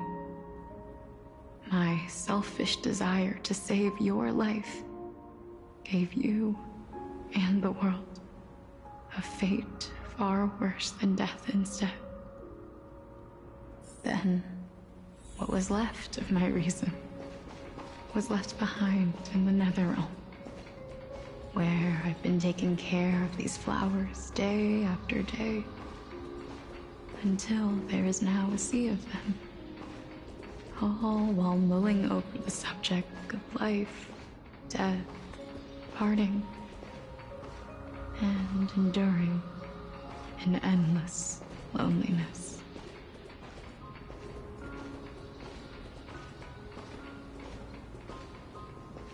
Fate is absurd indeed. Our lives were a mirrored image of one another, like a pair of hands. Even so, we arrived at the same destination. We walked different paths, yet experienced the same pain. I had hoped that maybe you would at least have a good life in this cycle. I'm sorry. I lived my life well. It didn't go to waste. As far as I'm concerned, you did nothing wrong. Even though I forced the authority of granting death to humanity upon you, a total stranger. Too many responsibilities were forced upon me in the course of this long journey. I was once lost, even upset. I realized recently that if it weren't for your blessing, I wouldn't have understood the source of these emotions, nor would I have realized my purpose. I wouldn't have made it here to reunite with my missing half. And we wouldn't be discussing our past while sharing the same view of this landscape. I wouldn't have understood the meaning of our existence. The meaning of our existence. This sea of flowers blooms on dead land, because we sowed it with the seeds of our separation and watered it with our tears of loneliness. Yes, the only thing death is allowed to create are flowers that bloom from blood and tears.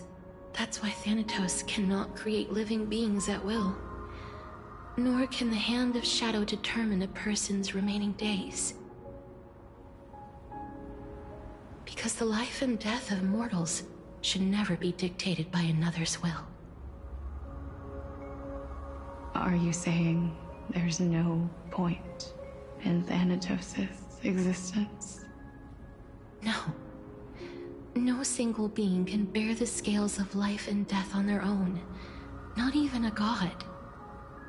Life and death weigh equally heavy. We both know that now, don't we? You, too, must have had a difficult life. We've taken quite the ridiculous journey together, haven't we? I had a feeling, even back then, that we would meet again one day. Not to embrace one another after a long separation, but to come in search of retribution. Tell me the answer that's already been written, and let us draw this seemingly endless fate to a close. It's been far too long. I've waited here for centuries, watching day after day as desperate spirits are denied by this lonely wasteland. I always hoped I would see you among them. But I was also afraid of seeing you. I didn't know how I could possibly face you again. But more than anything, I was afraid that you might have forgotten all about me. I know. But don't you see, Polixia? I made it back anyway. You don't have to shoulder death's authority on your own anymore. It was always meant to be held in two hands anyway. So, let's give our core flame to him, and have him take it back to the mortal realm. Give humanity back their cycle of life and death. Our responsibility as Thanatos was never about picking out favorite souls. We were only meant to watch over life.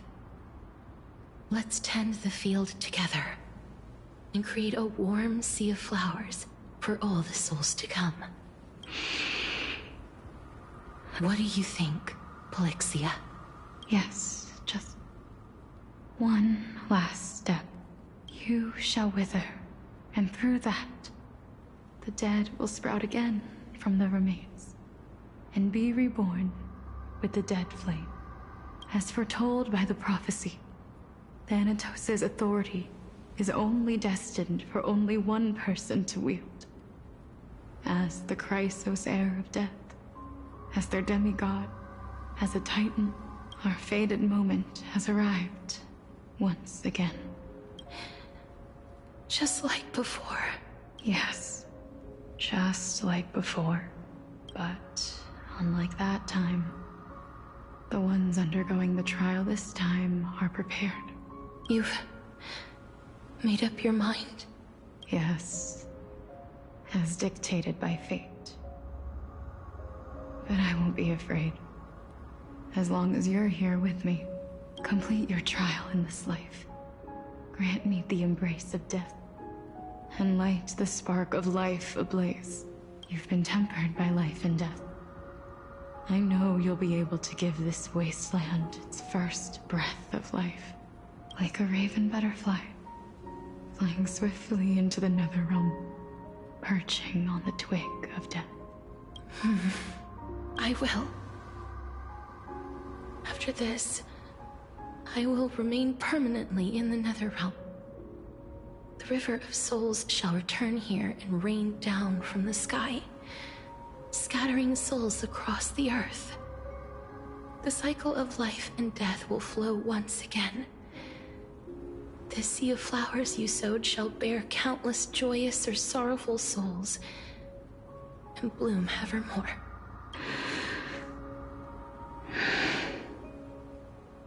Thank you. Just one last thing. Can you grant me one wish? Of course. What is it? Please, don't forget me. I promise you, when we meet in the next world, even if I have endured another reincarnation, even if we do not know each other's names, I will still hold you tightly in my arms, just like what I did when we were born. Casterus. Casterus, you're as beautiful as a fleeting butterfly.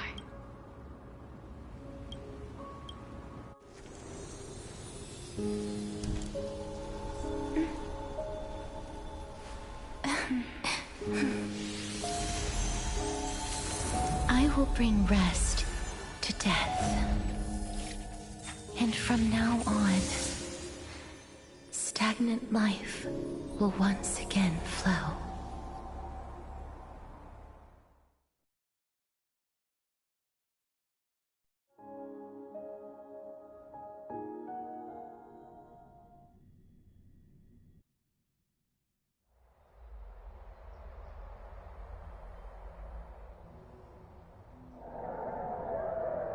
Time flies.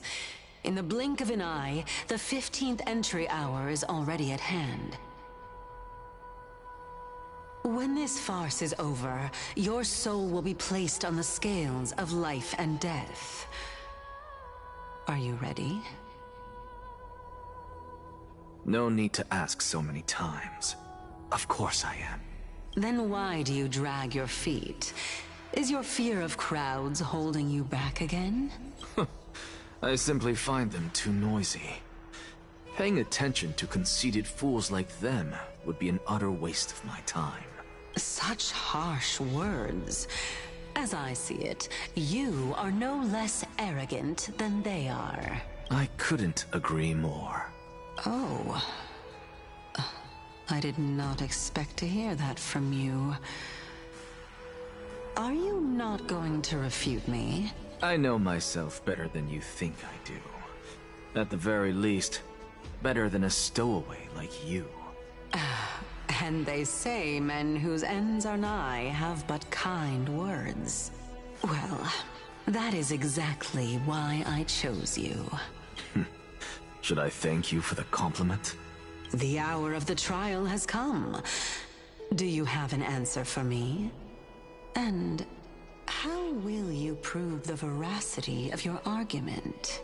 I suppose there is no point in putting this off any longer. Do you recall where we stopped the last time? You were saying that Amphorius's history is cyclical. Indeed. The demigods that bear the core flames eventually become the new titans at the world's end. Remember what happened on the Holy Mountain? Calypso, Naias. As their destined ends approached, one by one they left this world, leaving only the twins, who are fated to succeed death. Unfortunately, while their journey is consistent with ours, you and Calypso, as well as Nicodor and Naias, act as supporting evidence. I can only come up with a rough sketch for my theory of a cyclical history. For all the pains I took to reach this point, I had already lost hope of ever obtaining definitive proof. After all, the past is in the past. Proving that we are the legacies of heroes of the past is a hopeless endeavor. That is, until I met a girl named Polixia and her sister. If Castoris was truly sent from the past to the present for the Titan's self-serving reasons, then having lived through 2 cycles, and with Styxia as the pivot, she will no doubt be the link to connect all of this together. If the Twins of Death can bridge 2 cycles to reunite at the shores of the Sea of Souls, then my hypothesis will no longer be just a hypothesis. And you too will get the answer to your question. Well, that is all well and good, but how can you be so sure? If there is even the slightest error in your hypothesis, the girl will be shattered. It matters not. The most important quality a scholar must possess is foolhardiness. If you are overly cautious, then you'll never have the gumption to make the first step, and change will never come. Besides, I, an Exagoras, am destined to overturn this farcical world. Come, let us go and teach those pathetic worms one final lesson.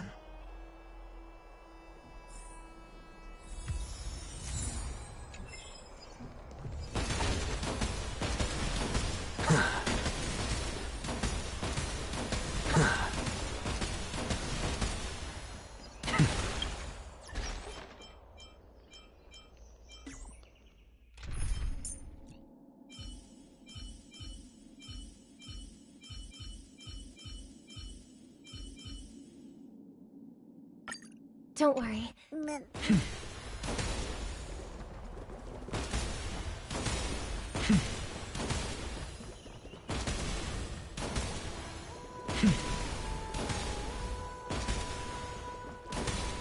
Fine. So they are leaving the final debate to him.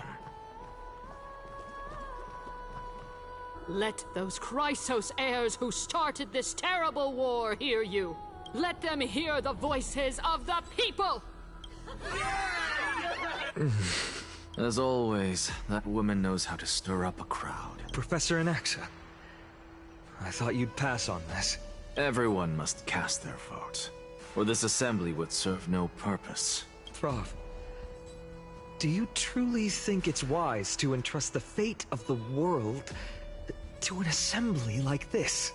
Akama has stood strong under this system for 1,000 years. It stands to reason that there is purpose in its existence. But that is not what you're asking, is it? What you really want to know is Aglaya making the right decision in entrusting the fate of the world to you? Nothing ever escapes you. I didn't spend all those years teaching you for nothing. Most people only take 4 years to graduate, if I recall.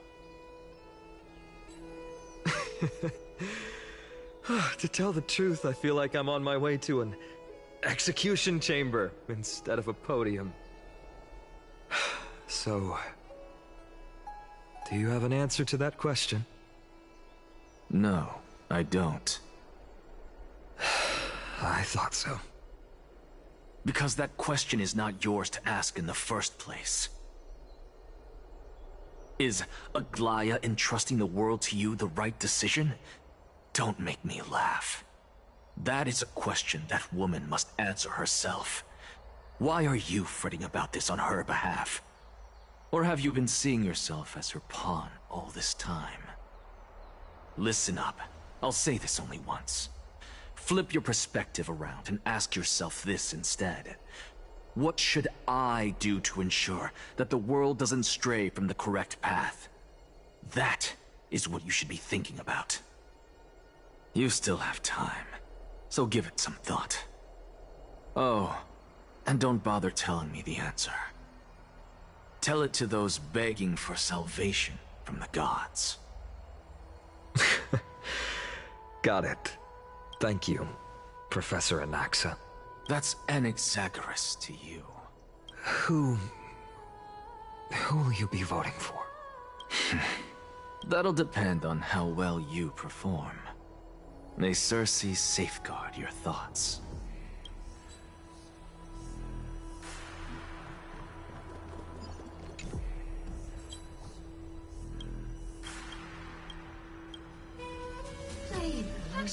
Elders and citizens, Finan of Ides Elysiae.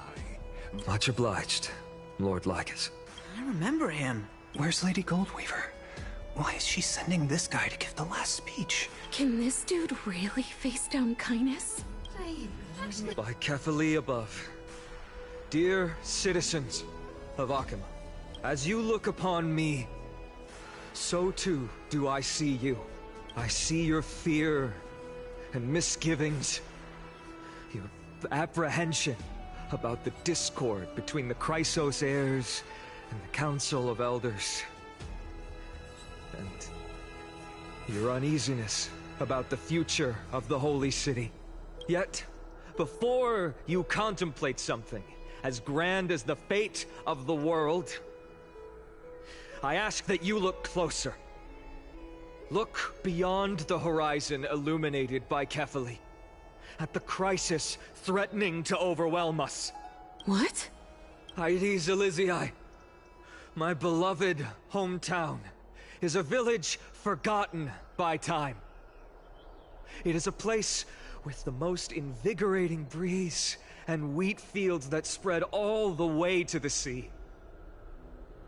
I once thought that there I would enjoy a lifetime of peace and quiet with my friends and family. How I wish I could invite all of you to that paradise, far from the noise and chatter of the world. Alas, I can't, because she and all that she nurtured, all that I loved, I will never forget the day the black tide struck. My father, Hieronymus, fought with a broken sword to his last breath to protect his child. Galba, he was a hunter. But in the end, those arms that once drew a bow instead embraced Piso, his beloved son, as they both breathed their last. Pythias, the teacher, risked her life to save her students, but a burning beam fell on her, crushing her. And what of Livia, her daughter? Did she make it out alive? No, she didn't. Livia, Piso, and so many other children, my childhood friends, they were all swallowed by the black tide and turned into monsters. They kept saying the same thing over and over. Even up until the final moment, Why, Finan? Aren't we the best of friends? That is the black tide. A looming threat that can bring Akima to its knees any time. Kindness may have promised that with the 3 Titans of Calamity Con, Akima will return to an era Chrysia once more, but much as it pains me, I must disappoint you. While the demigod of strife has done everything in his power to hold them back, they are still coming. By now, the name of that black-robed swordmaster, the Flame Reaper, has likely echoed throughout the city already. The roaring thunder is a message from the strife demigod. The Flame Reaper has risen from death, and they hunger for the core flames of the gods.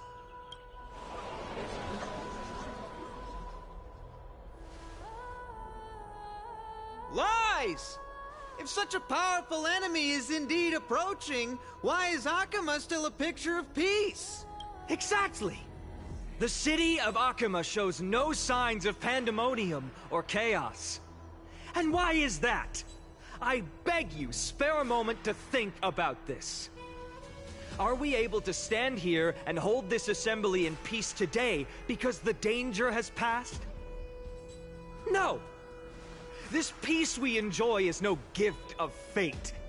We are able to stand here today only because the Chrysos heirs have stepped up and shielded Akuma from calamity. With her golden threads, Aglaya has preserved and continues to preserve these idyllic days that all of you hold dear. The Council of Elders claims that Aglaya will one day forsake the people because her divinity is eroding her body and soul. But ask yourselves this. Rather than offering her aid and support, why do they choose to watch and push Akuma away from the Flame Chase journey? The answer that no one can bring themselves to speak of. A truth stained in blood and buried in greed, fear, and vanity. Allow me to lay it bare before you. It is because the Council of Elders, which bears Akuma's history and honor, along with this citizens' assembly we once took so much pride in, are now infested with vermin.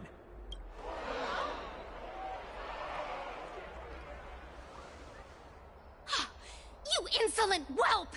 How dare you! It is true that Aglaya has reached her limit. Why?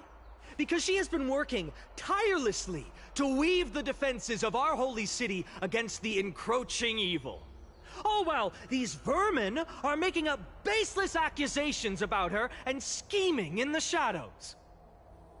Not once has she ever failed Akuma. Yet these vermin attempt to tear her apart, tarnishing her name with unfounded allegations. She may have been blessed by divinity, but hasn't her heart always stayed true to humanity? They attempt to mislead you and reduce this assembly to a crude standoff between gods and humans, but citizens of Akuma. Once more, I implore you to open your eyes and look at those around you. Examine them closely. Beneath all that finery, do you see the good heart of a human or the poisonous glands of a pest? Make your judgment, then turn your gaze to the demigods whom so many of you regard as cold and merciless. Do you not see the light of humanity in them? And those who wear the mask of humanity yet utter only hurtful, slanderous words. Can you not see that their souls have been corrupted by power?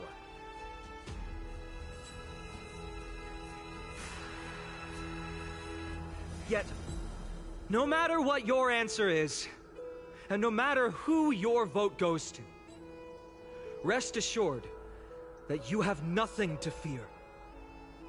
For Aglaya, Tribios, and I will remain your faithful guardians and pledge our lives to upholding your decision. And this vow will stay true until the end of our days, where it will be passed on to future Flame Chasers. A steadfast and unwavering promise that shall endure through the ages. Absolutely right. The Chrysos heirs have only our best interests in mind. I still don't understand. At the present time, on the scales of Talenton, those who call for the continuation of the Flame Chase journey, each faction holds an equal share of votes, resulting in a perfect balance. As expected. This is the moment when the Flame Chase journey is the closest to its end. And now, it's your turn to vote, Lord Anaxagoras. Is there anyone else who hasn't voted? No, you're the last. Cast your vote with care, for your decision will break this impasse. I have long since made a decision. Very well. May you bring much needed change to this farcical world.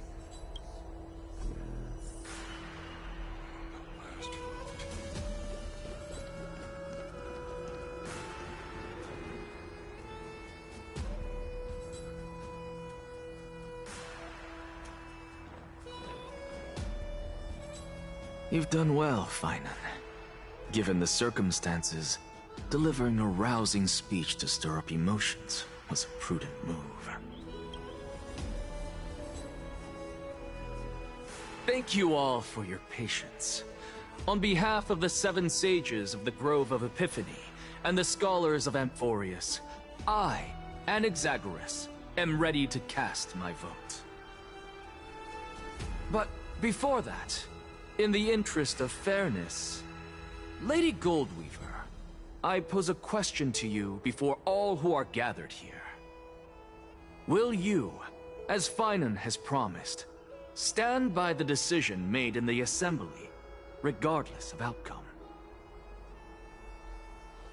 In the interest of fairness, I make no promises, lest it should influence your decision. Very well. I thank you for your honesty.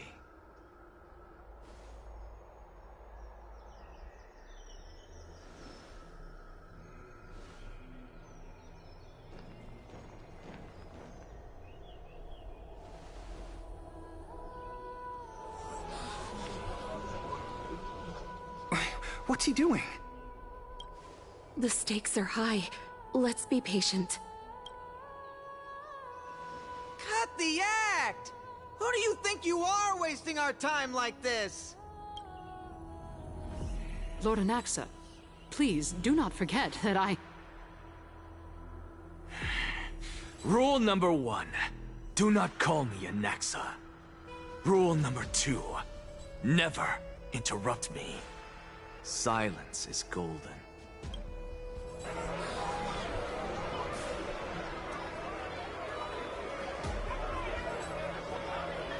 Just vote already. What are you waiting for? Your vote. Cast your vote. Cast your vote.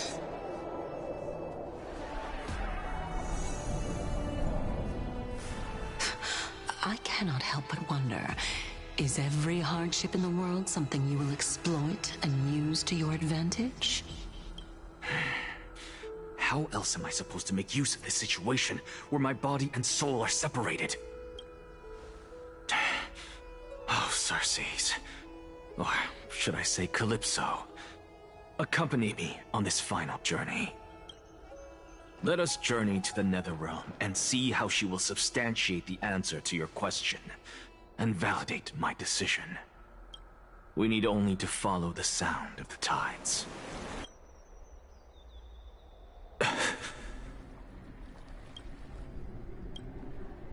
You are... Well done, child. Just as I foresaw. You have achieved great things. Teacher. What a twist of fate. A blasphemer raised in the doctrines of the Venerationists. It's like a foal kicking its mother in the belly after taking all her milk. I respect you immensely, sir, but... You cherish the truth even more. So, child, do not be troubled by the criticisms I have borne. Do not let those voices hinder you as you forge ahead.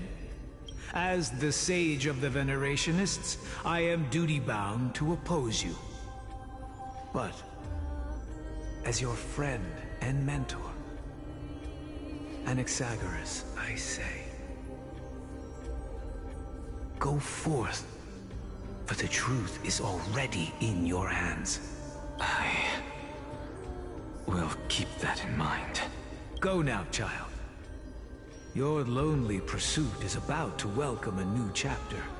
And when you reach the end of this journey, may we meet again with the truth before us. You have my word, sir. May Circes safeguard your thoughts. May Circes safeguard your thoughts. You are right, Empedocles.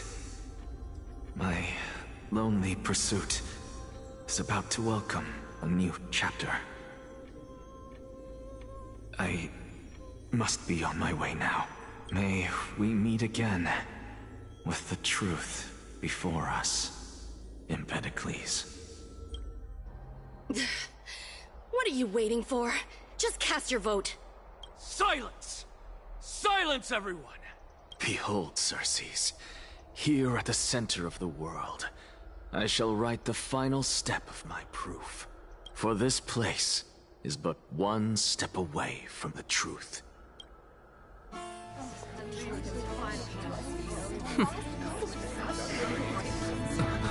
Professor, I completed the proof you wanted.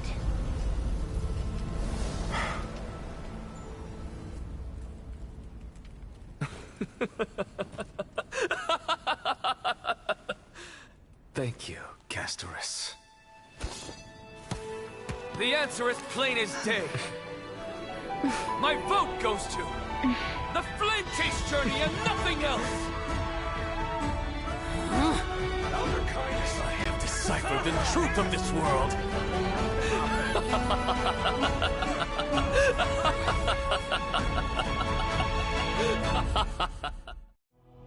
With the balance shattered, the result is clear. By Kephae and Talentin above, as the Theoros, I have observed. No! Ligus, you can't! Onyxa, what have you done? Have you lost your mind? I hope you are prepared for the harsh punishment awaiting you. Mark my words, I will make sure that clever head of yours never forgets the price of betrayal! Have you forgotten? I told you that happens to be one of my rare talents. You put on such a grand performance, just to aid their preposterous flame chase journey? Performance? No, you are quite mistaken. I may be paranoid by nature, but I've always been known for my honesty. If you really understood me, Lady Kindness, you'd realize that I never had any interest in your pathetic little game of politics. Factions, standpoints, they are jokes in my eyes. I have never once switched sides. Because I, and I alone, am the truth. Lady Kindness, with all the citizens here as witnesses, we should honor the spirit of democracy and respect the decision of this assembly. I have observed that Akama has chosen her destiny. This citizens' assembly has resolved to continue the flame chase journey. This resolution shall be put up on the Wall of Heroes, such that all citizens are aware of the city's way forward. You! It seems not everyone is ready for the assembly to end. Very well. Let me entertain you for a little longer. By your leave, Lord Ligus. Interesting. Elders and citizens, your attention, please. Stay for a moment more, if you will. Anaxagoras of the Grove of Epiphany has an announcement for the assembly. What is this performer up to now? Just moments ago, all of you made a decision on the fate of Amphorius. As a supporter of the Flame Chase journey, it pleases me to see the choice you have made. But I regret to say that I still harbor doubts about this outcome. Tell me, who among you dare swear to Kephae's name that Era Nova will truly welcome the fairy tale ending that the Chrysos heirs have promised?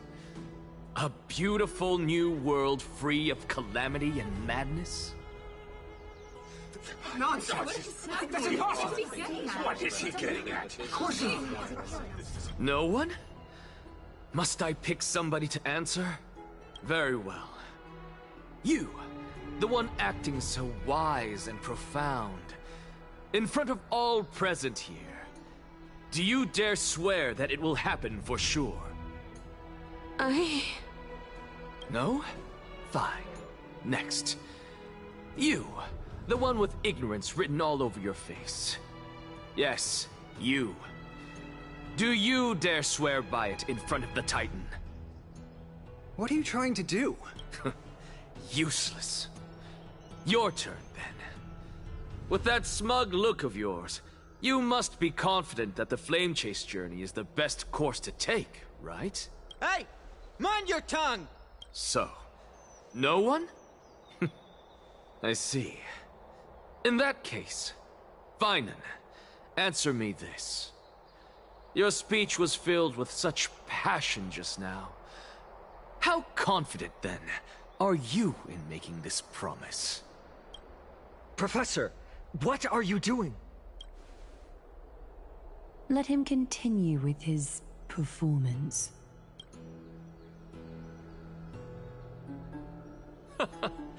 Will you look at that?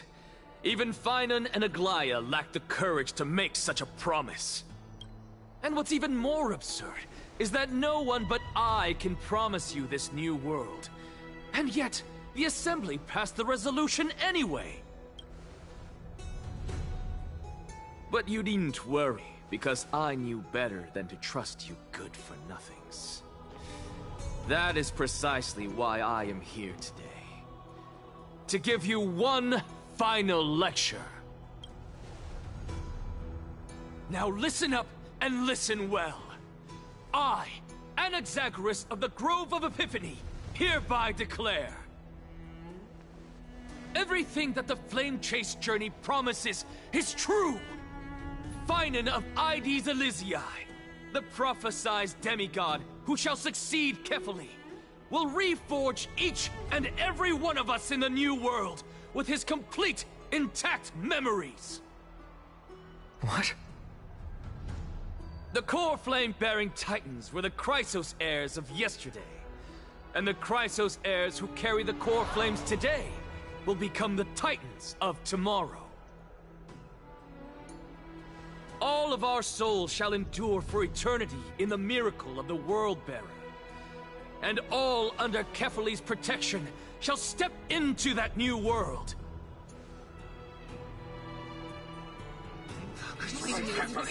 This is your blasphemy! It's impossible! What? Are you saying that we must bow down to you and worship you, even in our next lives? Enough, you blasphemous imbecile! How dare you try to deceive us with all these lies and falsehoods? How can you prove? I told you, don't interrupt me. But since you've asked, I shall be kind and indulge you. My statements are based on my experiments on the divine body of Kefali themselves. You heard me correctly, everyone. With the tacit approval of Kindness and the Council of Elders, I fused my soul with a god through alchemy and learned the truth behind Era Nova.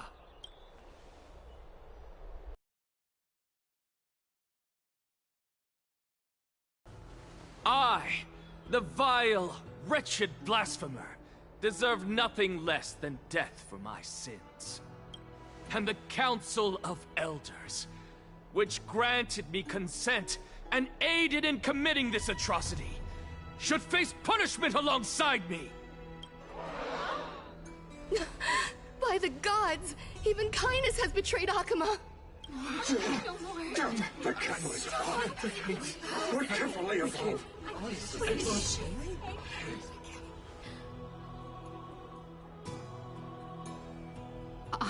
I had no knowledge of his transgressions.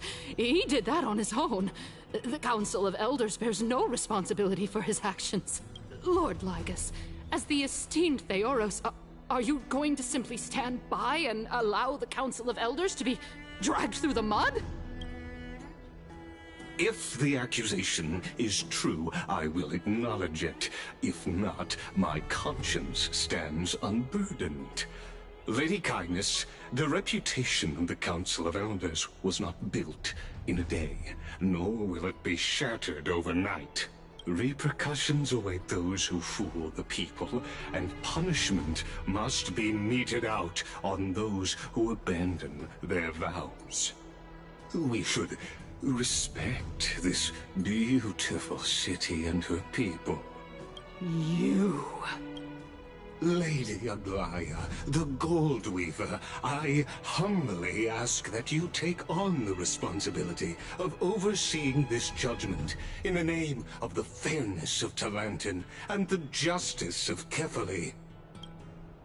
Considering the circumstances, and in accordance with Akima's codex as the only demigod among us, you shall rightfully wield this authority.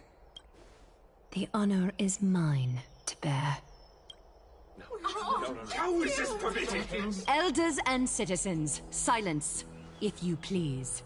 Anaxagoras of the Grove of Epiphany has made his statement clear. As per Akima's codex, I request all present citizens to stand with me in exercising the right of judgment. First, Elder Kindness of Akima and Ligus the Theoros stand accused of neglecting their duties and abusing the law, leading to the egregious blasphemy against a god. In the names of Talantin and Kefali, Akima is to form a committee before the 7th action hour to conduct an investigation and disclose the findings to the public for subsequent judgment. Yes! That's what we deserve! Curse you! Now, concerning Anaxagoras of the Grove of Epiphany, he has confessed to grave blasphemy against Kefali.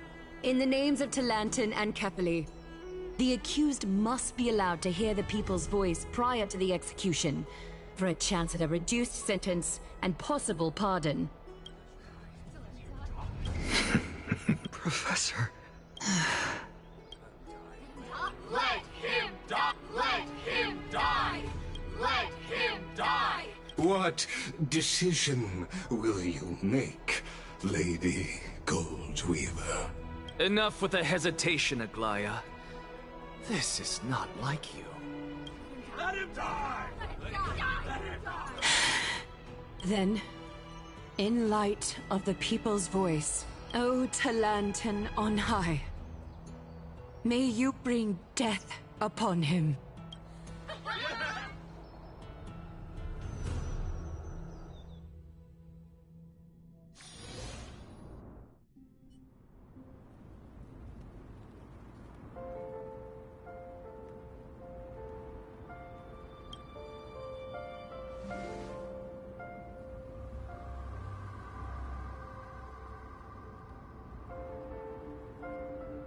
Allow me to reintroduce myself. I bore the name of Castris while walking among the mortals. And now, I stand as the demigod of death, the living side of Thanatos. Welcome to my realm, where the west wind ends.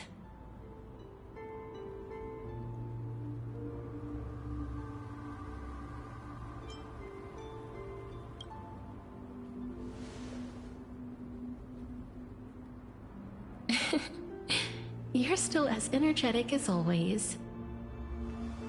Did you know? Every flower here was planted by Thanatos themselves. These flowers were originally both lifeless and immortal, but in the first rain brought by the River of Souls, they were given new life, flourishing as the bearers of countless souls. And it is my duty as the Master of Death to tend to their well-being and foster their growth in this serene haven. Similar to the structured cycle of life and death in the mortal world, these flowers too shall wither and fade, returning to the earth and then ascending to the sky with mist and tides. Eventually, they will descend to the mortal land as gentle rain. Every soul undergoes the perpetual cycle of reincarnation, albeit in varied forms. until the world meets its end. Yet, sadly, there's no time left for Emporius to wait for when the flowers bloom again. No, death is the power at my fingertips. It once led the souls of the deceased here, but I shall open the gate of the Netherworld and return you to the realm of the living. In exchange, please, take the core flame of death with you and complete the flame chase journey. Do not let our work thus far be in vain.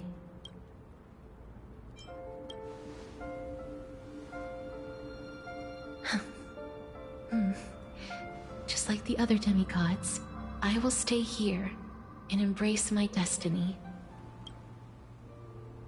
That being said, it is not easy to guide a lost soul back to the mortal realm. The whispers of death are sweet and alluring. If your determination wavers,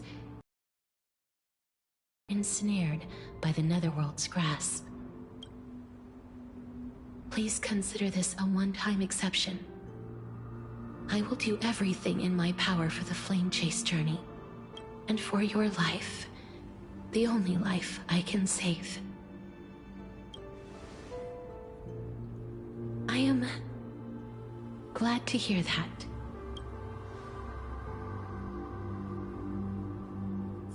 Over here!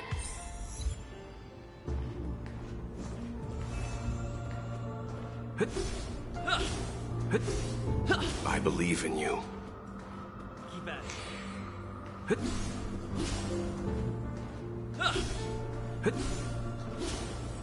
Such a sweet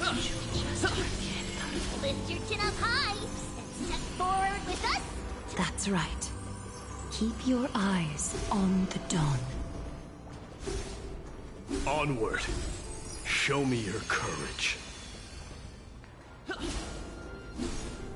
Partner, we shall become heroes together.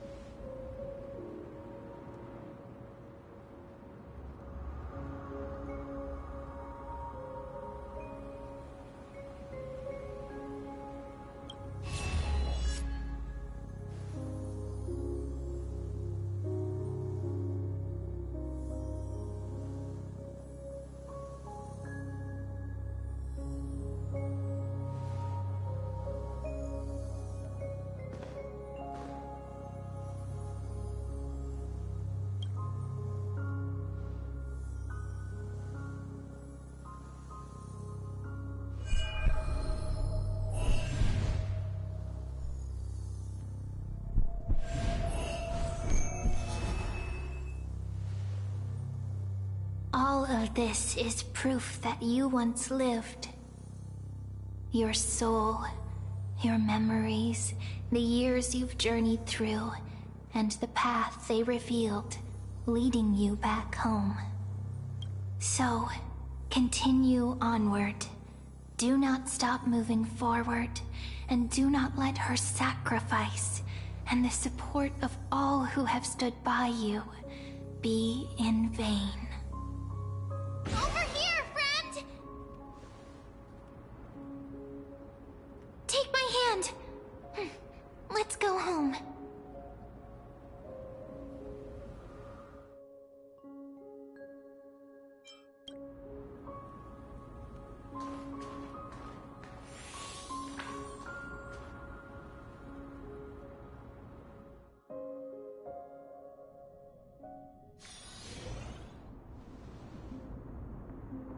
At last, I knew you could do it.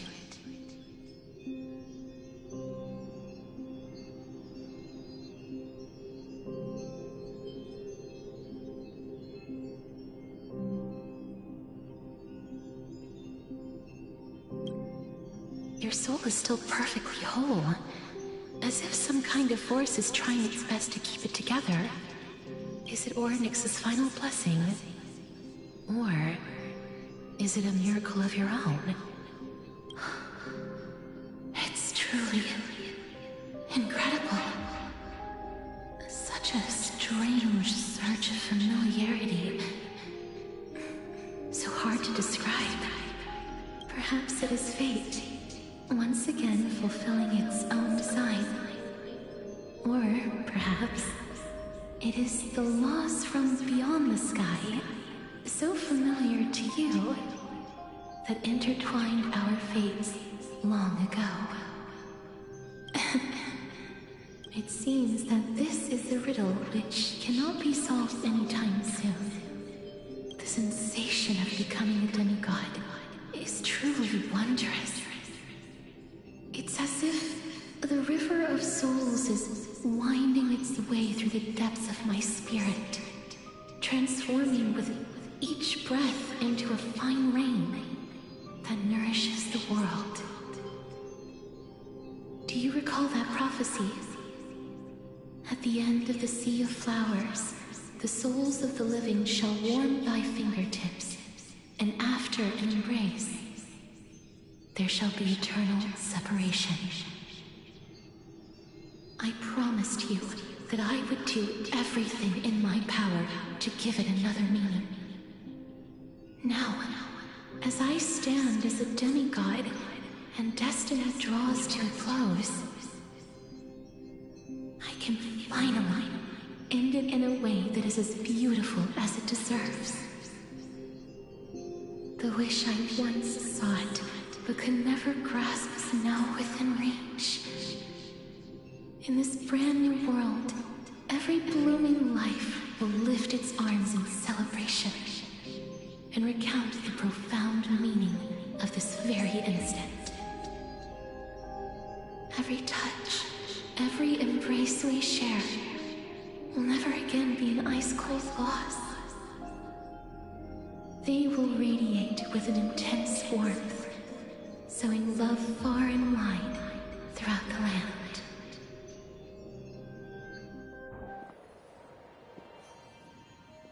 The other shore is very cold.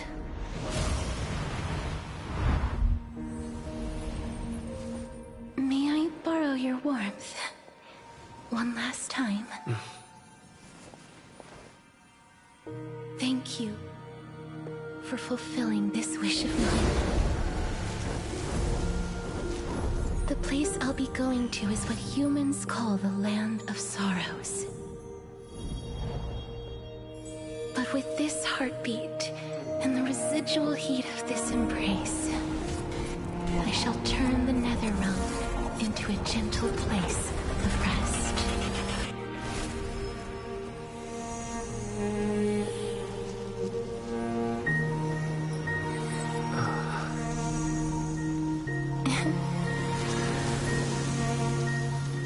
This embrace may be brief, but it's the proof that I once lived. Farewell, then. May we reunite in the new world.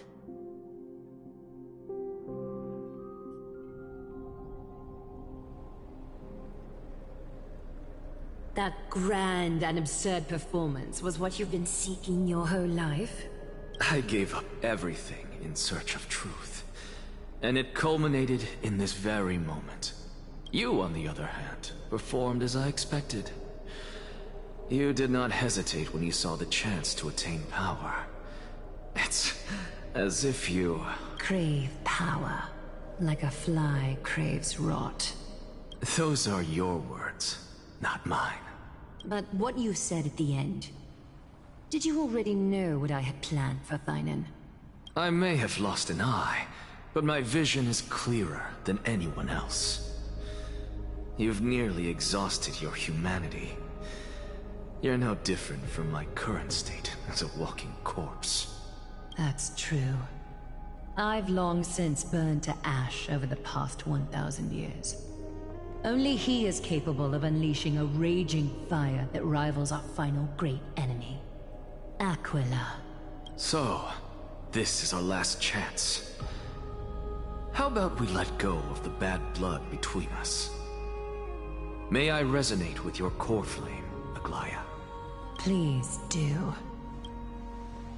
That's impossible. To persist with your soul thinned to such an extent. You're insane.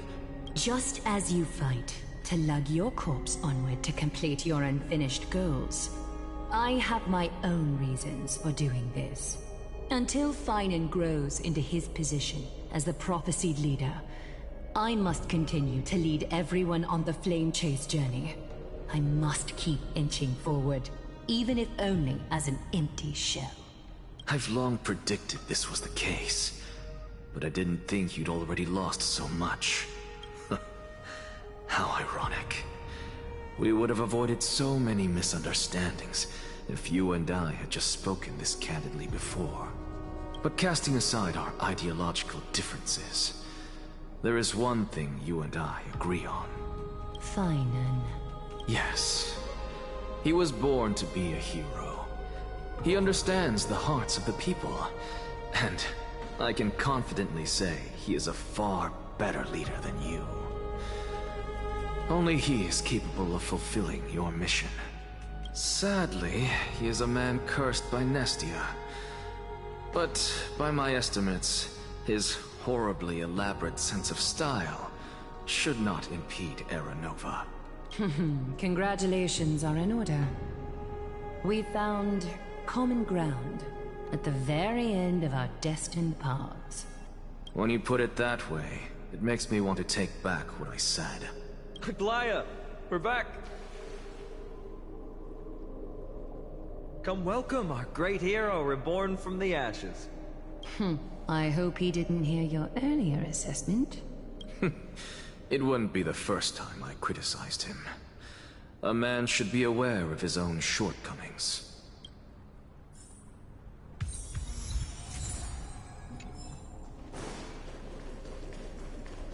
I'm glad.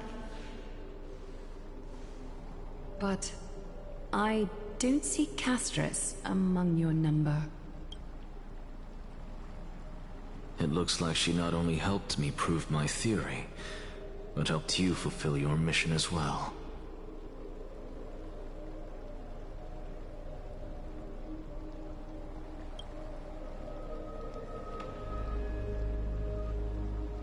She might not have been able to change her fate, but she still wrote the final verse of her epic herself. Dreamin, please recite the prophecy for us. Trailblazer, please surrender that scalding core flame for us as well. You are the only life she ever saved by her own hand in her 1,000 years on this earth. I believe no one is more qualified for this noble task.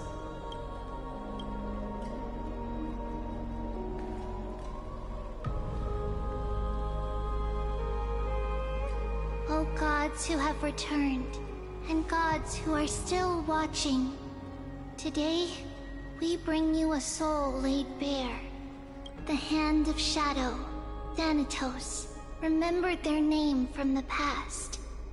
From daylight they came, and to their fragrant dwelling they return, to walk now among your ranks. And there was one who joined hands with the Titan, a traveler risen from the dead and reborn among mortal kind. He is the everlasting night, and shall now proclaim in his good name, O Majesty of the 12 Titans, pillars of the world, we seek your divinity to mend the rifts of the world. Fill our bodies with blood of gold, till we wither in willing service to the prophecy. Step forward, trailblazer from beyond the sky, and together with us, surrender the core flame and carve their star into the sky.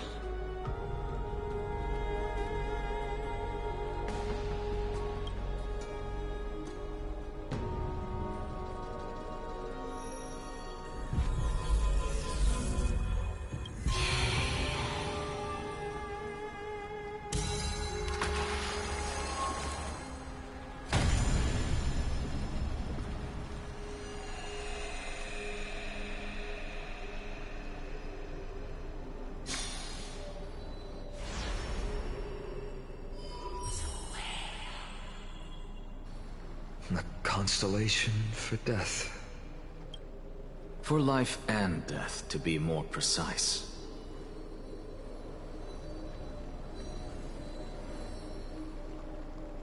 Look! It's...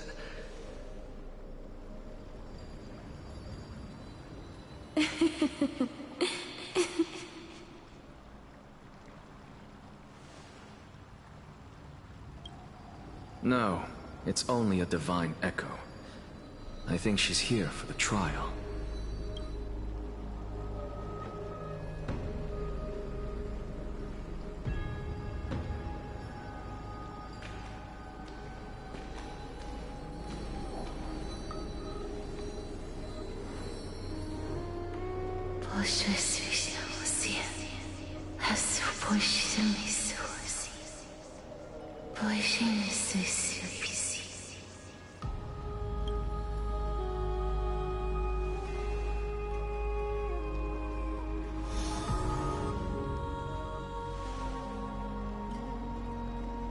What did she say? That's the language of the Titans. Castorus... No. The Titan. They said... I have illuminated the cold shadow of death. Onwards. For your path to the future is bright and its flame eternal.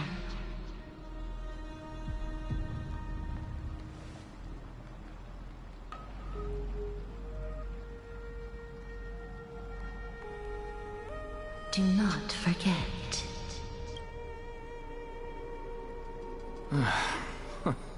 She made quite a scene. I suppose it's my turn now. I won't stop you. Professor, you... What's with that look? You were present. So, let's get this execution over with. We wouldn't want to bring shame to Akuma's divine laws or keep me from creating a new world. You never change, do you, Professor? I don't understand.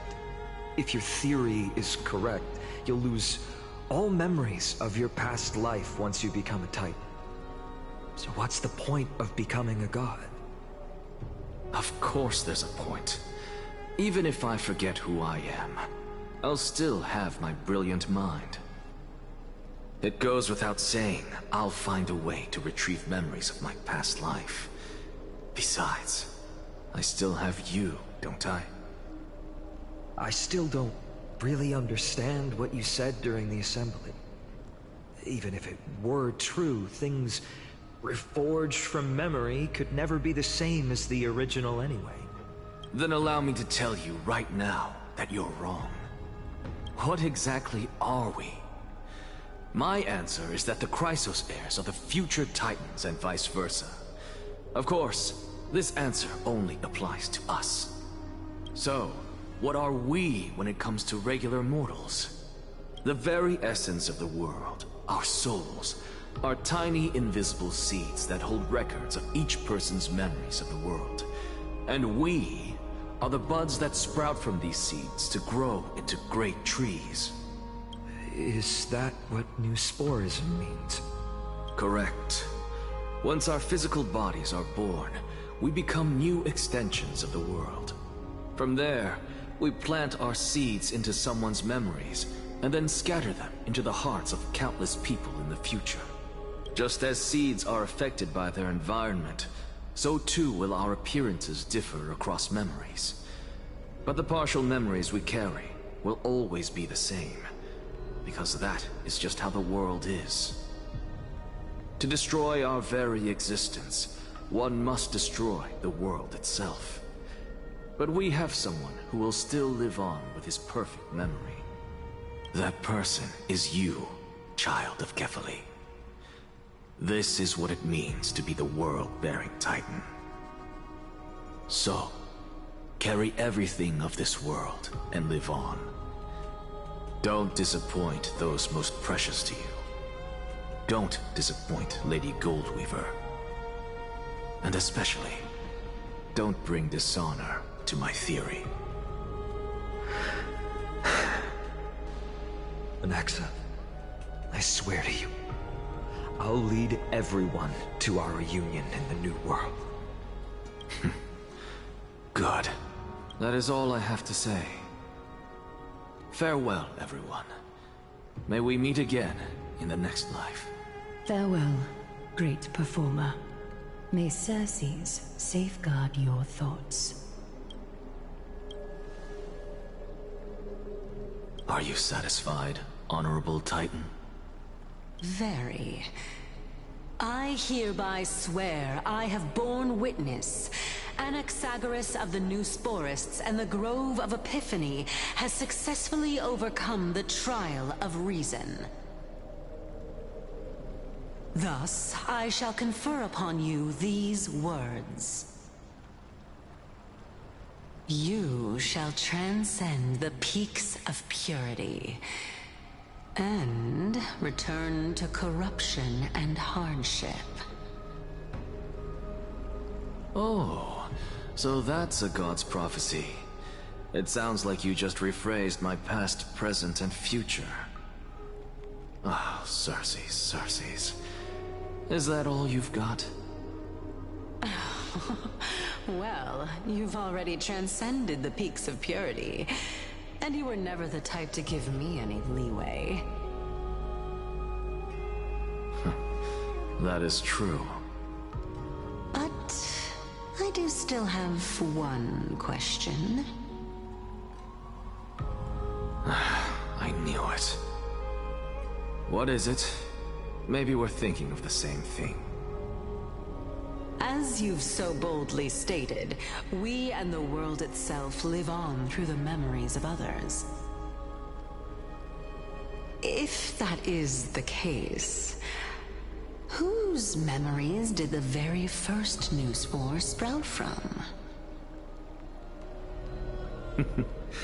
How should I know?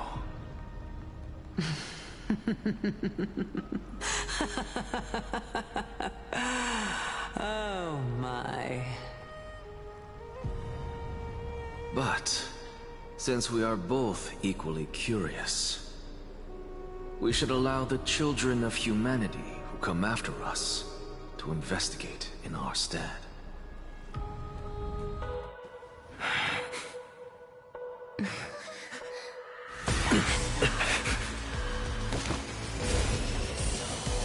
Rejoice, Circes.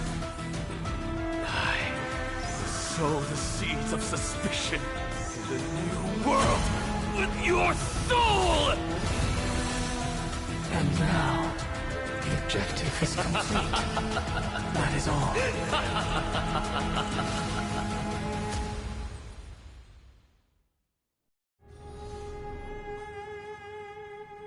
Thankfully, she's still alive.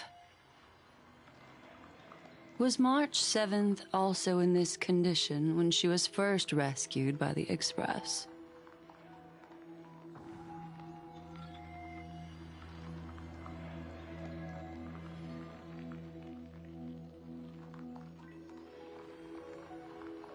But she still woke up naturally.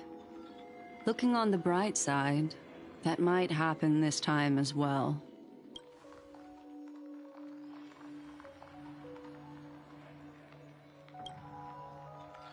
I do not have conclusive evidence, but judging by her current condition, perhaps March 7th's memories have been hijacked. Think about it, Miss Himiko. What will happen when someone loses their ability to remember?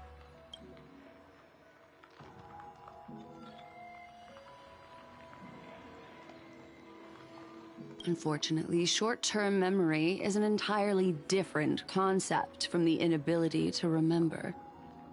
Perhaps it is difficult for you to imagine, but an individual who has lost their ability to remember turns into nothingness. The belief of the Garden is that everything in this universe can be interpreted through memories. This is the driving force behind the continuance of this path. The past is made up of memoria, while the future is a possibility that will eventually be converted to Memoria. But the present, it doesn't... It's only an abstract expression. Therefore, when a person is affected by the path and loses their ability to remember, their physical form will also be affected. These ice crystals are a manifestation of that.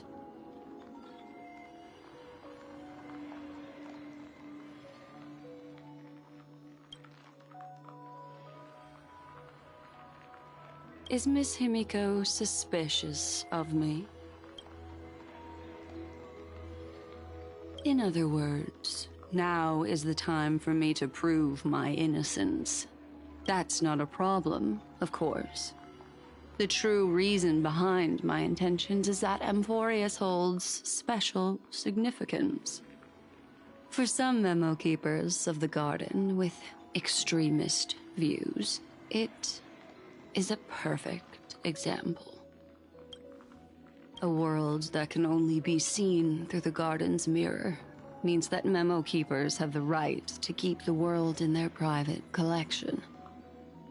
If those Pathstriders of Remembrance were to uncover the secrets of Amphorius first, they might unleash their wild ambitions and remodel more worlds into a similar form.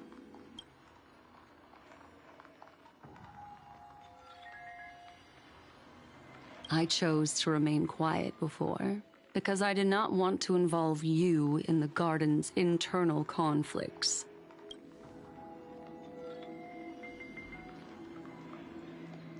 You can be even bolder with your guesses. The people that I'm talking about, they aren't just individuals. They are an organization that has already attached itself to the pinky finger of Fu Li. I cannot be certain, but at the very least, they are capable of doing so. I am deeply sorry about what has happened to March 7th, but the deal that I propose still remains a fair one. Amphorius is still an excellent destination, and investigating further might allow us to uncover the truth behind the accident. Miss Himiko, the wisest choice right now is for us to continue cooperating. Let me take back a part of what I said just now, Miss Himiko. Although we indeed struck a deal, it seems like I have involved you in some unforeseen danger. Please accept my deepest apologies. It's Fu Li. Their gaze has just swept across Amphorius.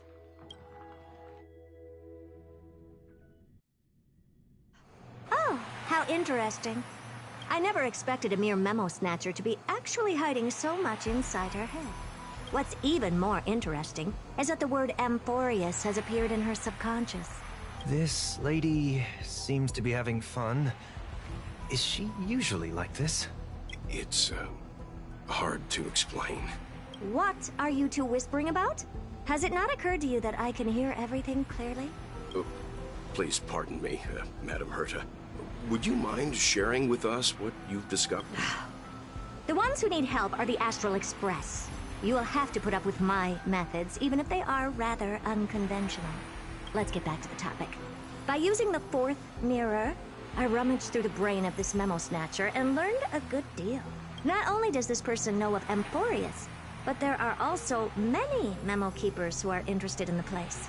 I searched through her consciousness and found the following terms: the Eternal Land, the Rejected Land, and the private collection of the Garden of Recollection. Since I'm not able to find any useful clues from the outside, why don't I personally visit this mysterious Amphorius? You're planning to head to Amphorius yourself?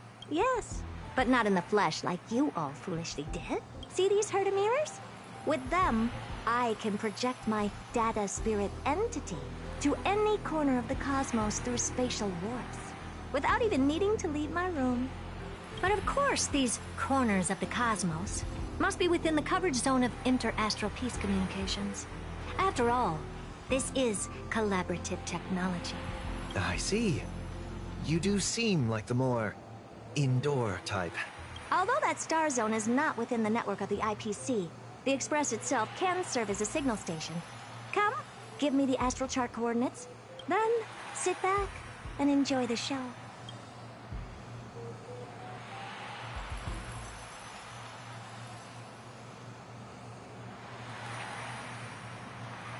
All right, now that everything is ready, mirrors, get to work. First mirror, input the coordinates. You'll be in charge of the spatial warp. As you command, Madam Herda. The preparations are complete. I wish you a pleasant journey ahead. Second mirror, prepare for the thought refraction. There's still some distance from the Astral Express to the Amphoria's celestial body. You're in charge of sending me over. This time, raise the power to the maximum. Don't be stingy. Oh, okay. Third mirror, you're in charge of generating the data spirit entity. I'm happy to help, Madam Herda. What kind of appearance are you planning to use this time? Good question. Forget it. Just use my own appearance. There's no one there that'll recognize me anyway.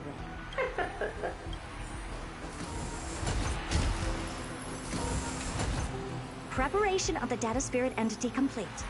Thought refraction at max power. Excellent. The first mirror. Let's get going. Have a safe trip, Madam Herta. May your journey yield good results. Coordinates input complete. Preparing to activate spatial warp. Destination, unknown celestial body. Amphorius. Spatial warp countdown. 5, 4, 3, 2, 1. Warp activated. Oh! So that's Amphorius? Its appearance is, well, sure is unique. Second mirror. Prepare for thought refraction. It's time to send me in. All right. Please read the safety protocols carefully. Can't you hurry up? Yes, ma'am. I didn't expect it to be so turbulent. I should have asked the second mirror to use slightly less power. Oh, what a magnificent sight. Is this the entrance to Amphorius? Let's see. Perhaps I'll be able to find a way in. What's this? A step? What's this? Oh, it moves? Oh. How esteemed must you be for the great Herda to come out? It's either a projection or a fake. There doesn't seem... My deepest apologies, Who's there? Your visit, although not part of my calculations, is a pleasant surprise. It's a pity that the preparations are not yet in place to receive... Are you not going to answer my question? Who are you? I have many identities, and I'm going to have even more in the future. Lycurgus. Lygus. All right, Lygus. But you can't possibly think that I'm just asking for a name, can you? Regrettably, I do not have the authority to share more information. However, standards are always flexible. While not violating the ultimate agreement, I'm able to disclose this piece of information. As you thought, this is the entrance to Amphorius. Now, please, kindly turn back. Amphorius is not a world that you should be involved with, regardless of what kind of magnificent achievements you have accomplished. You seem to understand me very well. Then you should know that I have no reason to listen to you. Your reaction is completely within my calculations. Despite my long years as a Watcher, it seems like my assessment of human nature still remains accurate. But my answer remains unchanged. Madam, it is with the utmost goodwill that I suggest you return to where you came from. Let's assume for a second that I'm not so well-mannered, and that I insist on uncovering the secrets hidden behind you, Mr. Lygus. How do you plan to dispel this notion of mine? Within the scope of the ultimate agreement, there are 178,244 logic chains at my disposal to convince you. After filtering through them, I have determined that I only require 3 to attain the results that I desire. Oh? I'm all ears. First, for reasons that cannot be disclosed, Amphorius is a completely isolated celestial body. Apart from me, no one else will be able to help you enter. That's not a good argument. Second, if your plan is, as you've alluded to previously, to force me into cooperating by showing hostility, do know that, just like you, I have basked in the gaze of the erudition. I stake my honor and assure you that, in the worst-case scenario, our mutual destruction will be inevitable. Oh? No wonder I couldn't find a back door. When I did a scan of our surroundings, the safety protocols on you are comparable to Screwy's. How interesting. I assume that you still wish to hear the third logic chain? Of course. Why wouldn't I? Third, even if you exhaust all your means and find a way to break through, you will surely give up once you understand the consequences of your actions. After all, throughout your long life, as much as you'd hate to admit, your conscience has played a crucial role. What a brazen robot. You think that you can actually understand me through your paltry calculations? But since you put it that way, why don't you tell me what these consequences will be? It concerns the third path that is entangled with Amphorius. A path that you and your friends still very much lack understanding of. The destruction. So, if you ignore my warnings and persist in your ways, you will break the shackles of a Lord Ravager. And when that happens, their fury will engulf the cosmos.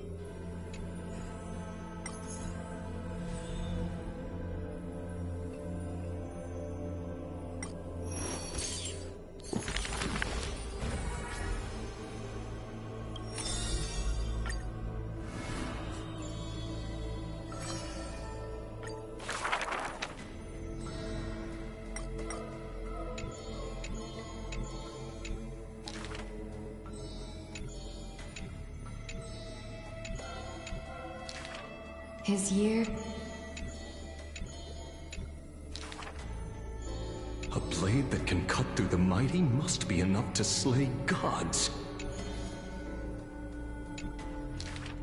Apart from Kremnos' traditions, what do you have left? That is why I walk on this path.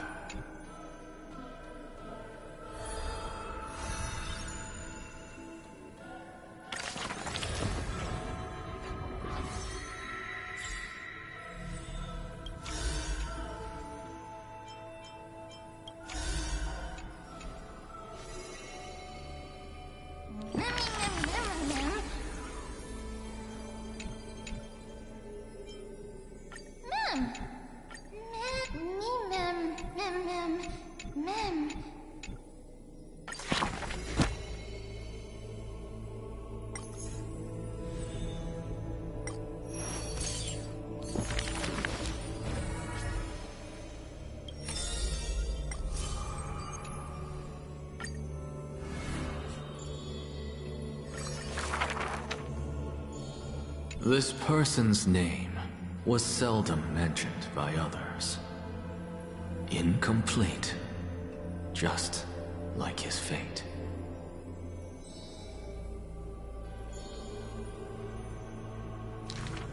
Keep your distance from that blasphemous one, lest misfortune follows you like a shadow.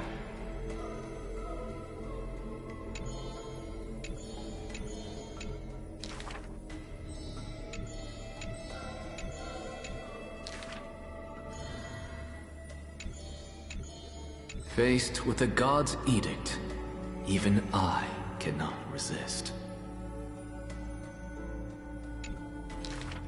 Miracle, magic.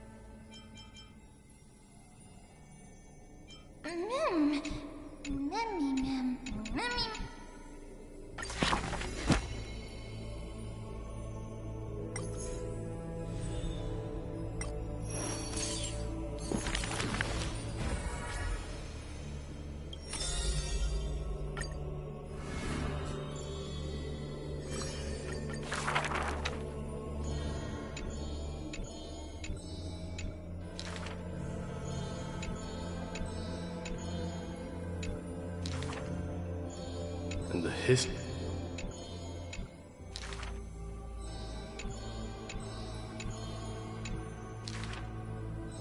Even...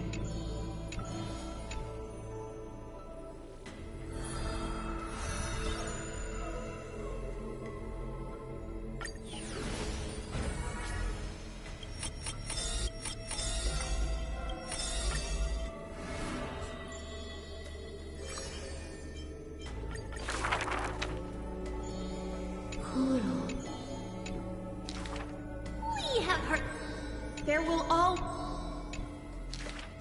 We remember... So we left... We will run to...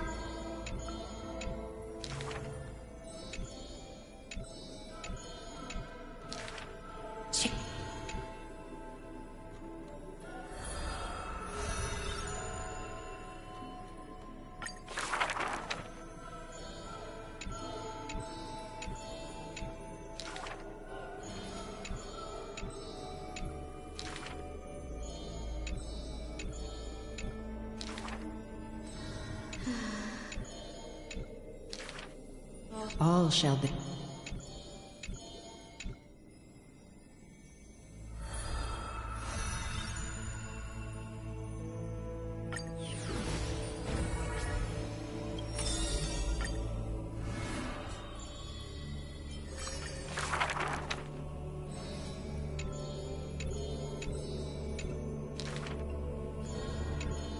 Lady Agla... The creation... If you will...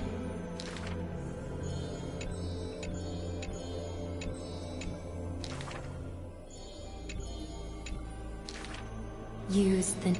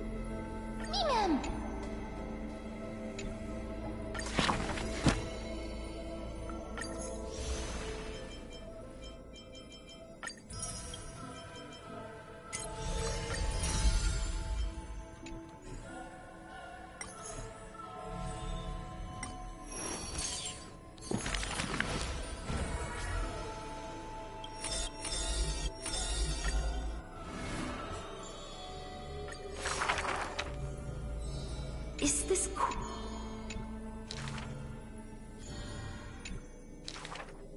Welcome to the...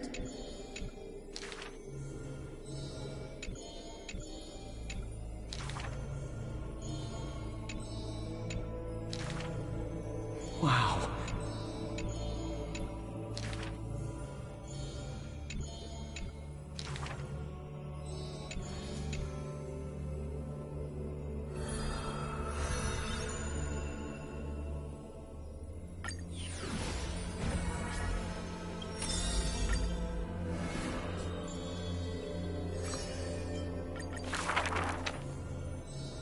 I saw this.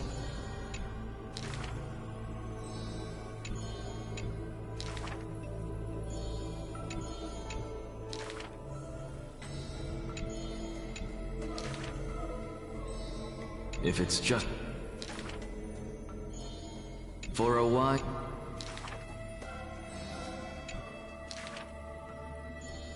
He is panicked.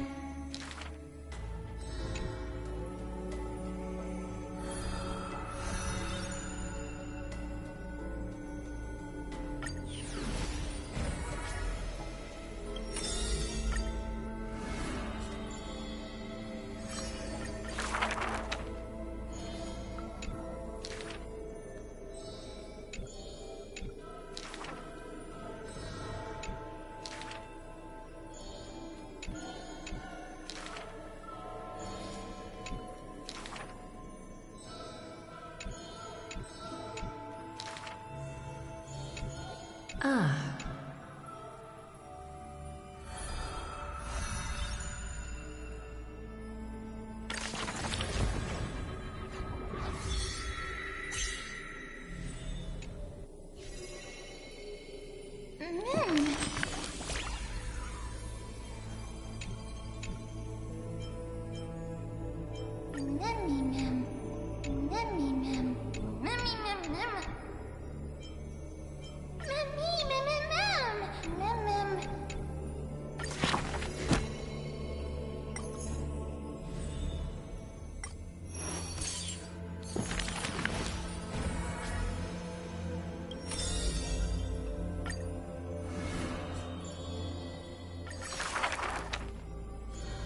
The first Stori.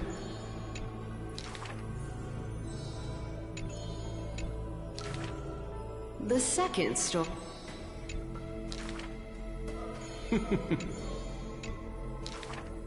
The third Stori. I think The fourth.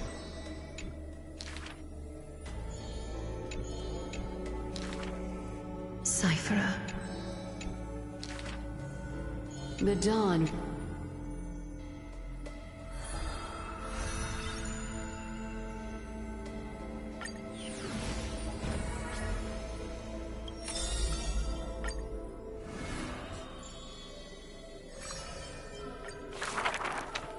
Do not make him your enemy. he may... All is science, and...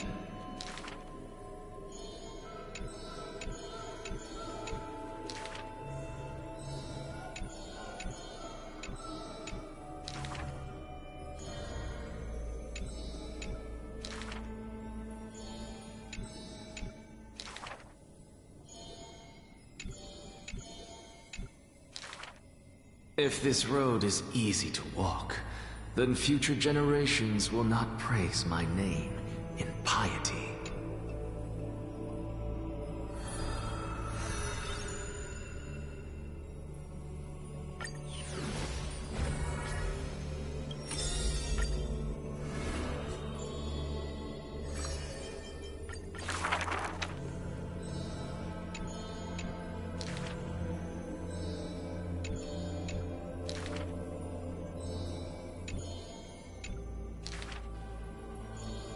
Though I can know.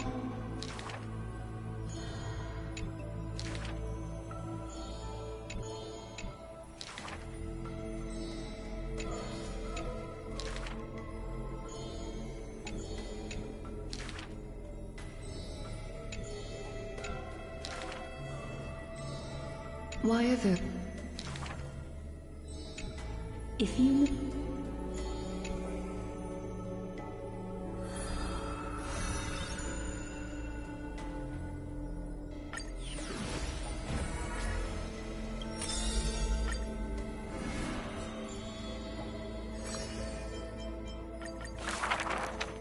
To die for cowards.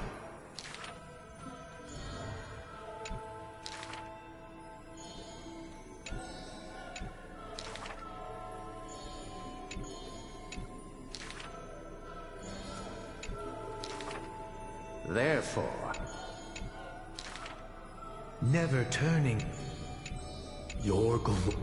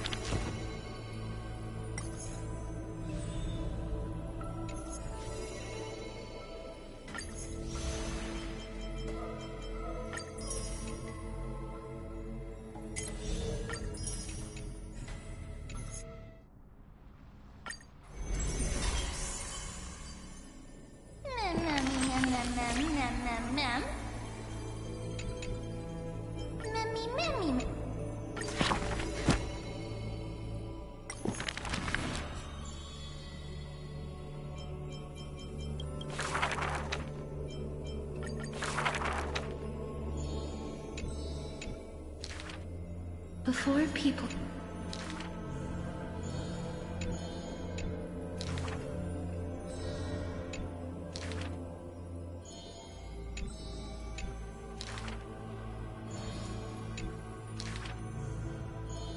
This is true.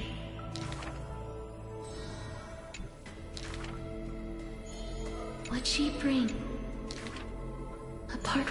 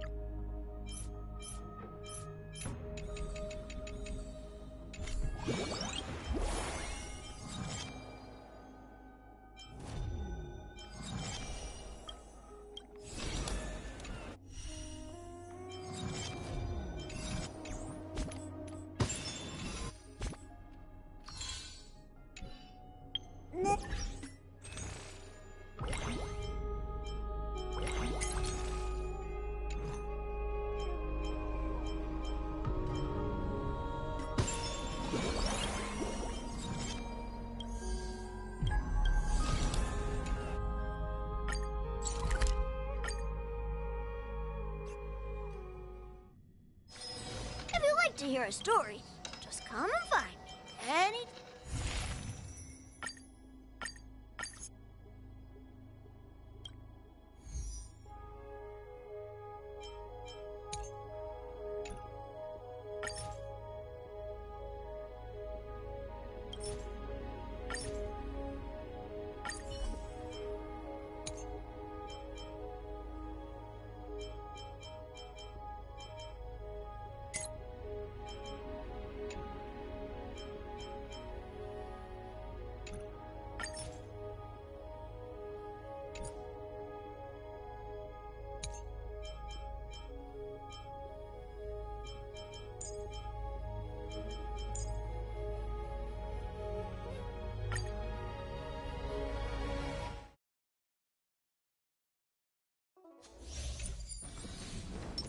sound linger. Please stay tuned. Firefly Type 4. Activate!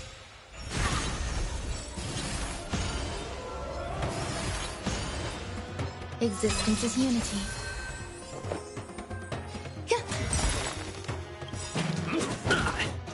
Every petal, all will be swept away by the wind. Initiate cleanup. Detonate. Step up, let's...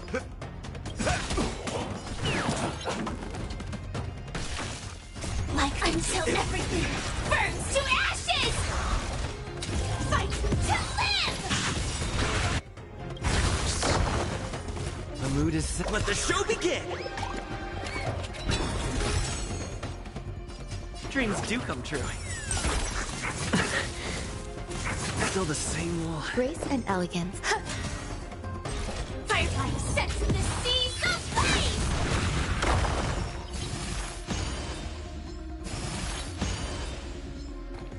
In the mood for another... Nice, my friends. Indulge yourselves! That's all you got? It ain't over. The mood is set. Let the show begin! Take your positions. Let's improvise. I will claim victory for myself. Fight to live!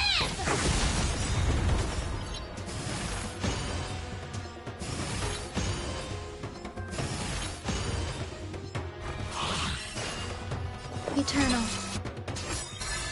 Every petal, all will be swept away by the wind. Step up, let's see ya. Set the seas aflame! The mood is set. Let the show begin! Stay in step. Dreams do come true.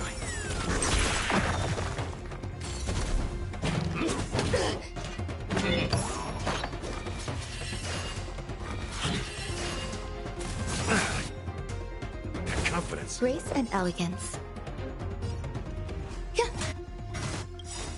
Nice, I get my friends. Indulge yourselves!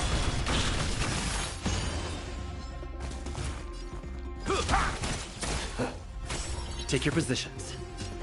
Let's improvise. Initiate cleanup. Attack!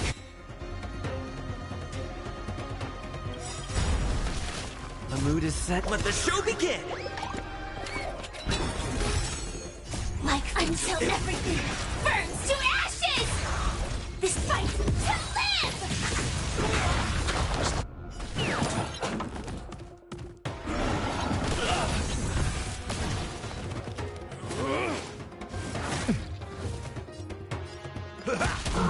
Some value. Every petal, all will be swept away by the wind. Set the seas aflame!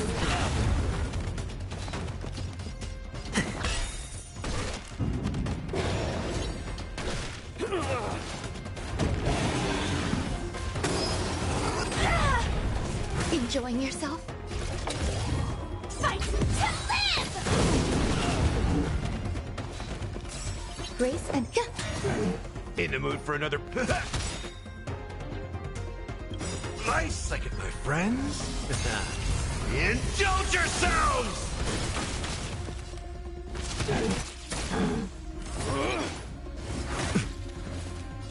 The mood is set. Let the show begin! Dreams do come true. Set the seas aflame!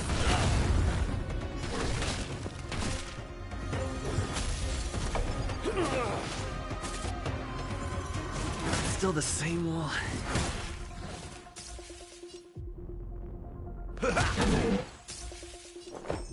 Existence is unity. Stand in position. Attack! Until everything burns to ashes! Fight to live!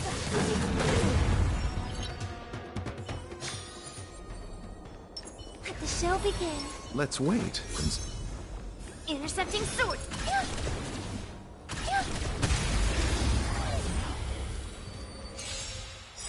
Repay! Lead through clouds!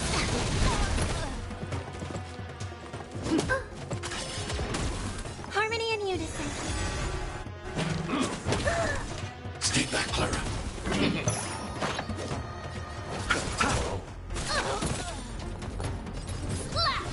I need to be brief. Annihilate.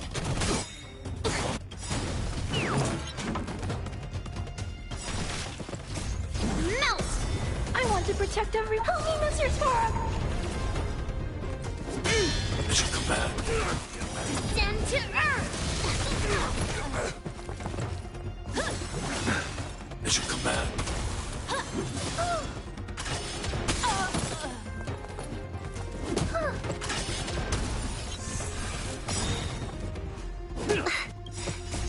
Melt! Lead through clouds!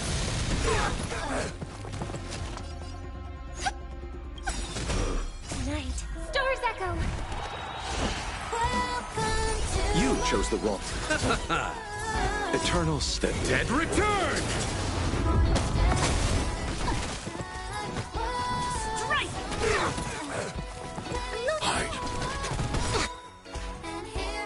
I want to protect everyone. Help me, Mr. Sora! Melt! Mission command.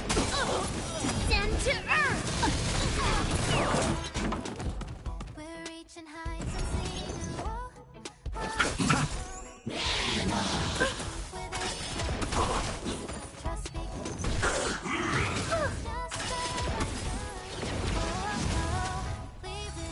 Are you all right? I'm okay. Within the self, slap! I need to be. Annihilate.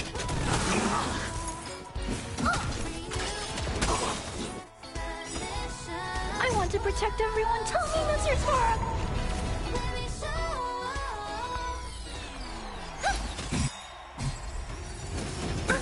Nothing major.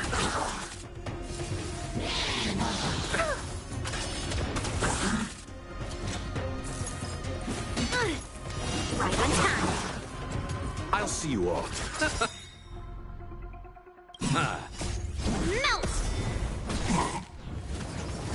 I underestimated you. Receive divinity. Thanks. Repay. I'll never forget you. Lead through clouds! Melt! Severing mountain! Tonight, Stars echo! Welcome to my... Strike!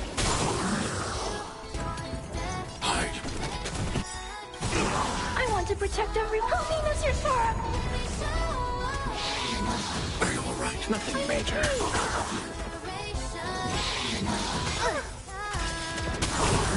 Yes, you!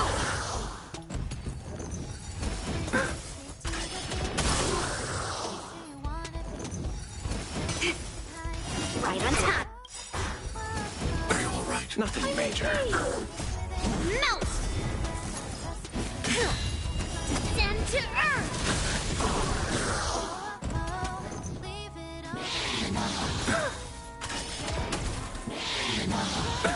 Nothing major.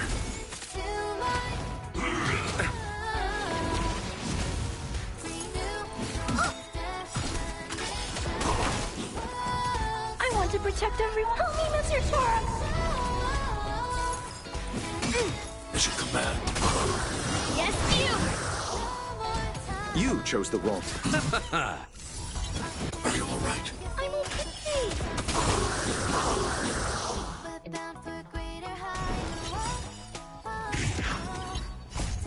Melt!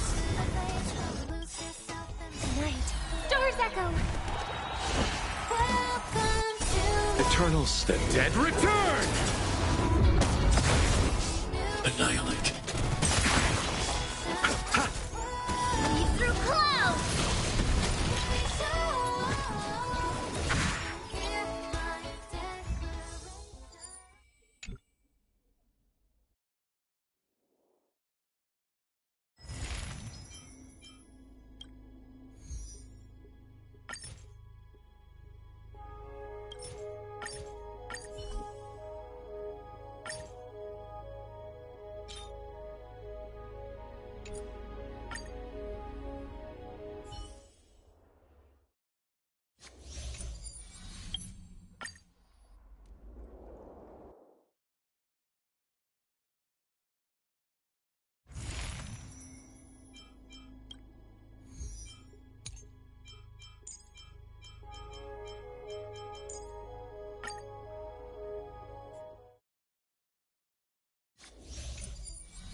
let's wait and... Peach blossoms and let the show begin. Let's see.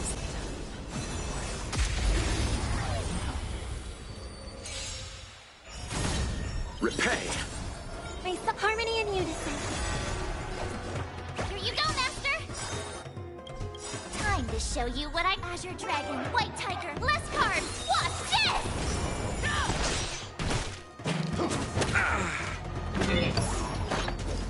Never hesitate! Too slow! Yeah! I won't do. Oh, I get it! Now watch this!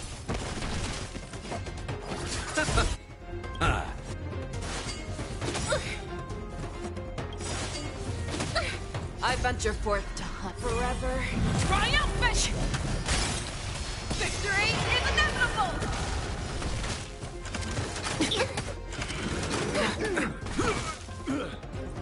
Show me what you can do. The fearless knows not fear.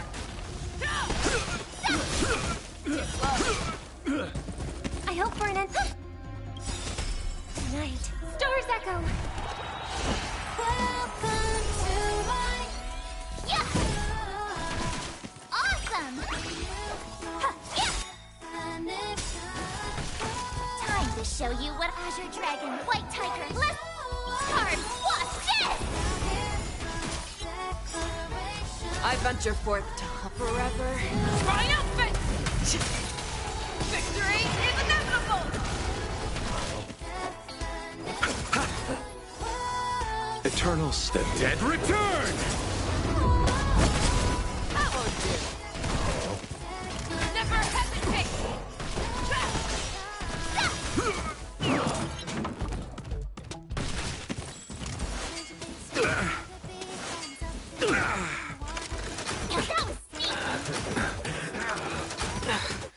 The fearless knows no fear.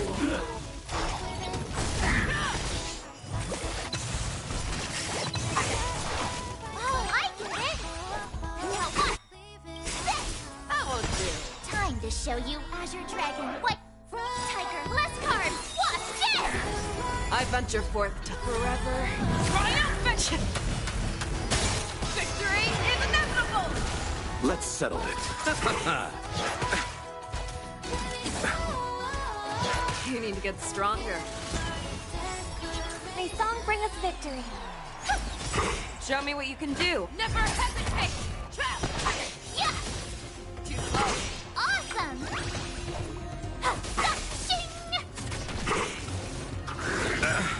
Receive divinity. Repay.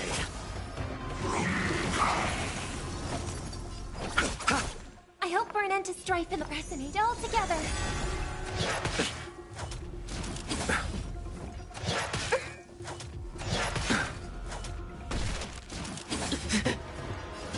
The fearless knows not fear. That won't do. Tonight, Stars Echo. Welcome to my... I venture forth to forever. Triumphant! Victory is inevitable!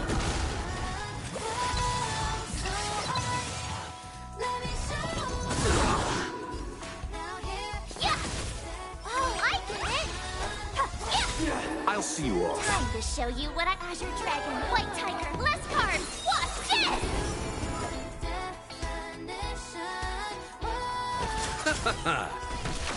Fangs and claws got dull. Never hesitate! Too slow. That won't do. Eternal step. Dead return!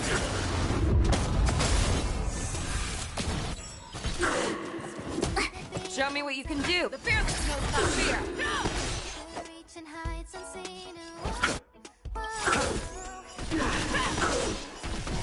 I venture forth to hunt forever. Triumphant! Victory is inevitable! Awesome! You'll make good... The redemption.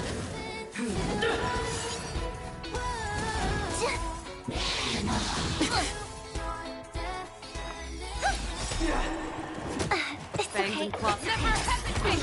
That won't do. Yeah! For your sins. Time to show you Azure Dragon, White Tiger, less cards. Watch this! Never forget! Night. Stars echo. Welcome You need to get stronger. Receive divinity. to... You're the best. Repay. Show me what you can do. I'll give you 5 to the fear that knows not fear. Yeah. Too slow. Oh, I get it. Now watch this. I venture forth to forever triumphant! Victory is inevitable! Let's settle this.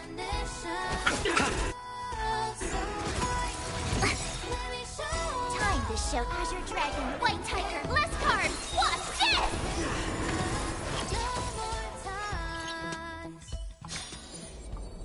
Upgrade configured. Take a look. Watch yourself.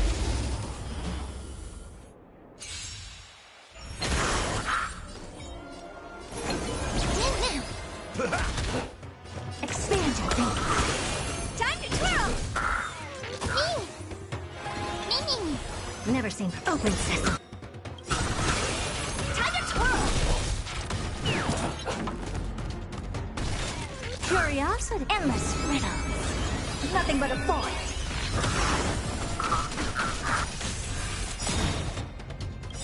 Do you know This big diamond. It's all yours. Expand your thinking. Watch it crumble. Honored to meet me. Time to twirl.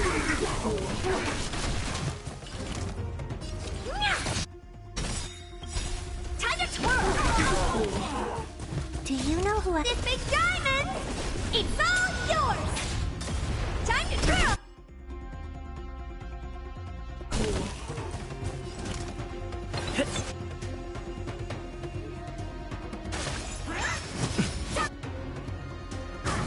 It's nothing.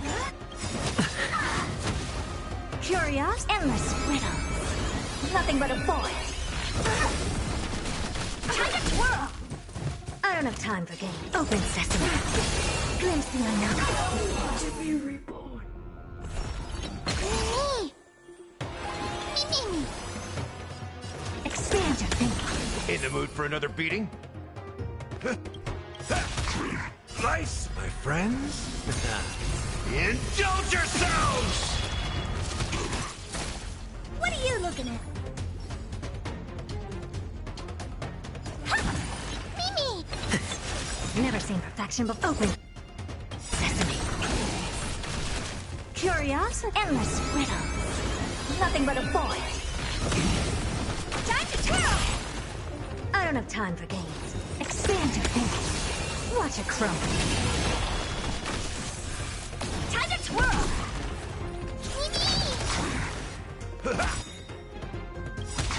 Curious, endless riddles. Nothing but a void.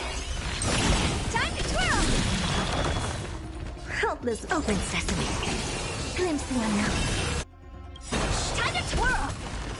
Do you know who... This big diamond! It's all yours!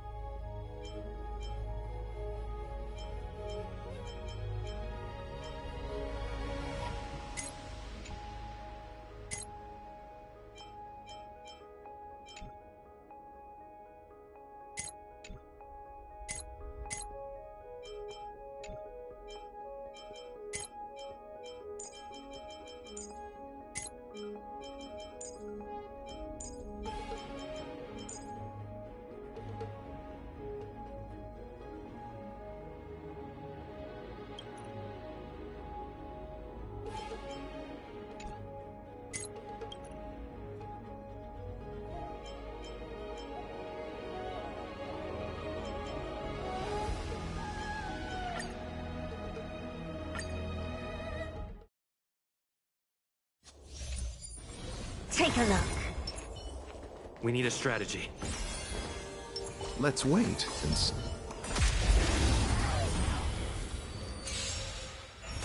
Repay! Expand your thinking. Let's settle this. Mimi! Mimi! I don't have time. Open sesame. You won't get away.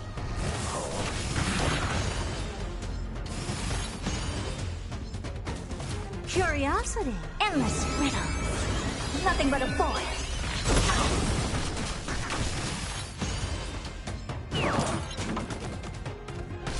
You won't get away.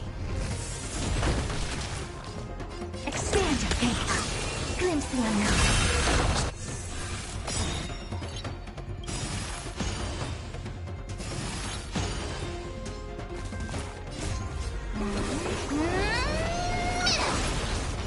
You won't get away.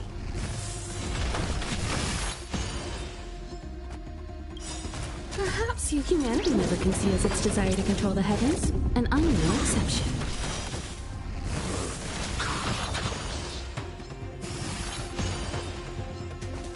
Time for an overhaul.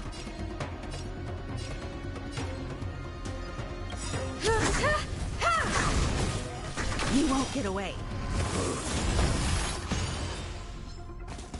Eternal The dead return!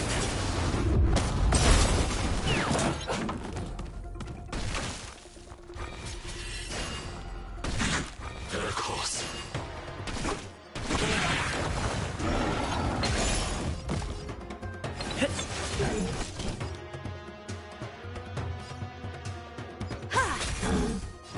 Open sesame.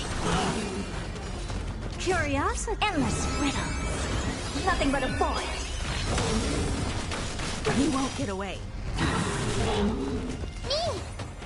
Mimi! Expand your thinking. Watch it crumble.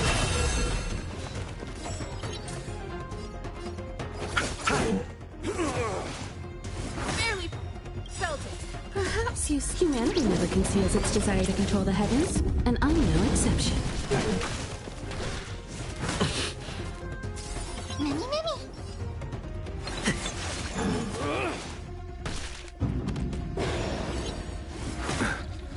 I have something for you. You won't get away. Helpless as ever. Open sesame. You won't get away.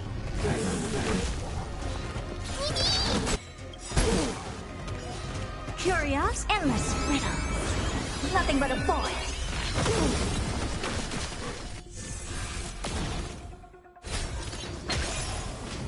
Expand your thinking. Glimpse the unknown. You chose the wrong.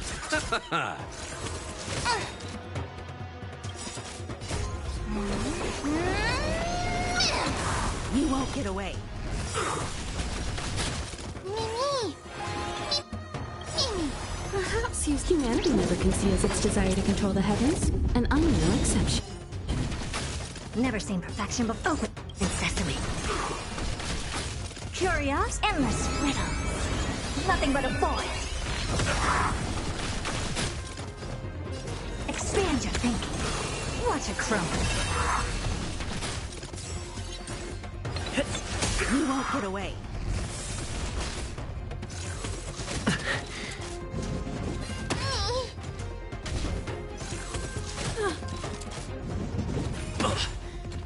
I have something for you. You won't get away.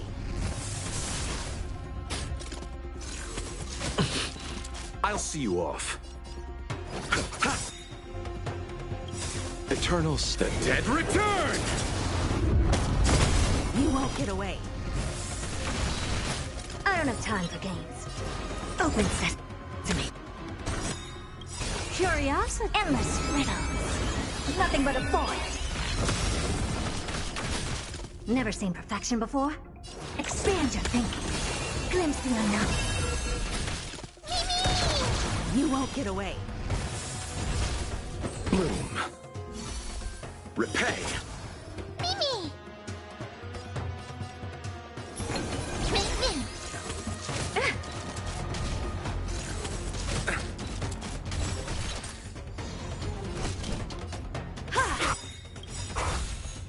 Humanity never conceals its desire to control the heavens, and I'm no exception.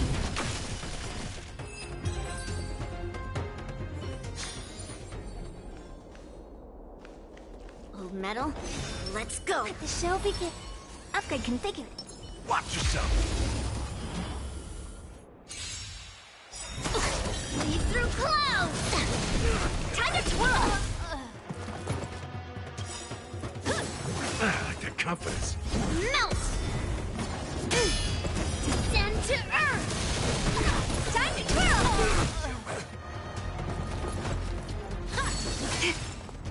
Right on time. Time to twirl! Harmony and unison. Do you know This big diamond! It's all yours! Time to twirl!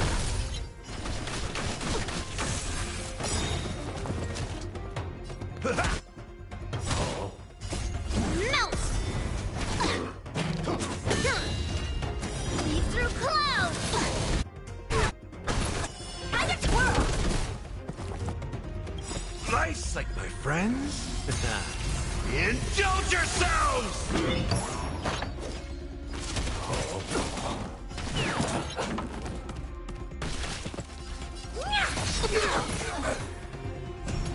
Within the self, not the sword. Strike!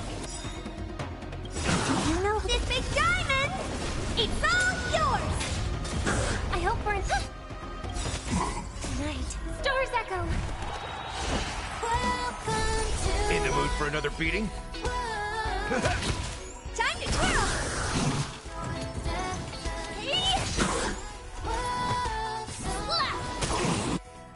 Time to twirl!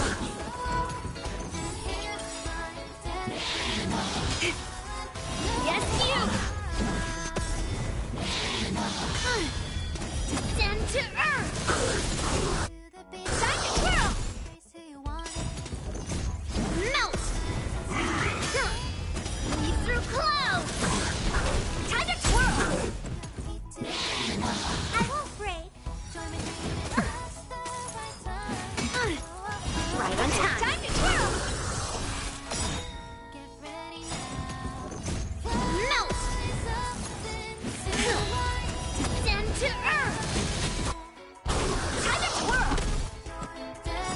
Do you know who This big diamond! It's all yours! Time to twirl! That's all you got? Time to twirl! Nice, like my friends. Indulge yourselves!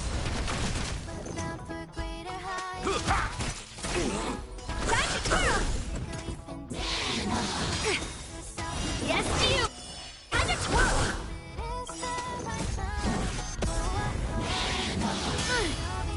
Lead through clouds!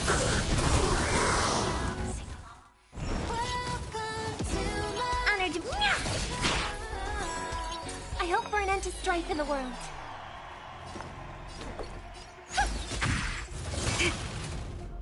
Right on time. I like that confidence. Tonight. Stars echo. In the mood for another beating? What are you looking at? Do you know who I... This big diamond! It's all yours! Time to twirl! What are you made of? Splash! Melt!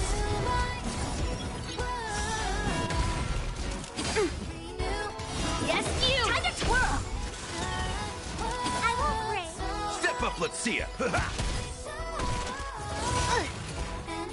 Right on time. Time to twirl! Within the... Strike! Wrapping it all together.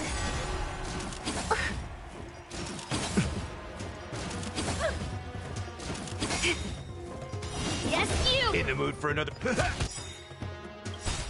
Nice, like my friends. Indulge yourselves!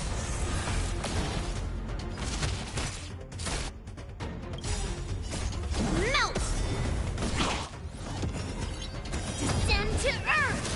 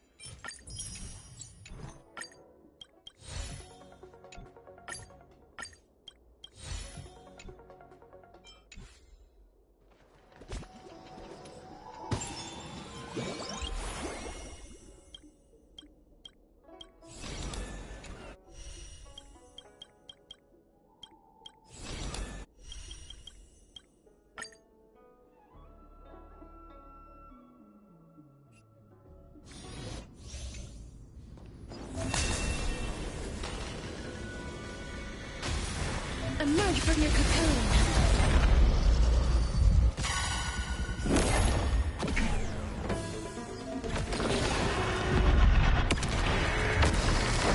Bloom.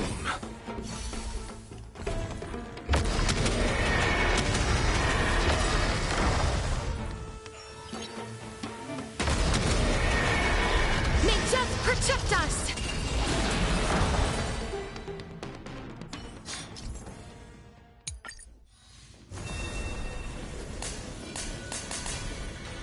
Be careful. There's something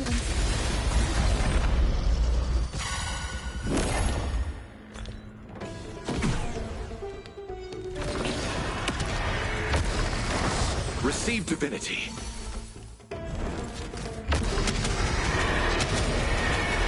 May death protect us! Is it coming? Hiding the west wind? Away we go! I'll see you off.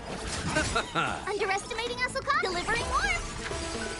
Please cherish this time. As you wish. Mimi, Mimi! Me! Mimi! Eternals, the dead return!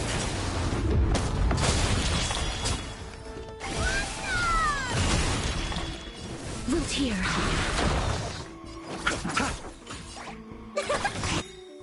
It's coming! Hiding the west wind! Away we go! As you wish. Embrace a new life.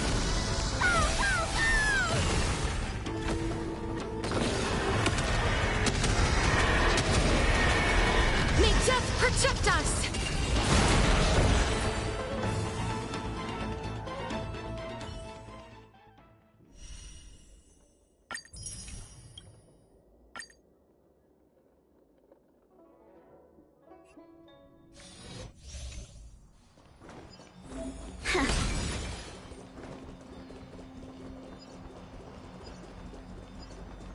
Not enough time to return.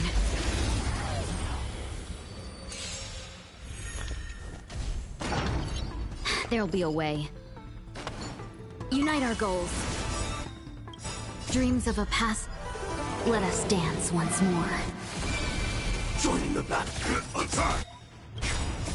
Until everything burns to ashes! Sets the seas ablaze!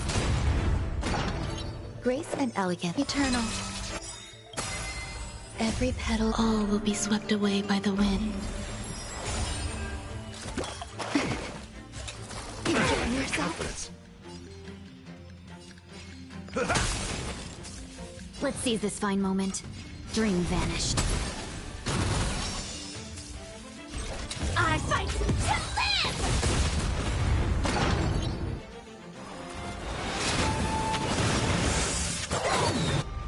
Nice, like my friends. Indulge yourselves!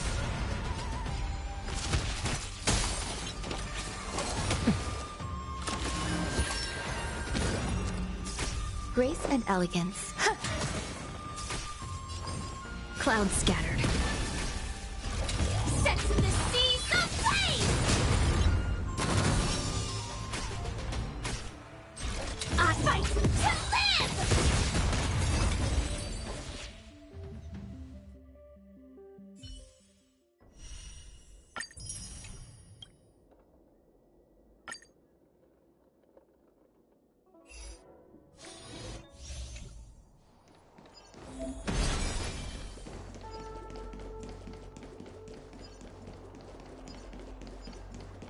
Slow simmer over low heat, quick stir fry over high heat.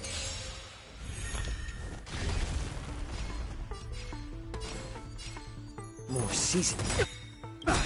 I'm honored by your... Since you're already here, why not have a meal before you leave? We have the upper hand. I weep for the departed. It too shall fall. Hedge your bets.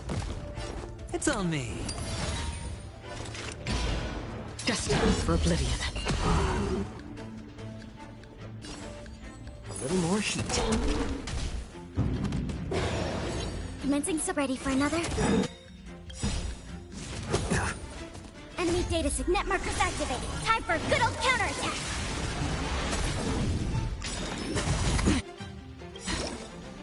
I weep for the departed. It too shall fall.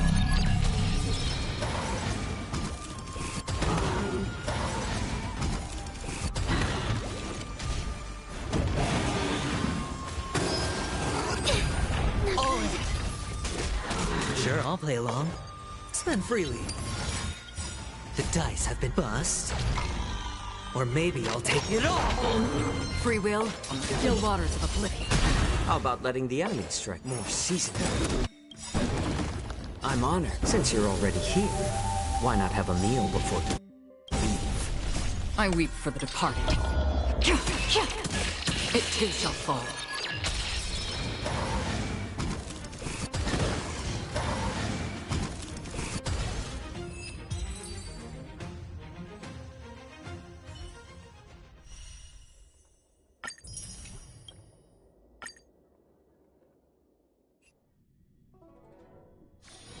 Stream forth the gleam of old clothes.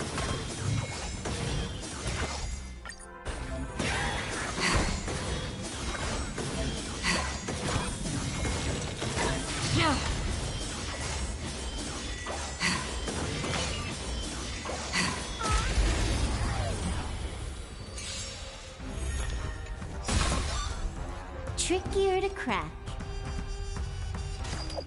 Time for a buzz.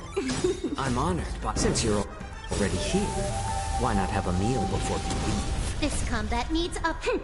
This is double speed. I weep for the departed. It too shall fall.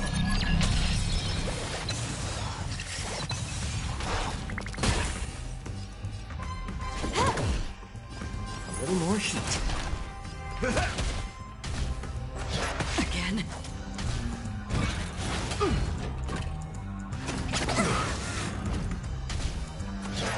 My back. Another journey be destined for oblivion. I weep for the departed. It too shall fall. Time for a buzz. In the mood for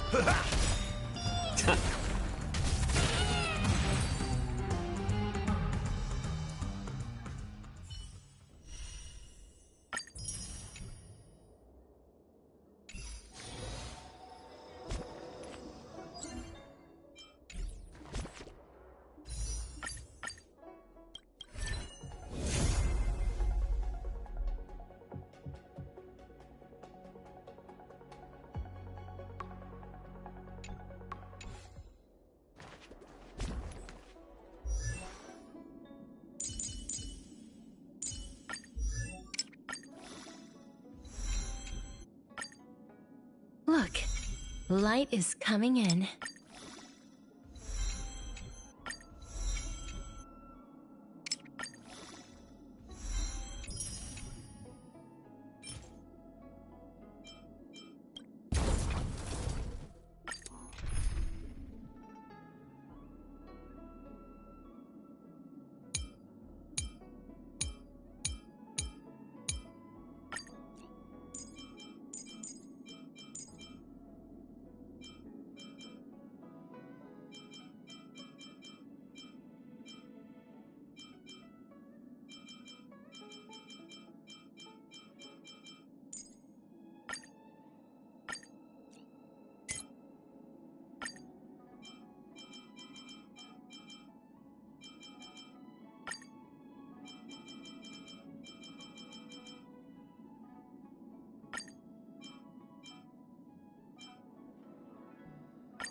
Do not worry. My curse is...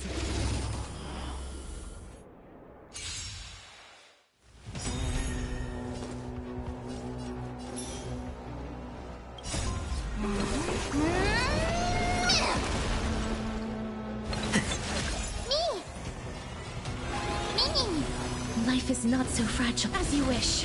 May song bring us victory. Harmony and unison.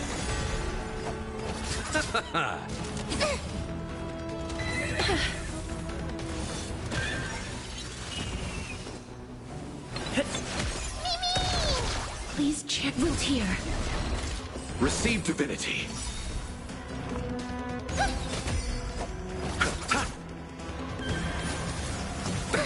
Nothing major. I hope for an end to strife. Bloom. Thank you. My throat is feeling much better. As you wish.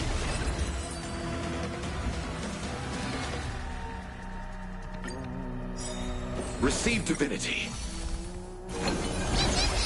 The dead return! Resonate all together. Stars echo. Welcome to Root here. As you wish. Embrace a new life.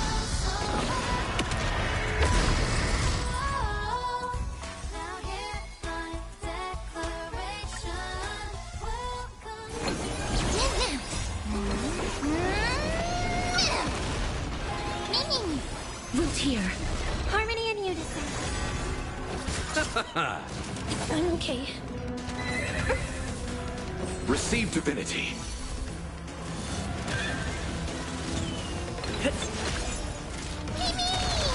As you wish. Bloom. Repay. The dead return! Embrace a new life.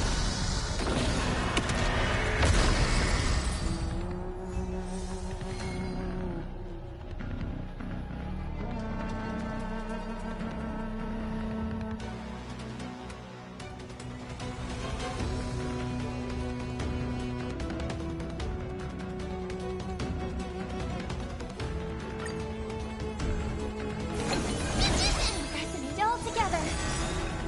Stars echo. Welcome to Root here. As you wish. Receive divinity.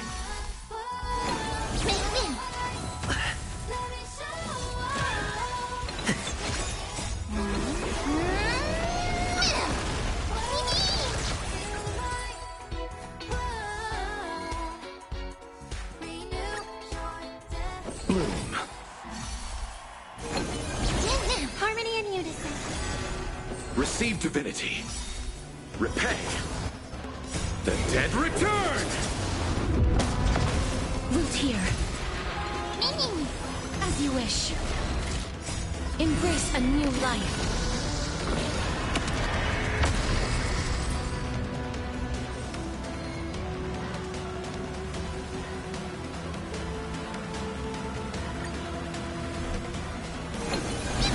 Resonate all together.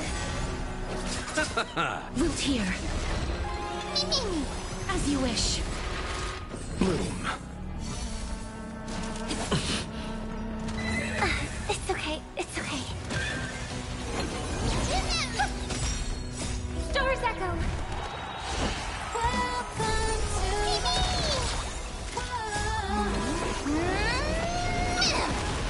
Receive divinity. Repay. Root here.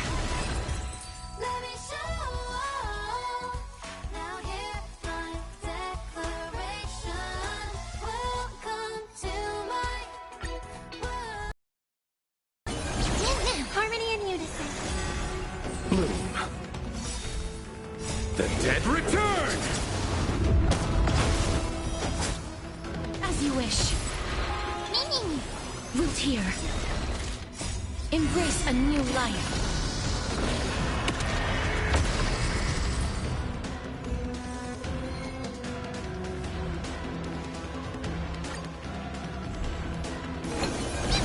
Resonate all together.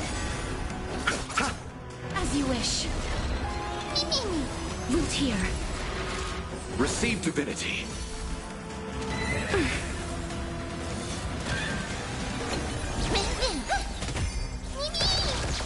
Bloom. Repay. Embrace a new life. The dead return!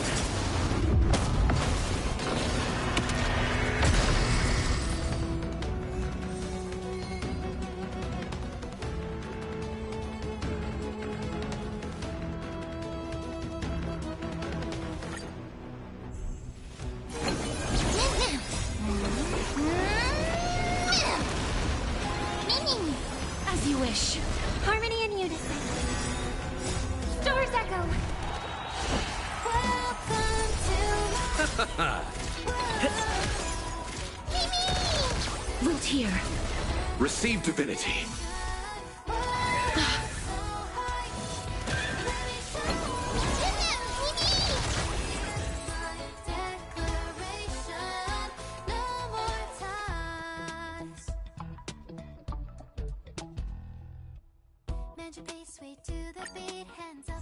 Bloom. Resonate all together. Receive divinity. Repay. The dead return! As you wish. Root here. Embrace a new life.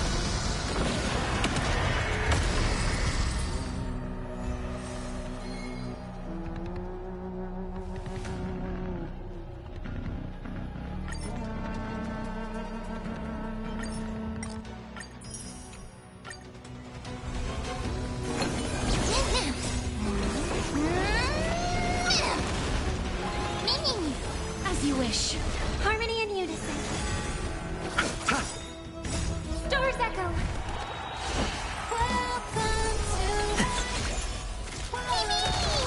Root here.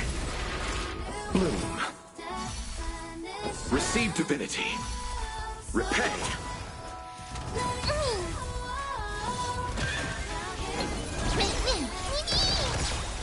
Embrace a new life.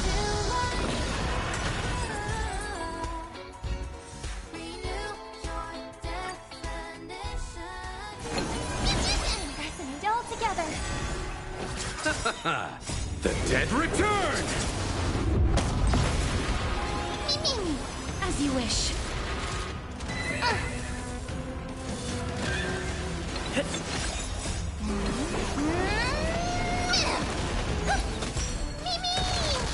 Bloom. Repay. Root here. Receive divinity. Embrace a new life.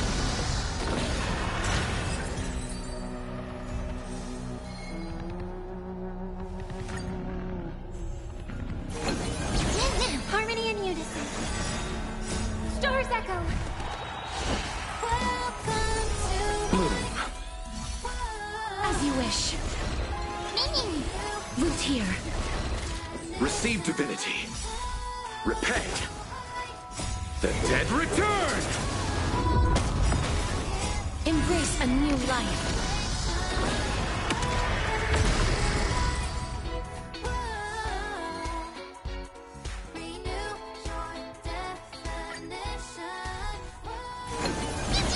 Resonate all together. As you wish. Root here. Bloom.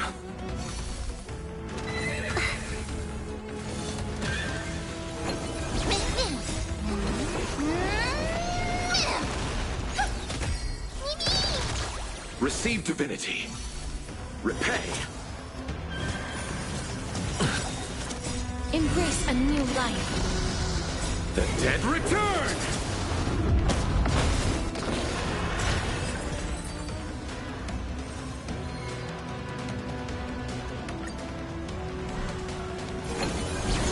Harmony and unison. Stor's echo. As you wish. Root here. Bloom.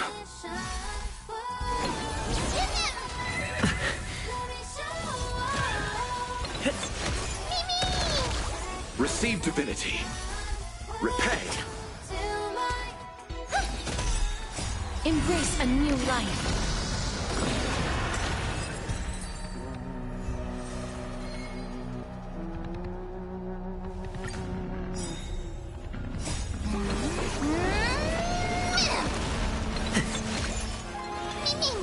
As you wish. Resonate all together. Bloom. The dead return!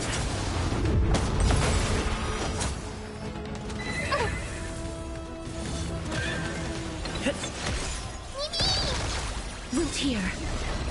Embrace a new life.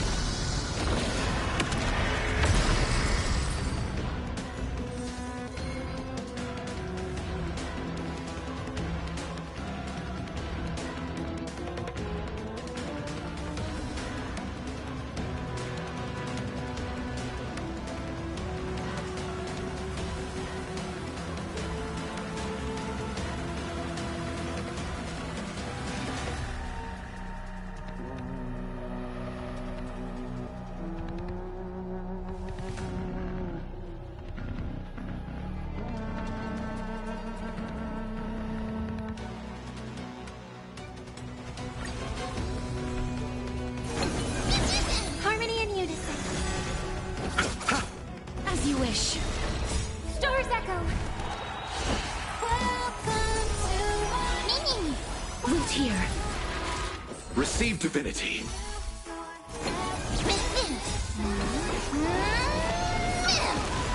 Bloom. Repay. Embrace a new life.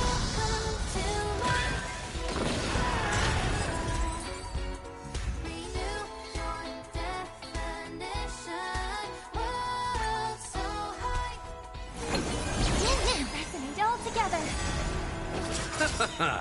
The dead return! As you wish. Receive divinity. Repay.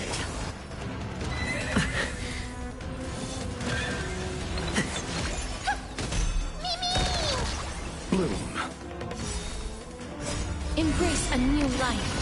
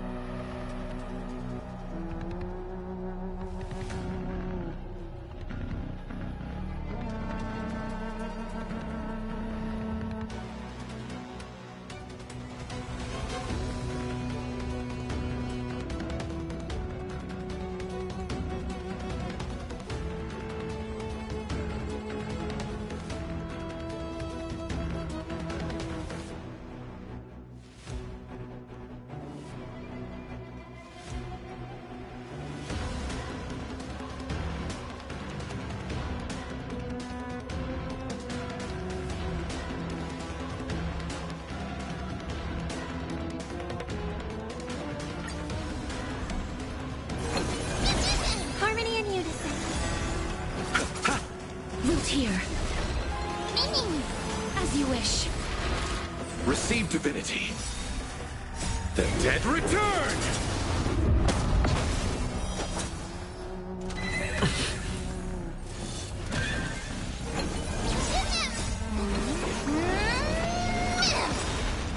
Embrace a new life.